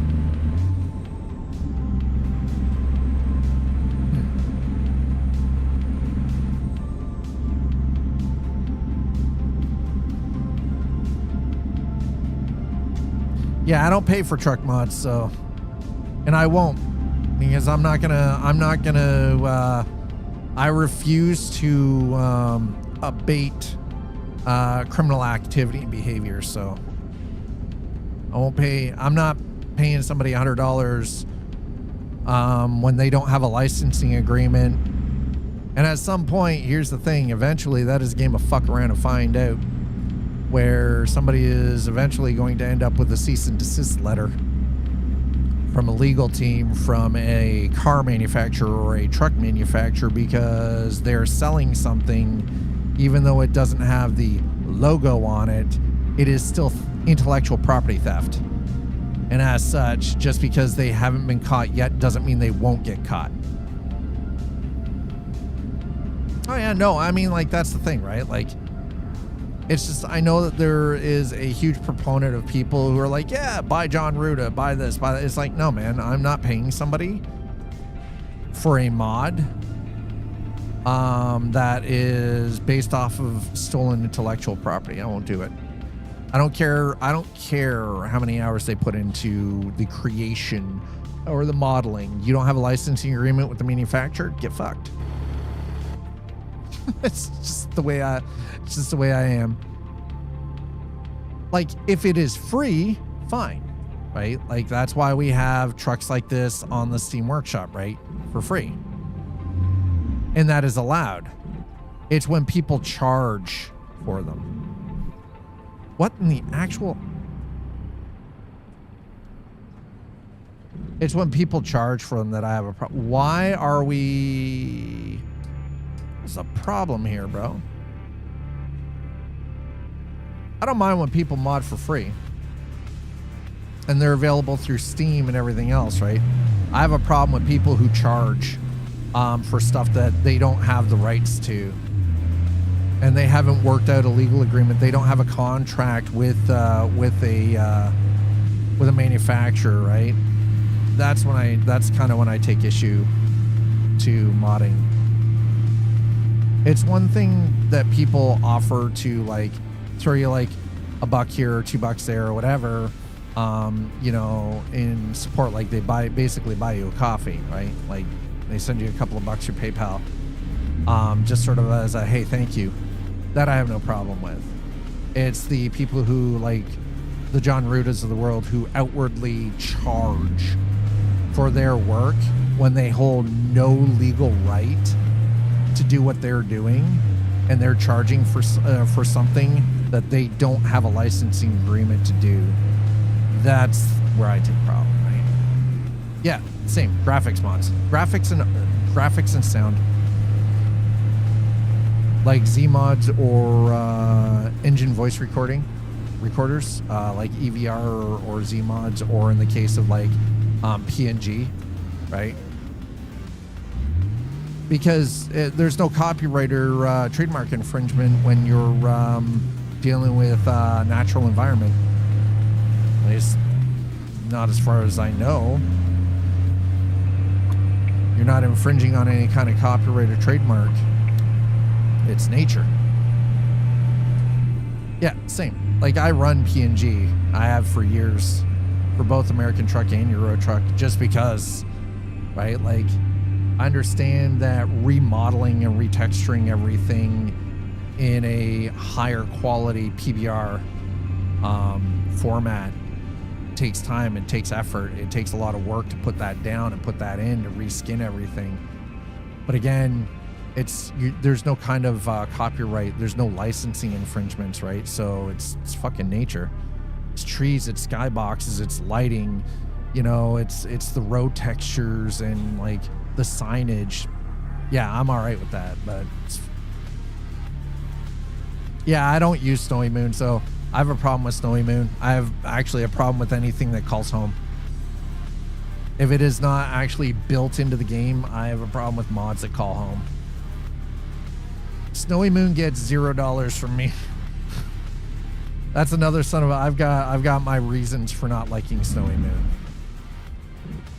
I've had... Oh, come on. Are you kidding me? Really? I stalled...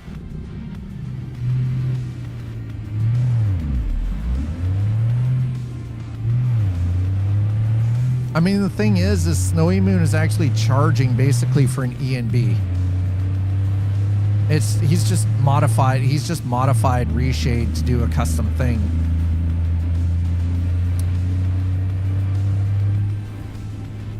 I make custom filters with Reshade all the time. I don't charge anybody for shit. I don't need money that bad. Yeah, it's Snowy Moon's a different beast altogether. It's one thing to have proprietary software that you've purchased from a known developer that has to every once in a while for DRM purposes have to call home. It is a completely different thing when you've got a, you know, for lack of a better word, a child, as far as I'm concerned, with how they've spoken to members of their own community in the past, taking advantage of others' kindness, and then weaponizing that and packaging it up and saying, well, it has to be this way and this is why. It's like, it's ENB and Reshade just under a slightly, which by the way is free, right? Like,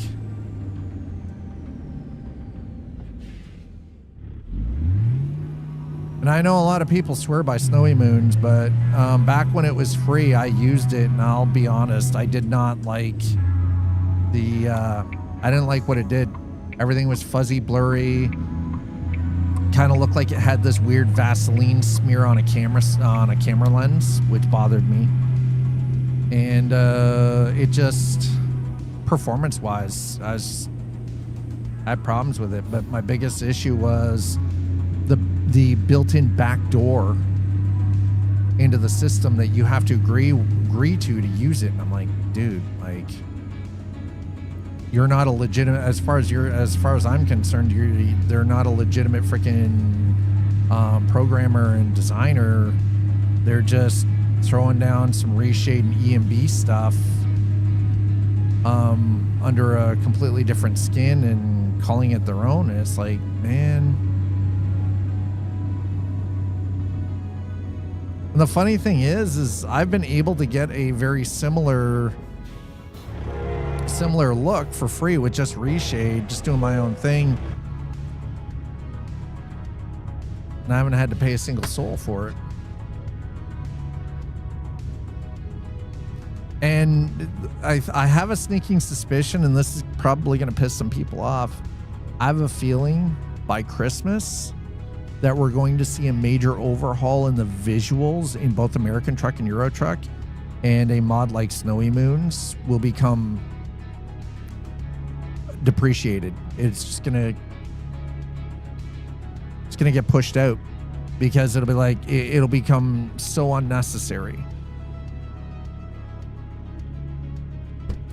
And I honestly hope that's the case. I actually legitimately hope that that's the case, is that we're going to see Snowy Moon basically get pushed out because, you know, SCS actually updates everything.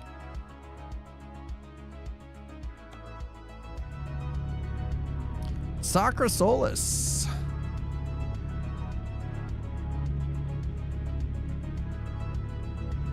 Yep, Project Next Gen. Sakura, hello, welcome. Yeah, that's the thing. I run Project Next Gen and a bunch of other, like, Identify yourself, program. bunch of other mods.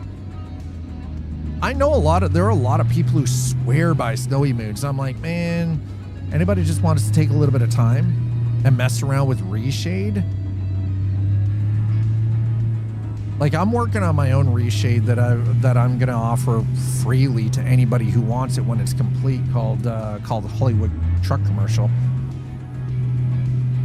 Because that's kind of what I'm going for. I want it to have that kind of like very OG kind of like Hollywood Truck Commercial vibe, right? Like something that a professional marketing team would film. That's kind of the idea behind it. And I'm using, like, you know, minor adjustments with LUTs and everything like that, just to sort of you know, enhance what is already here. I can actually, give me a quick second here. Let's do, hold on. So there you go, right? It's just some tone mapping, some clarity, a little bit of vibrance, adjustments to the lighting, and a D band. And as you can see, right, like you can't tell right now because it's dark, but like it's just enough to make things pop a little bit. It really becomes noticeable. I end up having a look almost identical to Snowy Moon's when it's overcast and raining.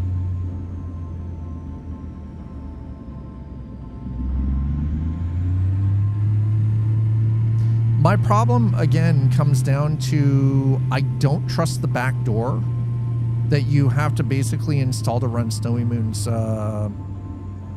preset on your PC. I don't like having that back door. That is a security problem in my eyes.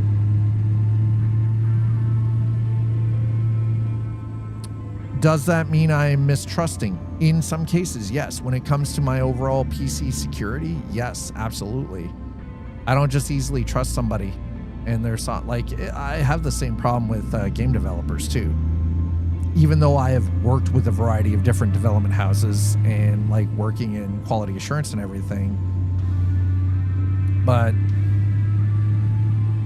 somebody, and the thing is, I don't know if anybody remembers 3-4 years ago now when Snowy Moon completely went off the rails and lost their crap because nobody was willing to give them $1 for their mod, and they were shit talking their entire community and everybody who had backed them up until that point, right?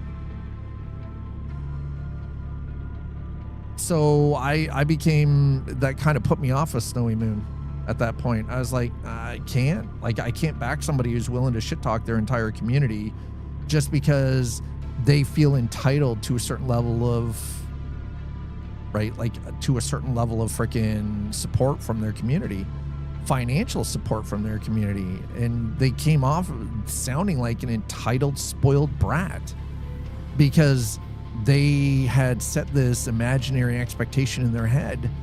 And when it didn't come through, it wasn't their fault. It was the community's fault, and they were placing blame and getting upset with everyone around. It's like, dude, like I'm sorry, I'm 53. The way I grew up was one of those, you do shit like that, you basically kill your own business model.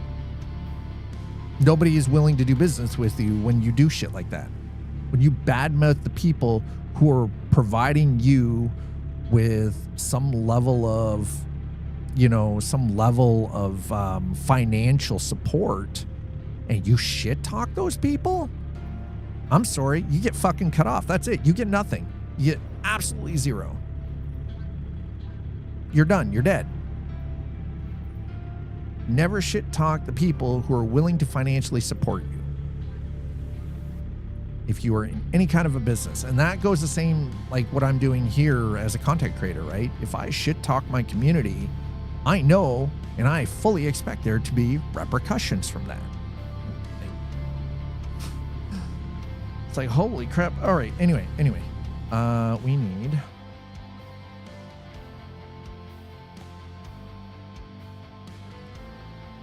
you know what? Let's go over there. No, that's fine. Yeah, that'll work. Okay. Go grab a little shoulda here. Let's see what this looks like in the daylight, shall we? I love this 76. This International 7600 is quick becoming one of my favorite trucks to drive.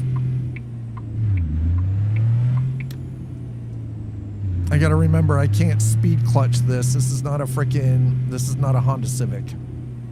We're not driving in Forza Horizon. Not driving in Forza Horizon 6, right? We're not driving some JDM beast.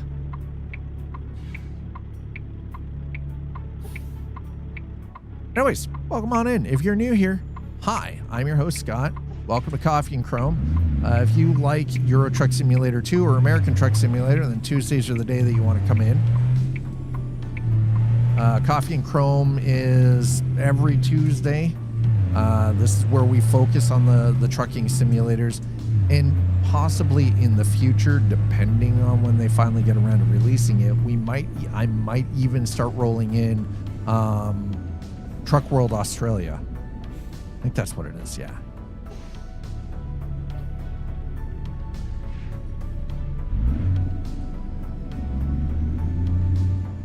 Well, so Sakura, I'm in a similar boat to you. I've been messing around with reshade and a variety of different filters for years now. But I also have a background in game development, working in quality assurance. So I've worked with like Electronic Arts back in the day when they actually made their own games before they became just a mainstay publisher. But like, done stuff with BioWare. I've done stuff with Ubisoft, right? All on contract doing quality assurance stuff. Now, unfortunately, QA work in game development is kind of falling by the fucking wayside.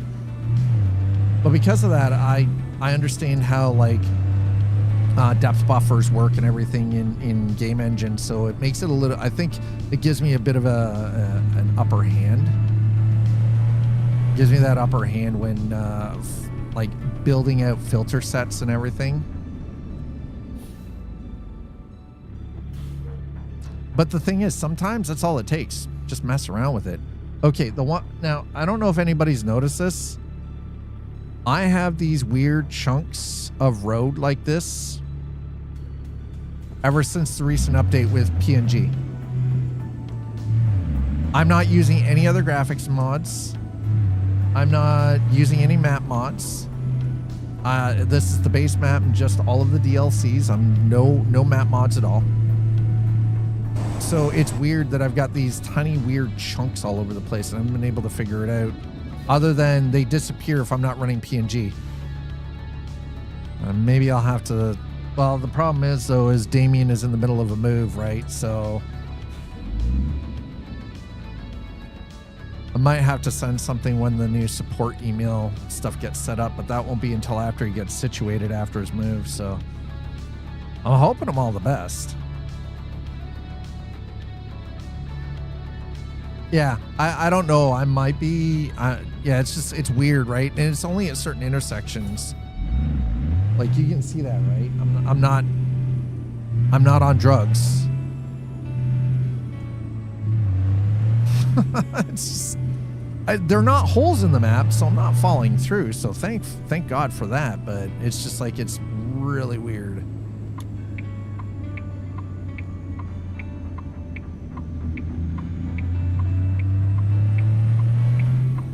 Oh, jeez, there's the curb. Ugh.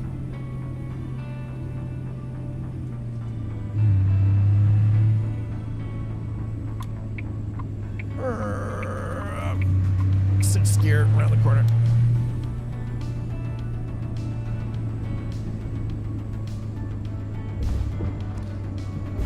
Until I feel like I'm getting all my mods sorted. Yeah, see, I tend to keep all of my stuff up to date fairly regularly. Like I check every 2 days. Make sure and most of my mods come from Steam anyway, so they just auto update, so I don't really have to worry about it. Thankfully. Like outside of like my my sound, my audio mods from Z Mods, everything else is from Steam and PNG.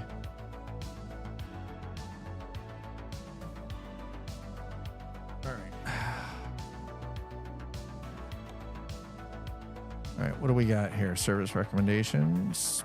All right. Oh, it's not too bad then. I can live with that.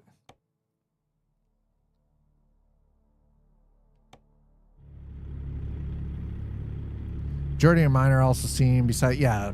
My only paid mods are stuff from Z Mods for sound and PNG, so I don't have to worry about it. Don't worry about it outside of that.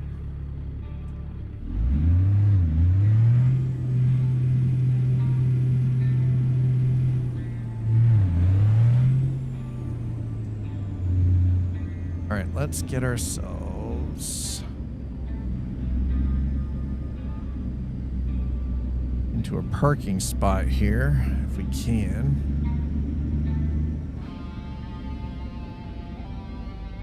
All right, there we go. Whoa.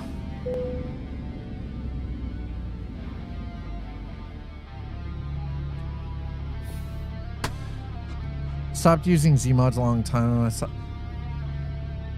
Yeah, now if I remember correctly, Slav Jerry updated their stuff recently, and Kreischbaum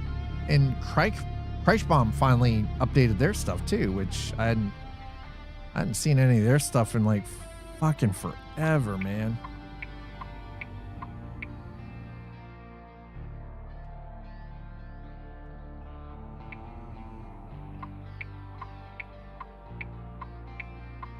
There have been times recently where I've had some issues with Zmods,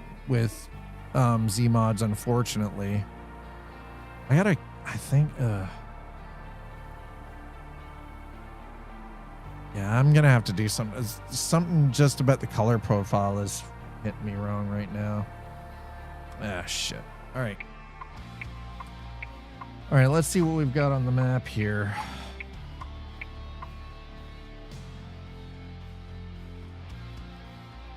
Okay.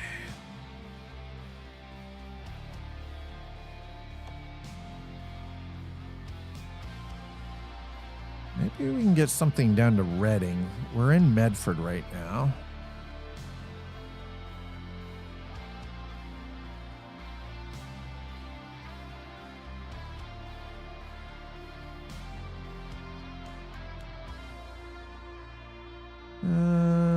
Yeah. All right. Reno's too far. Back up in, maybe we could do Medford's not bad. Stockton, California, huh? That's a little on the far side. Colville, San Francisco's even further. Okay, you know what? Let's check frickin' external contracts and see what we've got.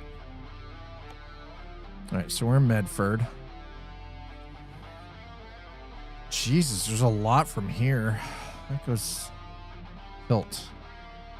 Oh, that's just okay. That's just across the state line. Slabs updates fairly regularly, if I recall, but motors also don't need to be updated as frequently to work like other mods. That's true. They don't. No. You're absolutely right on that. The engine, the sounds and the engines don't need to be updated as frequently. I mean, I don't really feel like going back up. I think I'd rather continue heading south. Why does that all of this have us going north? Here we go, Reading. Live cattle down to Reading. Okay, 17K. That's not bad. Got anything new? Wow, holy shit, really? Man, we got a ton of stuff. Sacramento. How?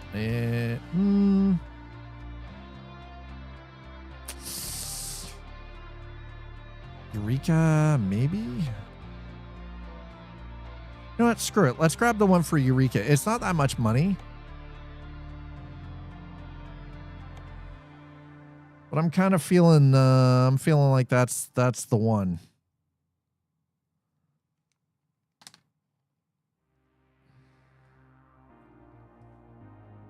Well, now, I'm probably not the only one who has this, but doesn't it feel like sometimes we end up, especially with both Euro Truck and American Truck, we end up with way too many mods running, and then it just like it clogs the entire loading like the load sequence for the game. And then when updates come out, sometimes it screws up our load orders. So then you got to go through and like tinker under the hood again, trying to get everything like, you know, just right. So everything loads a little bit faster.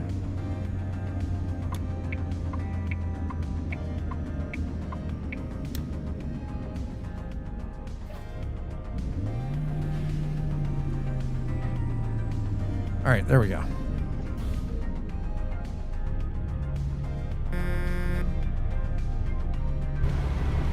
Food City, huh? Value every day.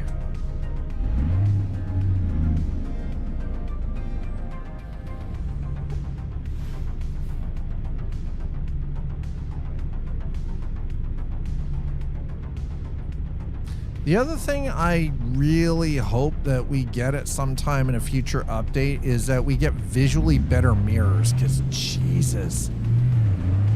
With mods, without mods, the mirrors are just... I understand how they're drawn in, and they're actually treated as if they're like a secondary display.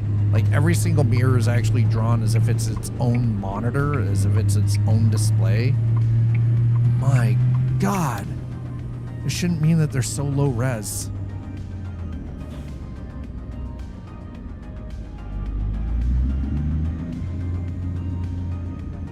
Another hot take from myself. Out of all of the Peterbilt paid mods I've ran, I would argue the one everyone lives by Pisters is not as good as most of the others. I don't use any paid truck mods just because I won't support anybody who is stealing intellectual property without a proper license. So, I mean, to each their own, right? Like,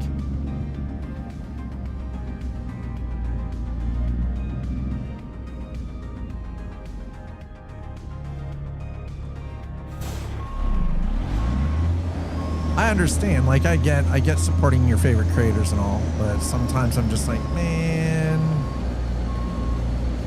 when the hand is about to come down and clap on somebody for trademark infringement, and the lawsuit papers show up, it's going to end up being a whole lot of very unhappy people. And a lot of people are going to be out of money, unfortunately. That's the other problem with it too, right? Like, you end up with this entire premise of a bunch of people are going to be out money, and because all it's going to take is somebody like Ruda to end up being given a cease and desist order and then a lawsuit follow. And then every single truck modder out there that charges for their mods is going to be up shit creek without a paddle. Because if they're willing to go after one, they will eventually catch up with all of them. And it's not about just, and here's the thing too, is it's not about removing the symbol. It's not about removing the badge, right? There are design elements that are indicative to every single manufactured truck out there that are proprietarily licensed by that manufacturer. Like SCS Software, in order to have these trucks in the game, has to pay all the legal fees and the licensing fees to add these trucks in. So why do the mod creators of the paid truck mods, and SCS offers their trucks freely. When they add new trucks in, these trucks are added in freely, which means SCS Software went through the process, all the legal process, the years of the back and forth with the manufacturers to gain the licensing rights to have these trucks in, and then they give it to us, the community, for free. They still have to pay their 3D modelers, their audio guys, the guys to go out who do all the cinematography and the photography to allow the modeling guys to do their work. They still have to pay for that. They have to pay for all of those man hours. But they don't in turn charge us for it. They just give us the trucks and add them in for free, right? So here's the thing. My big beef has always been, because I'm on the side of SCS with this. Ultimately, at the end of the day, SCS could actually be sued for this too, because they provide the tools that allow people to create the mods. And even though their own rules state that you cannot charge for mods, and then you can't openly discuss paid mods in their forums, they can actually be held liable as well. We should be grateful that they haven't been. That being said, at some point, that hammer could fall. Now, I kind of take problem with the modders who charge for this when they don't have a licensing agreement. if somebody, say like Ruda, would go through the actual legal process of gaining a licensing agreement, then yeah, okay, charge, right? Because you're paying for the licensing fee. Absolutely. If you don't have the legal right to that intellectual property, that's trademark infringement, and, you know, eventually that'll catch up with you.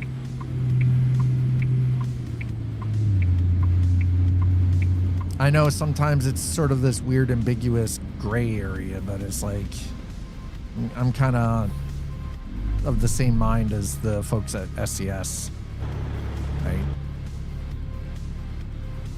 I don't know. I think eventually, though, we're going to get to a point where game modding and people being able to charge for that might end up coming to an end sooner rather than later. And that's purely just because of the way digital rights management, like DRM stuff, is going too, right? So it's, I guess we'll just see. Well, we'll just have to sort of see where everything goes. Crater Lake. No, we're not heading to Crater Lake. Creature Lake? Crater Lake? What? I don't know. I don't know where we're going to be in, say, 5-10 years time with all of this. I mean, for all I know, things could go completely the opposite way and it turns into a fucking, like, just a free-for-all for copyright and license, and, you know, everything goes open source.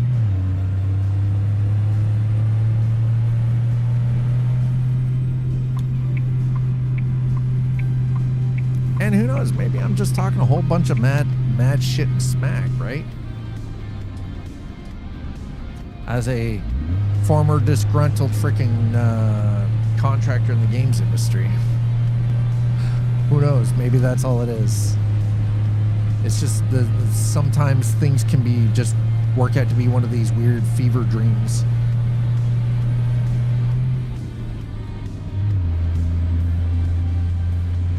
All right, so we're on our way for Redding, California. This will be the final load of the day. I was kind of hoping to be able to get down to Cali today.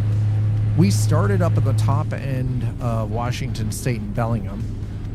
We worked with some backroad stuff, some mountain goodies, and we've slowly been working our way down, and now we're back down into Cali. We're on our way into California anyway. Made our way down through into Oregon, and here we go.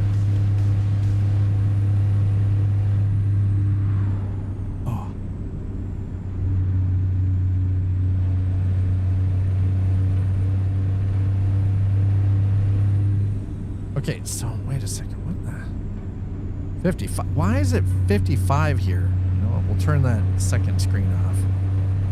It's interfering with me right now. I don't need that many. I don't need that many freaking GPS screens up. I'm not that afraid of getting lost.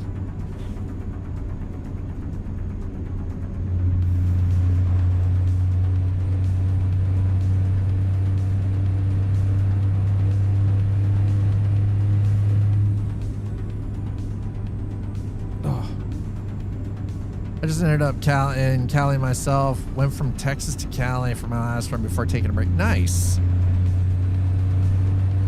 Yeah, we a couple of weeks ago, I actually started after the Illinois drop. We did the classic Route 66 run from Chicago to California. It took 3 different streams to do it. Definitely worth it. It was a lot of fun. But since then, I've gone back to my more, like driving this lug, the 7600, International 7600 here, doing day runs.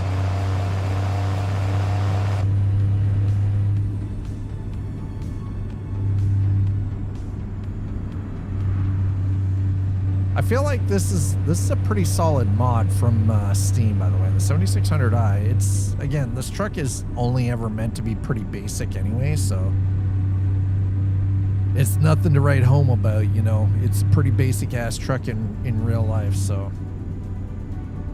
Oh shit. Pay attention. Don't.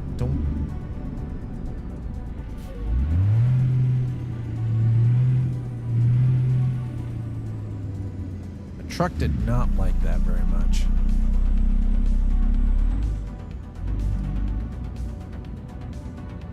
All right, well, we're in Klamath.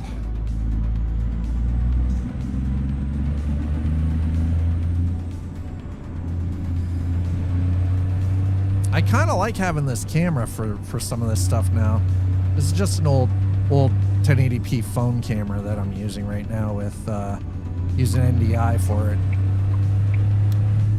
I prefer the show truck style. 300 plus. Oh, okay. I'll see. I'm a you know, kind of that work truck kind of person, I guess you could say. Like, I like my sleeper cabs. I want it to look like you're not afraid to scratch the paint on it. That makes sense. My issue with show trucks is they don't look like they're built for work. They built like they're a pavement princess. I always look at them like, man, it's like somebody who drives a Humvee with 33-inch rims and these tiny ass skinny rubber tires on it. I'm like, man, why'd you build a pavement princess? Why did you take a Humvee and turn it into that? It's a utility vehicle. Don't be afraid to get it dirty. Don't be afraid to scratch the paint on it, right? You know, like, don't be afraid to roll that thing through a ditch. No, and that's the thing. The funny thing is I talk smack like that, but I have friends in the trucking industry, right? And I used to talk shit about their trucks all the time. I'm like, your truck looks like a pavement princess. It doesn't look like it can haul shit. And meanwhile, a lot of these guys were doing heavy haul, right? So, or they were doing cross-border long haul, right? A buddy of mine, like, all he ever hauled was freaking cattle. But his truck looked like a pavement princess. It looked like it was straight off a fucking magazine cover.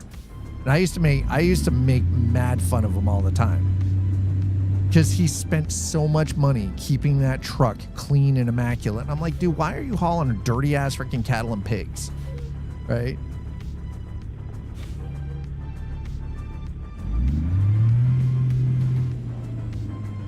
Oh. What a little... I knew I went too far. Shit.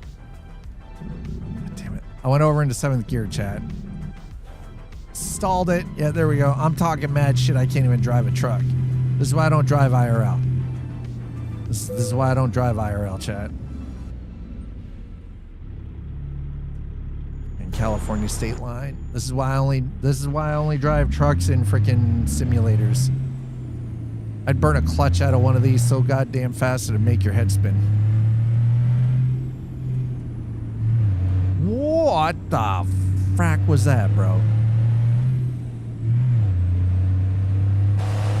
I love how they only care about checking you coming into the state. They don't care about you going out of state.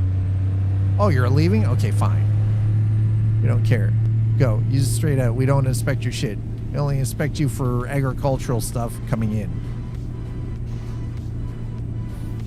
Well, the thing is, though, is I can attest. I know a lot of people that they're not making a whole lot of money trucking. Not with fuel costs and insurance and everything recently. A lot of the guys that I know that they were private owner operators, they've actually switched over to contract work because they make more doing daily runs on contract than they did hauling for themselves on, doing long haul. And just they're working under a company banner now, and they actually make more money and they're home every night.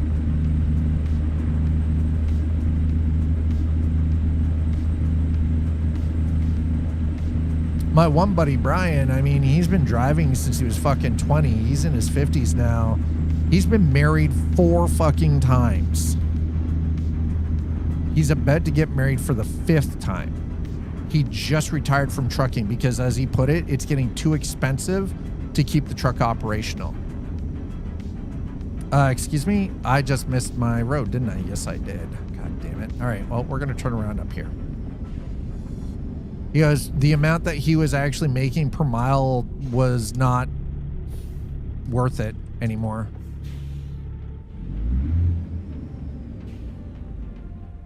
In the last couple of jobs he did, he was actually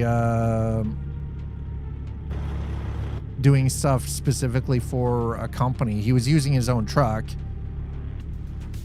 but with the regulations and everything, at least in Canada, I don't know what it's like, you know, in the US, but I stalled it again.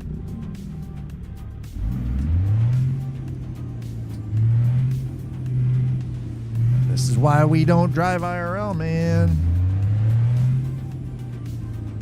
I don't drive truck IRL. I'm good with a 4-speed or a 5-speed. This is this gets a little ridiculous.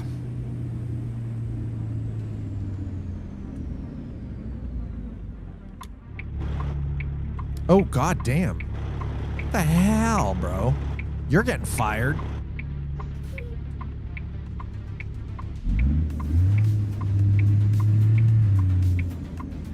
And I bet you, I imagine it probably depends on like state to state. If you're in the US and you're a truck driver, what you're earning, what your take home is and everything after all of your operating expenses.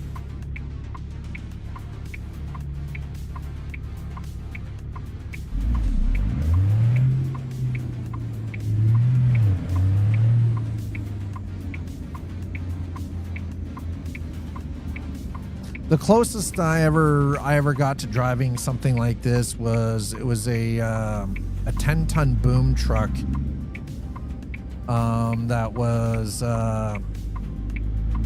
had a 10-speed Allison transmission in it.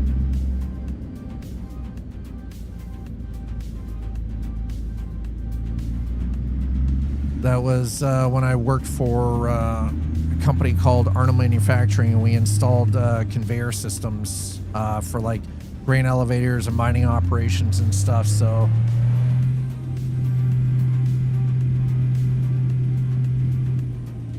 I was a site manager, site supervisor. I would drive the truck out every day, and our welding and fitting crews would be there ready to go. And depending on what we were doing, I'd either be running hoist, or it'd be the cherry picker bucket on the end, depending on who had to be up in the air and how high up they had to be.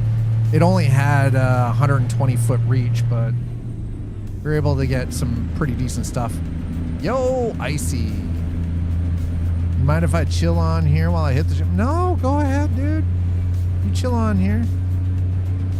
I mean, I won't be too much longer. As soon as I finish this run, that's going to kind of wrap it up for me for today. But I hope you're doing well, Icy. You're hitting the gym, are you? I would love to hit the gym. That shit's expensive. I can't afford that stuff.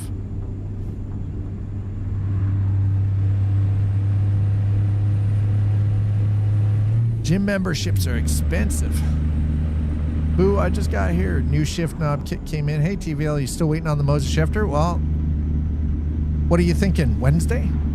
Oh, gym in the apartment free. Oh, hey, listen. Nothing wrong with that. Get your workout on, my man.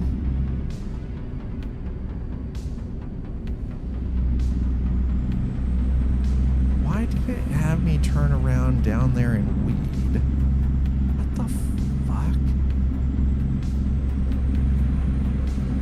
That makes no sense to me, man.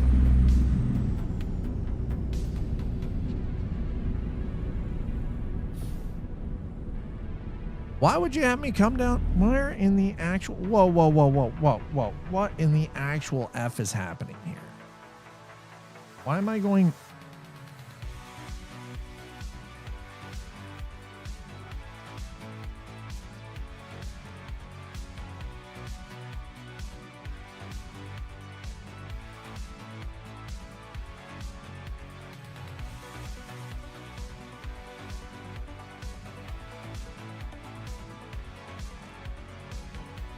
What in the actual F is this BS? No. Reset navigation.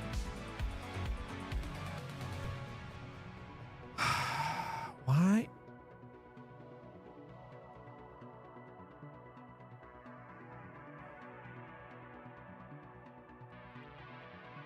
Why does this derp so bad sometimes, chat? Why would you have...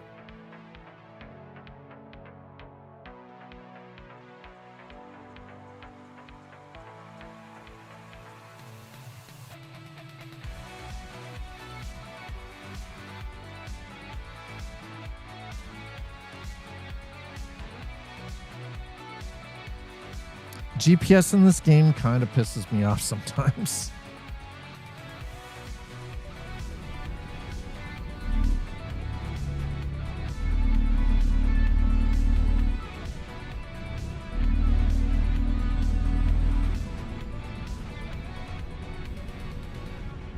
Mm-hmm.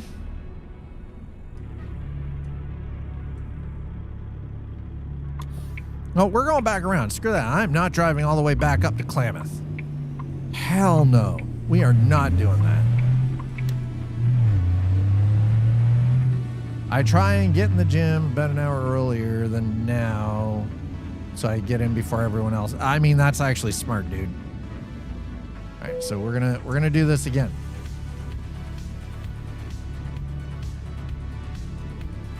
Leaving Bloomington, California on Friday at 7:54. I haven't had an update on its whereabouts since.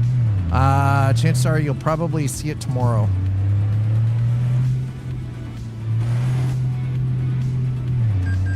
You hit me, you son of a bitch. I was already coming out of there. Don't even start. Don't. I swear to God. Come on, I'll slap the stupid shit right off of you, bro.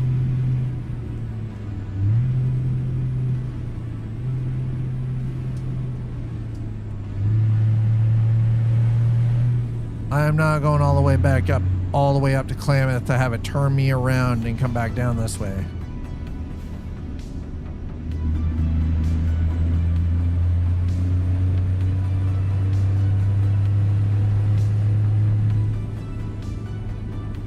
Oh yeah, I keep forgetting we're in California. I can't run like freaking...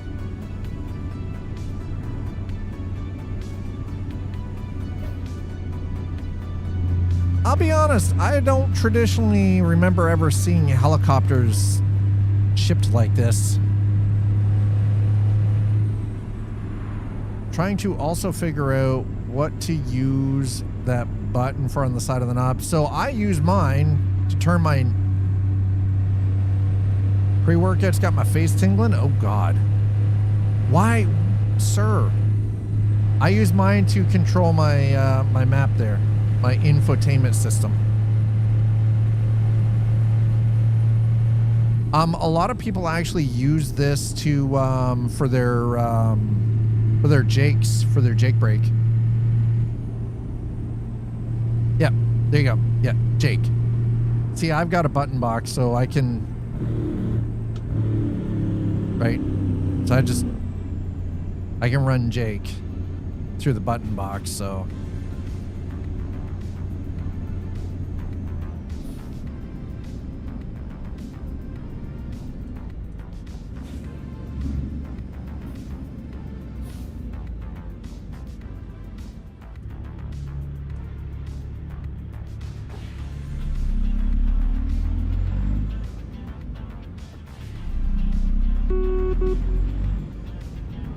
I use my Stream Deck as a button box, but it saves some keys. Yeah.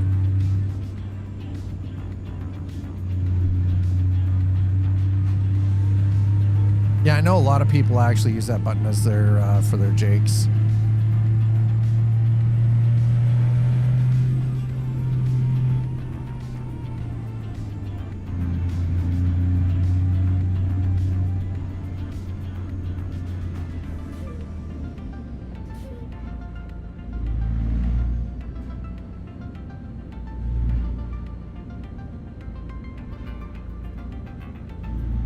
I want to upgrade my wheel to full Moza soon. Moza? Nice. Speaking of which, if you're looking at Moza gear, I do have an affiliate link. Exclamation Moza in chat, or if you're watching over on YouTube, there's a link down below in the description. I just recently got that set up last week and finally got everything finalized. I think it was like Thursday or Friday of last week, so...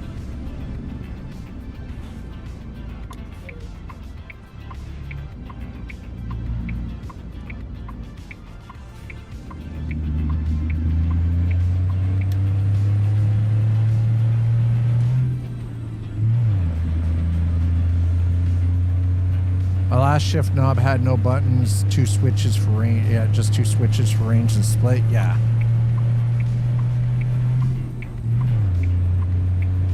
Listen, as somebody who's been using Fanatec for the last 8 years and just recently have only started down the journey into the depths with Moza, and only because I have a really good friend of mine who's in the process of clearing a whole bunch of stuff out and doing, you know, changing some stuff up for their life, and was kind enough to loan me the use of their Moza setup, because otherwise it was just sitting there collecting dust and not doing anything. Yeah, I gotta say, this is something I've been sleeping on for a while, and I didn't realize I'd been sleeping on it.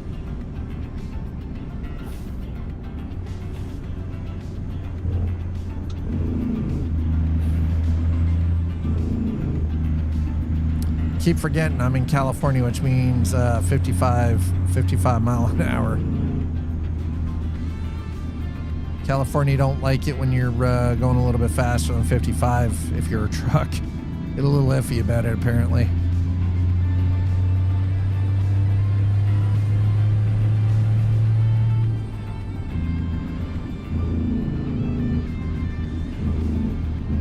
So keep that Jake just running right now for the time being, anyway. Well, I'm on my old Thrustmaster. Works great, but will swap hopefully in the next year.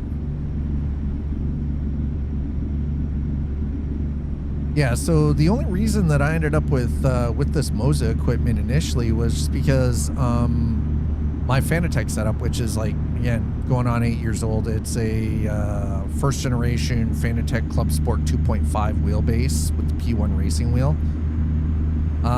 And their SQ1 shifter.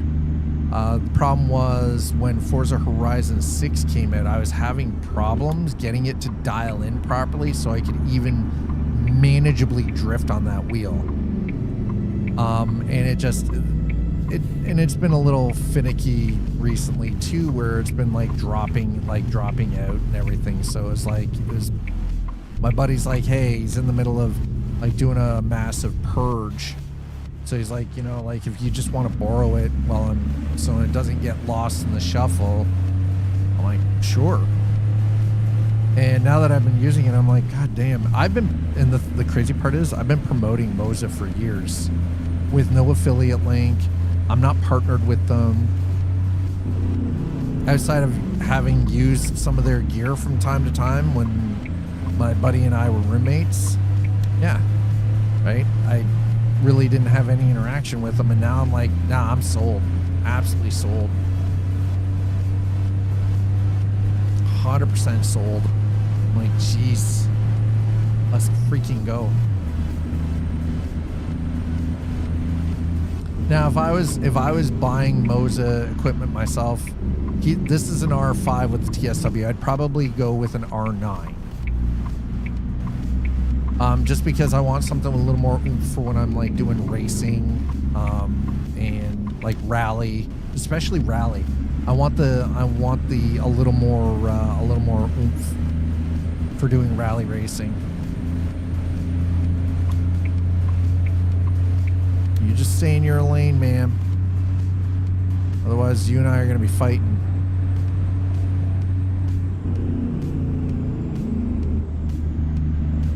I will say one thing though, it is definitely interesting getting used to a wheel that does 1440 degree rotation like a proper truck does.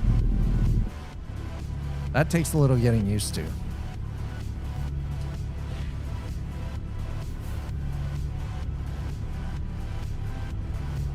My last non-Moza thing is a 12-year-old Thrustmaster TH8RS shifter, which is increasingly not being recognized by PC.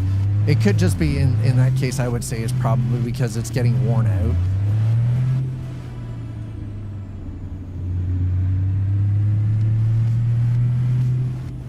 Well, and the thing is, like, I mean, this is a 5.5 Newton meter freaking wheel, right? Which, if you're just doing like the trucking and a little bit of just like light driving in a variety of different sims, it's probably great.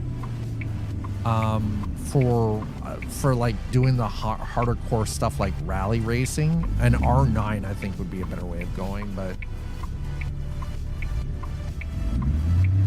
yeah, it's 12 years old, and it's how many thousands of hours have you used it? You know? Beaverville, Eureka. All right, well, there we go.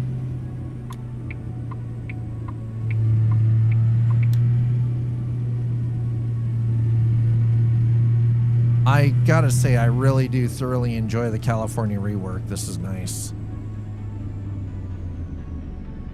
I don't think I really spent as much time as I probably should have with this. It's been used daily except when I go away on vacation. There he goes, right? So...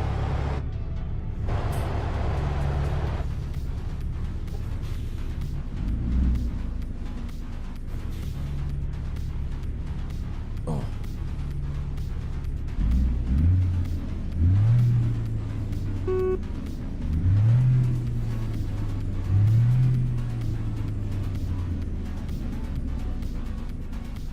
12 years is great for any piece of electronics. Yeah, no, actually, I would say, yeah, 12 years, especially out of a peripheral that you use on a regular basis. Because let's be honest, a lot of stuff is not built for that.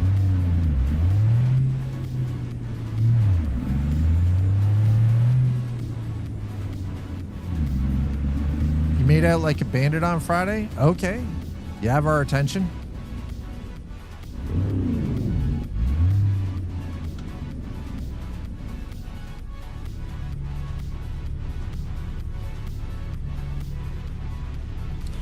So, explain what you mean you made out like a bandit on Friday.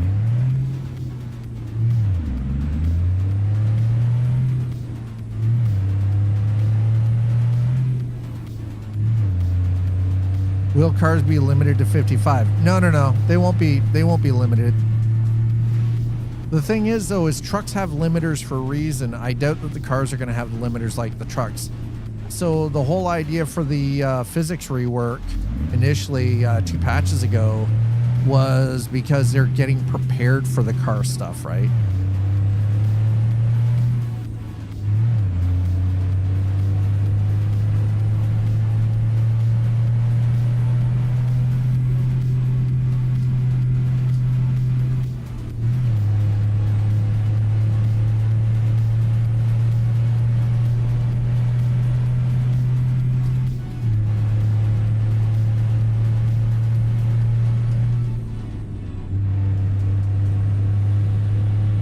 And as you can see, I'm not limiting myself to just 55 either. So went antique shopping with my date, found this really cool antique record player. It was like style around the 50s, 60s. Got home, looked up the retail. It was over 200. I only paid $225. Nice. Nice. GG's, man. The important question is, you say you made it like a bandit. How was your date? That right there should be the more important part of it. Was it a good date?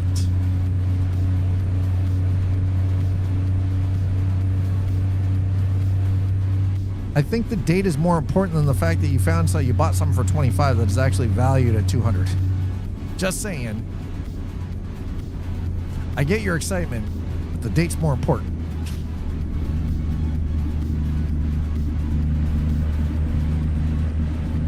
Oh, this is a 30-mile-an-hour freaking corner. Okay, slow it down. Shit. Yeah, I should actually be over in the other lane, honestly. Butts. Well, truck hasn't gotten tired yet, so that's good. We're not dealing with a sleepy truck. Max rotation on the R5 is 2,700. Yeah. But 1,440 degrees of rotation is fairly realistic for most larger vehicles and like trucks specifically. Date was amazing. Nice. Got dinner together. Nice. I'm glad that you had a good date. That is awesome to hear. GG's, man. GG's.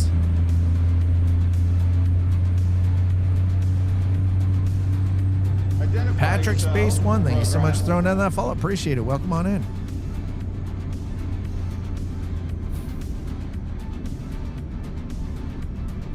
Thursday, chat, Beam NG. I haven't played Beam in almost 4 years. I know that there's been a lot of major updates with it recently, so it's been reinstalled. I'm going to take some time tomorrow because Wednesdays I don't stream. I'm off on Wednesdays. It's my administration day. I'm going to be taking a look at some of the wheel settings and getting things sort of dialed in. That ought to be fun. Nice. Well, I hope for nothing but good luck in that respect for you, Vega. Absolutely. GG's.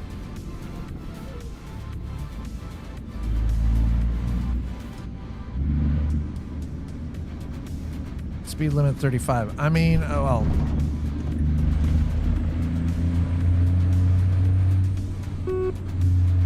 Come on. Let's go. We're almost in Eureka. Come on, buddy. You know, one of the things I'm looking forward to being able to do when the road trip DLC, like the road trip module, finally releases for American Truck.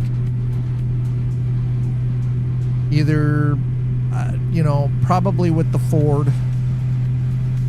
or the Dodge DLC, the car pack. Driving down the PCH1. I want to drive down PCH1. I want to drive down the Pacific Coast Highway. Just classic kind of freaking cruise in a vehicle that actually feels like it belongs in this rather than the car and truck. The car, like the third-party vehicle mods that are like SUVs and everything, just they drive too much like a truck, so they feel weird, right? And they sound weird too. So I'm actually kind of hoping that changes when we get the road trip module as part of American Truck. And I noticed like they recently released a gameplay video regarding the coaches DLC for Euro Truck. Really interesting that you just listen. You've actually got stops that you're picking people up and dropping people off, and you've got to look at like their overall happiness and everything. I'm like, hell yeah, let's go.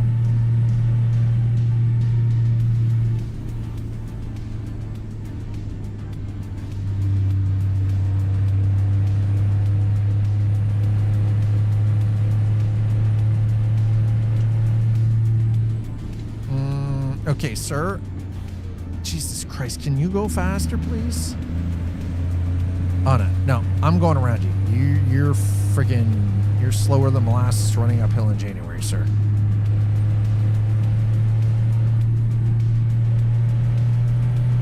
Sweet Christmas.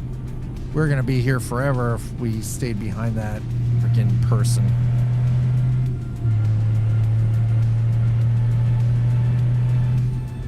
Yeah, I know that they've got... The thing is, though, is they've already done 2 for Road Trip and only the 1 for the Coaches DLC. But it was nice to see that they were showcasing the Man Lion bus.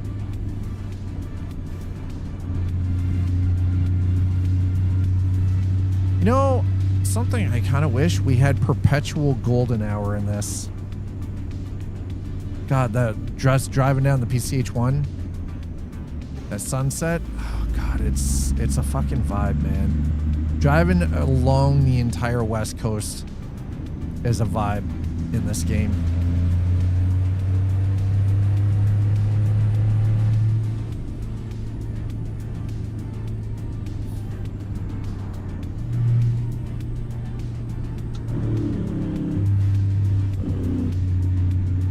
We're out in the middle of the sticks. I don't think I'm going to get in too much trouble for using my Jake out here, so.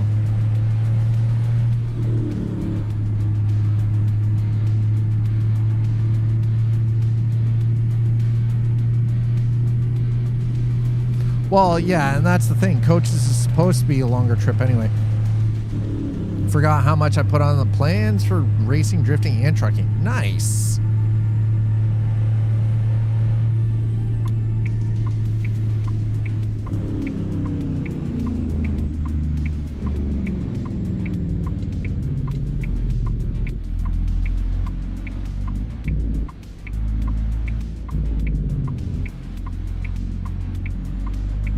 Okay, we're gonna cut this corner here.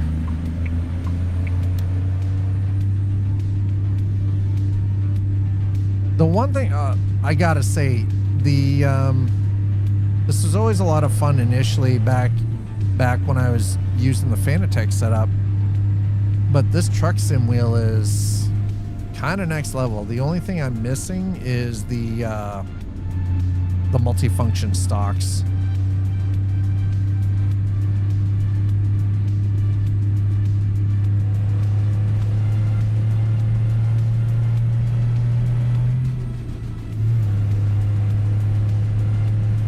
They're also $300 here.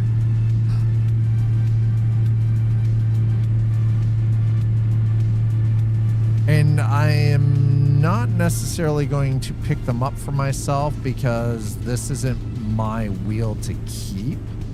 This is just a loaner. Kind of gets my feet wet, you know, gets me used to the Moza stuff. Next week is going to be an expensive week because Monday I go in at 10 a.m. So Monday there might not be a stream. I don't know. I don't know how long it's going to take, but I go in to get the 3D laser scan of the inside of my mouth so that they can start making my sleep apnea oral device. That's oh shit, that is like $1,500. Not sure which mounting option I'm going to go with, so my cart might shuffle. I mean, yes, listen, you go with whatever mounting option is going to work best for you, right? Oh, we got a lot of cops down here. Are we like we're in Reading?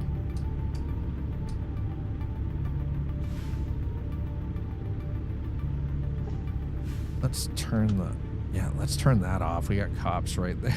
We had a cop go through the intersection. We got a cop just off on our right.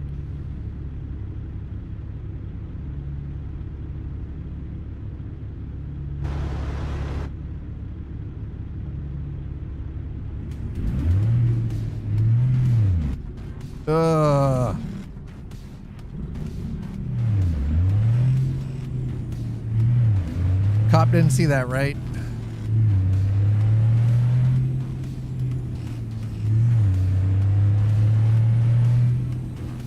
Yeah, so everything that you see here is actually bolted to a heavily customized GT Omega Classic wheel stand that just, it didn't have enough, so I've customed some aluminum profile frames that I've built and then sort of added to it, but even this is still very janky.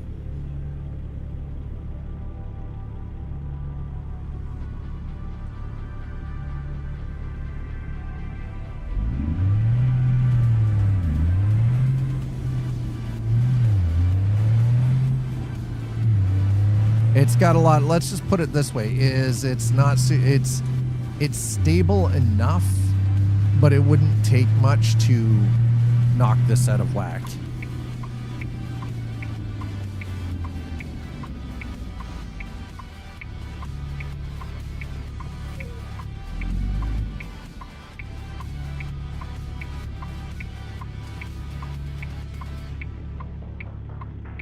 Are we almost there? I think we should be. Yeah, we're basically just around the corner-ish.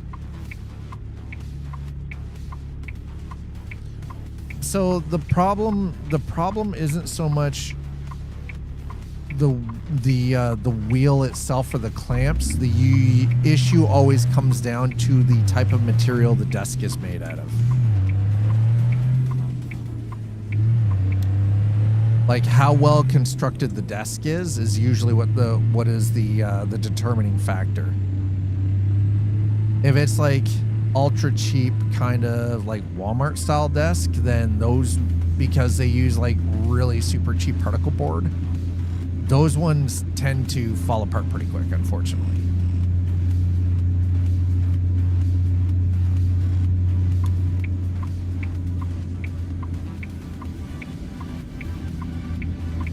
Yeah, I won't mount mine. So when I first got the Fanatec Club Sport wheel, I had it mounted to my desk initially. I still have the desk clamp. That didn't last long. Desk was sturdy enough. The problem was my monitor mounts weren't.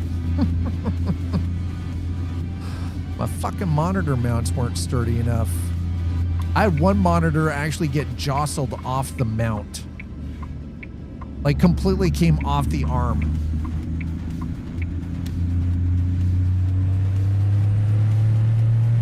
Which, believe me, scared the actual ever loving out of me. Oh. Ah, screw it. We'll go up. Yeah, we'll go up one more.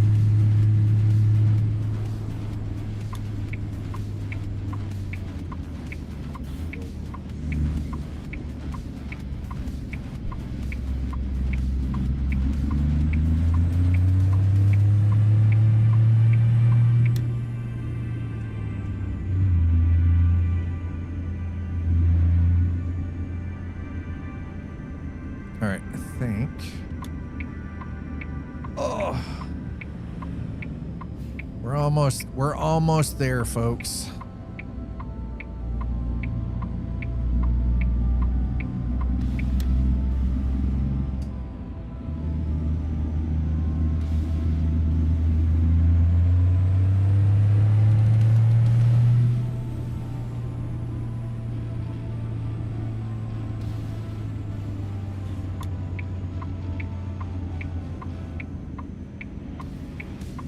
I gotta say, I'm actually kind of impressed, as janky as my head tracking mount is here.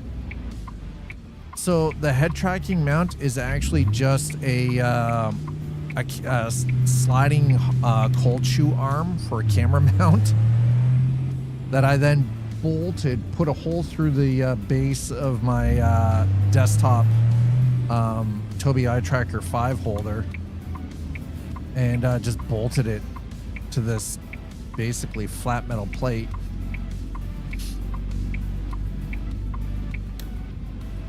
Problem is though, is it's got a lot of, it does this. It's got a lot of give. Like a lot. So I get afraid that like I'm going to have one jolt with this wheel and the Tobii Eye Tracker is literally going to get fucking yeeted off of it and just into the air. I hope not. That's kind of my nightmare.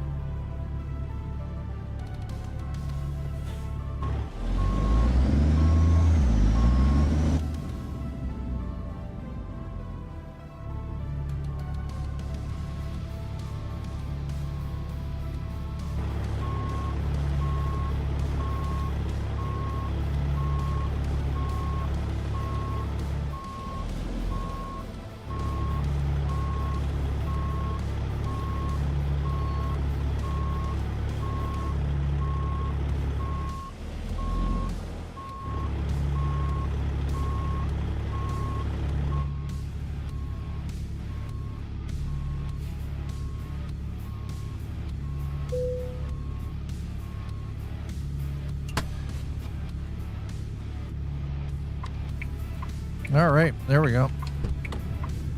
Let's freaking go. Give me my money. There it is. Excellent. Nice. Let's get paid. Clamp too big for the wheel. Mounting spot on the wheel. Yeah. Too big. Had to screw in a piece of wood to the wheel stand to mount the truck wheel clamp to. Oh, it's too wide. Ah, okay. That makes more sense. That makes a lot more sense. Hell yeah, here we go. Whoa, whoa, whoa. What are you doing there, bro?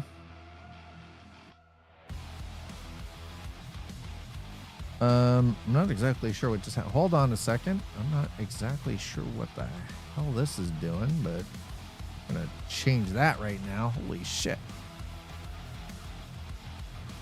All right, folks.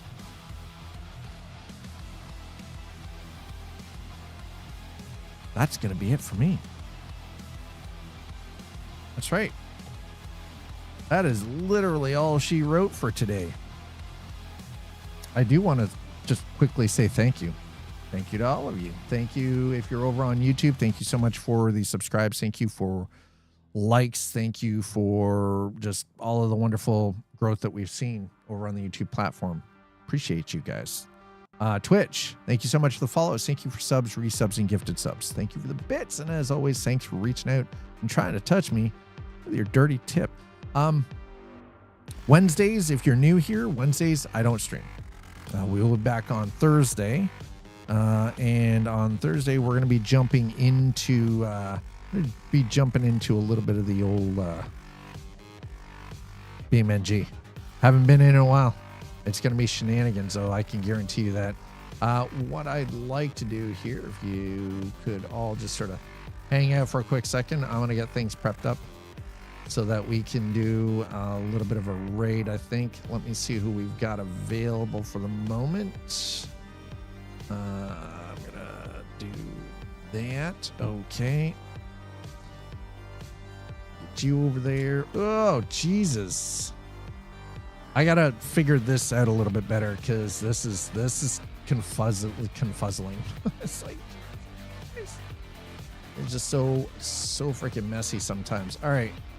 I am going to send you all over to Hunter. Hunter is currently checking out a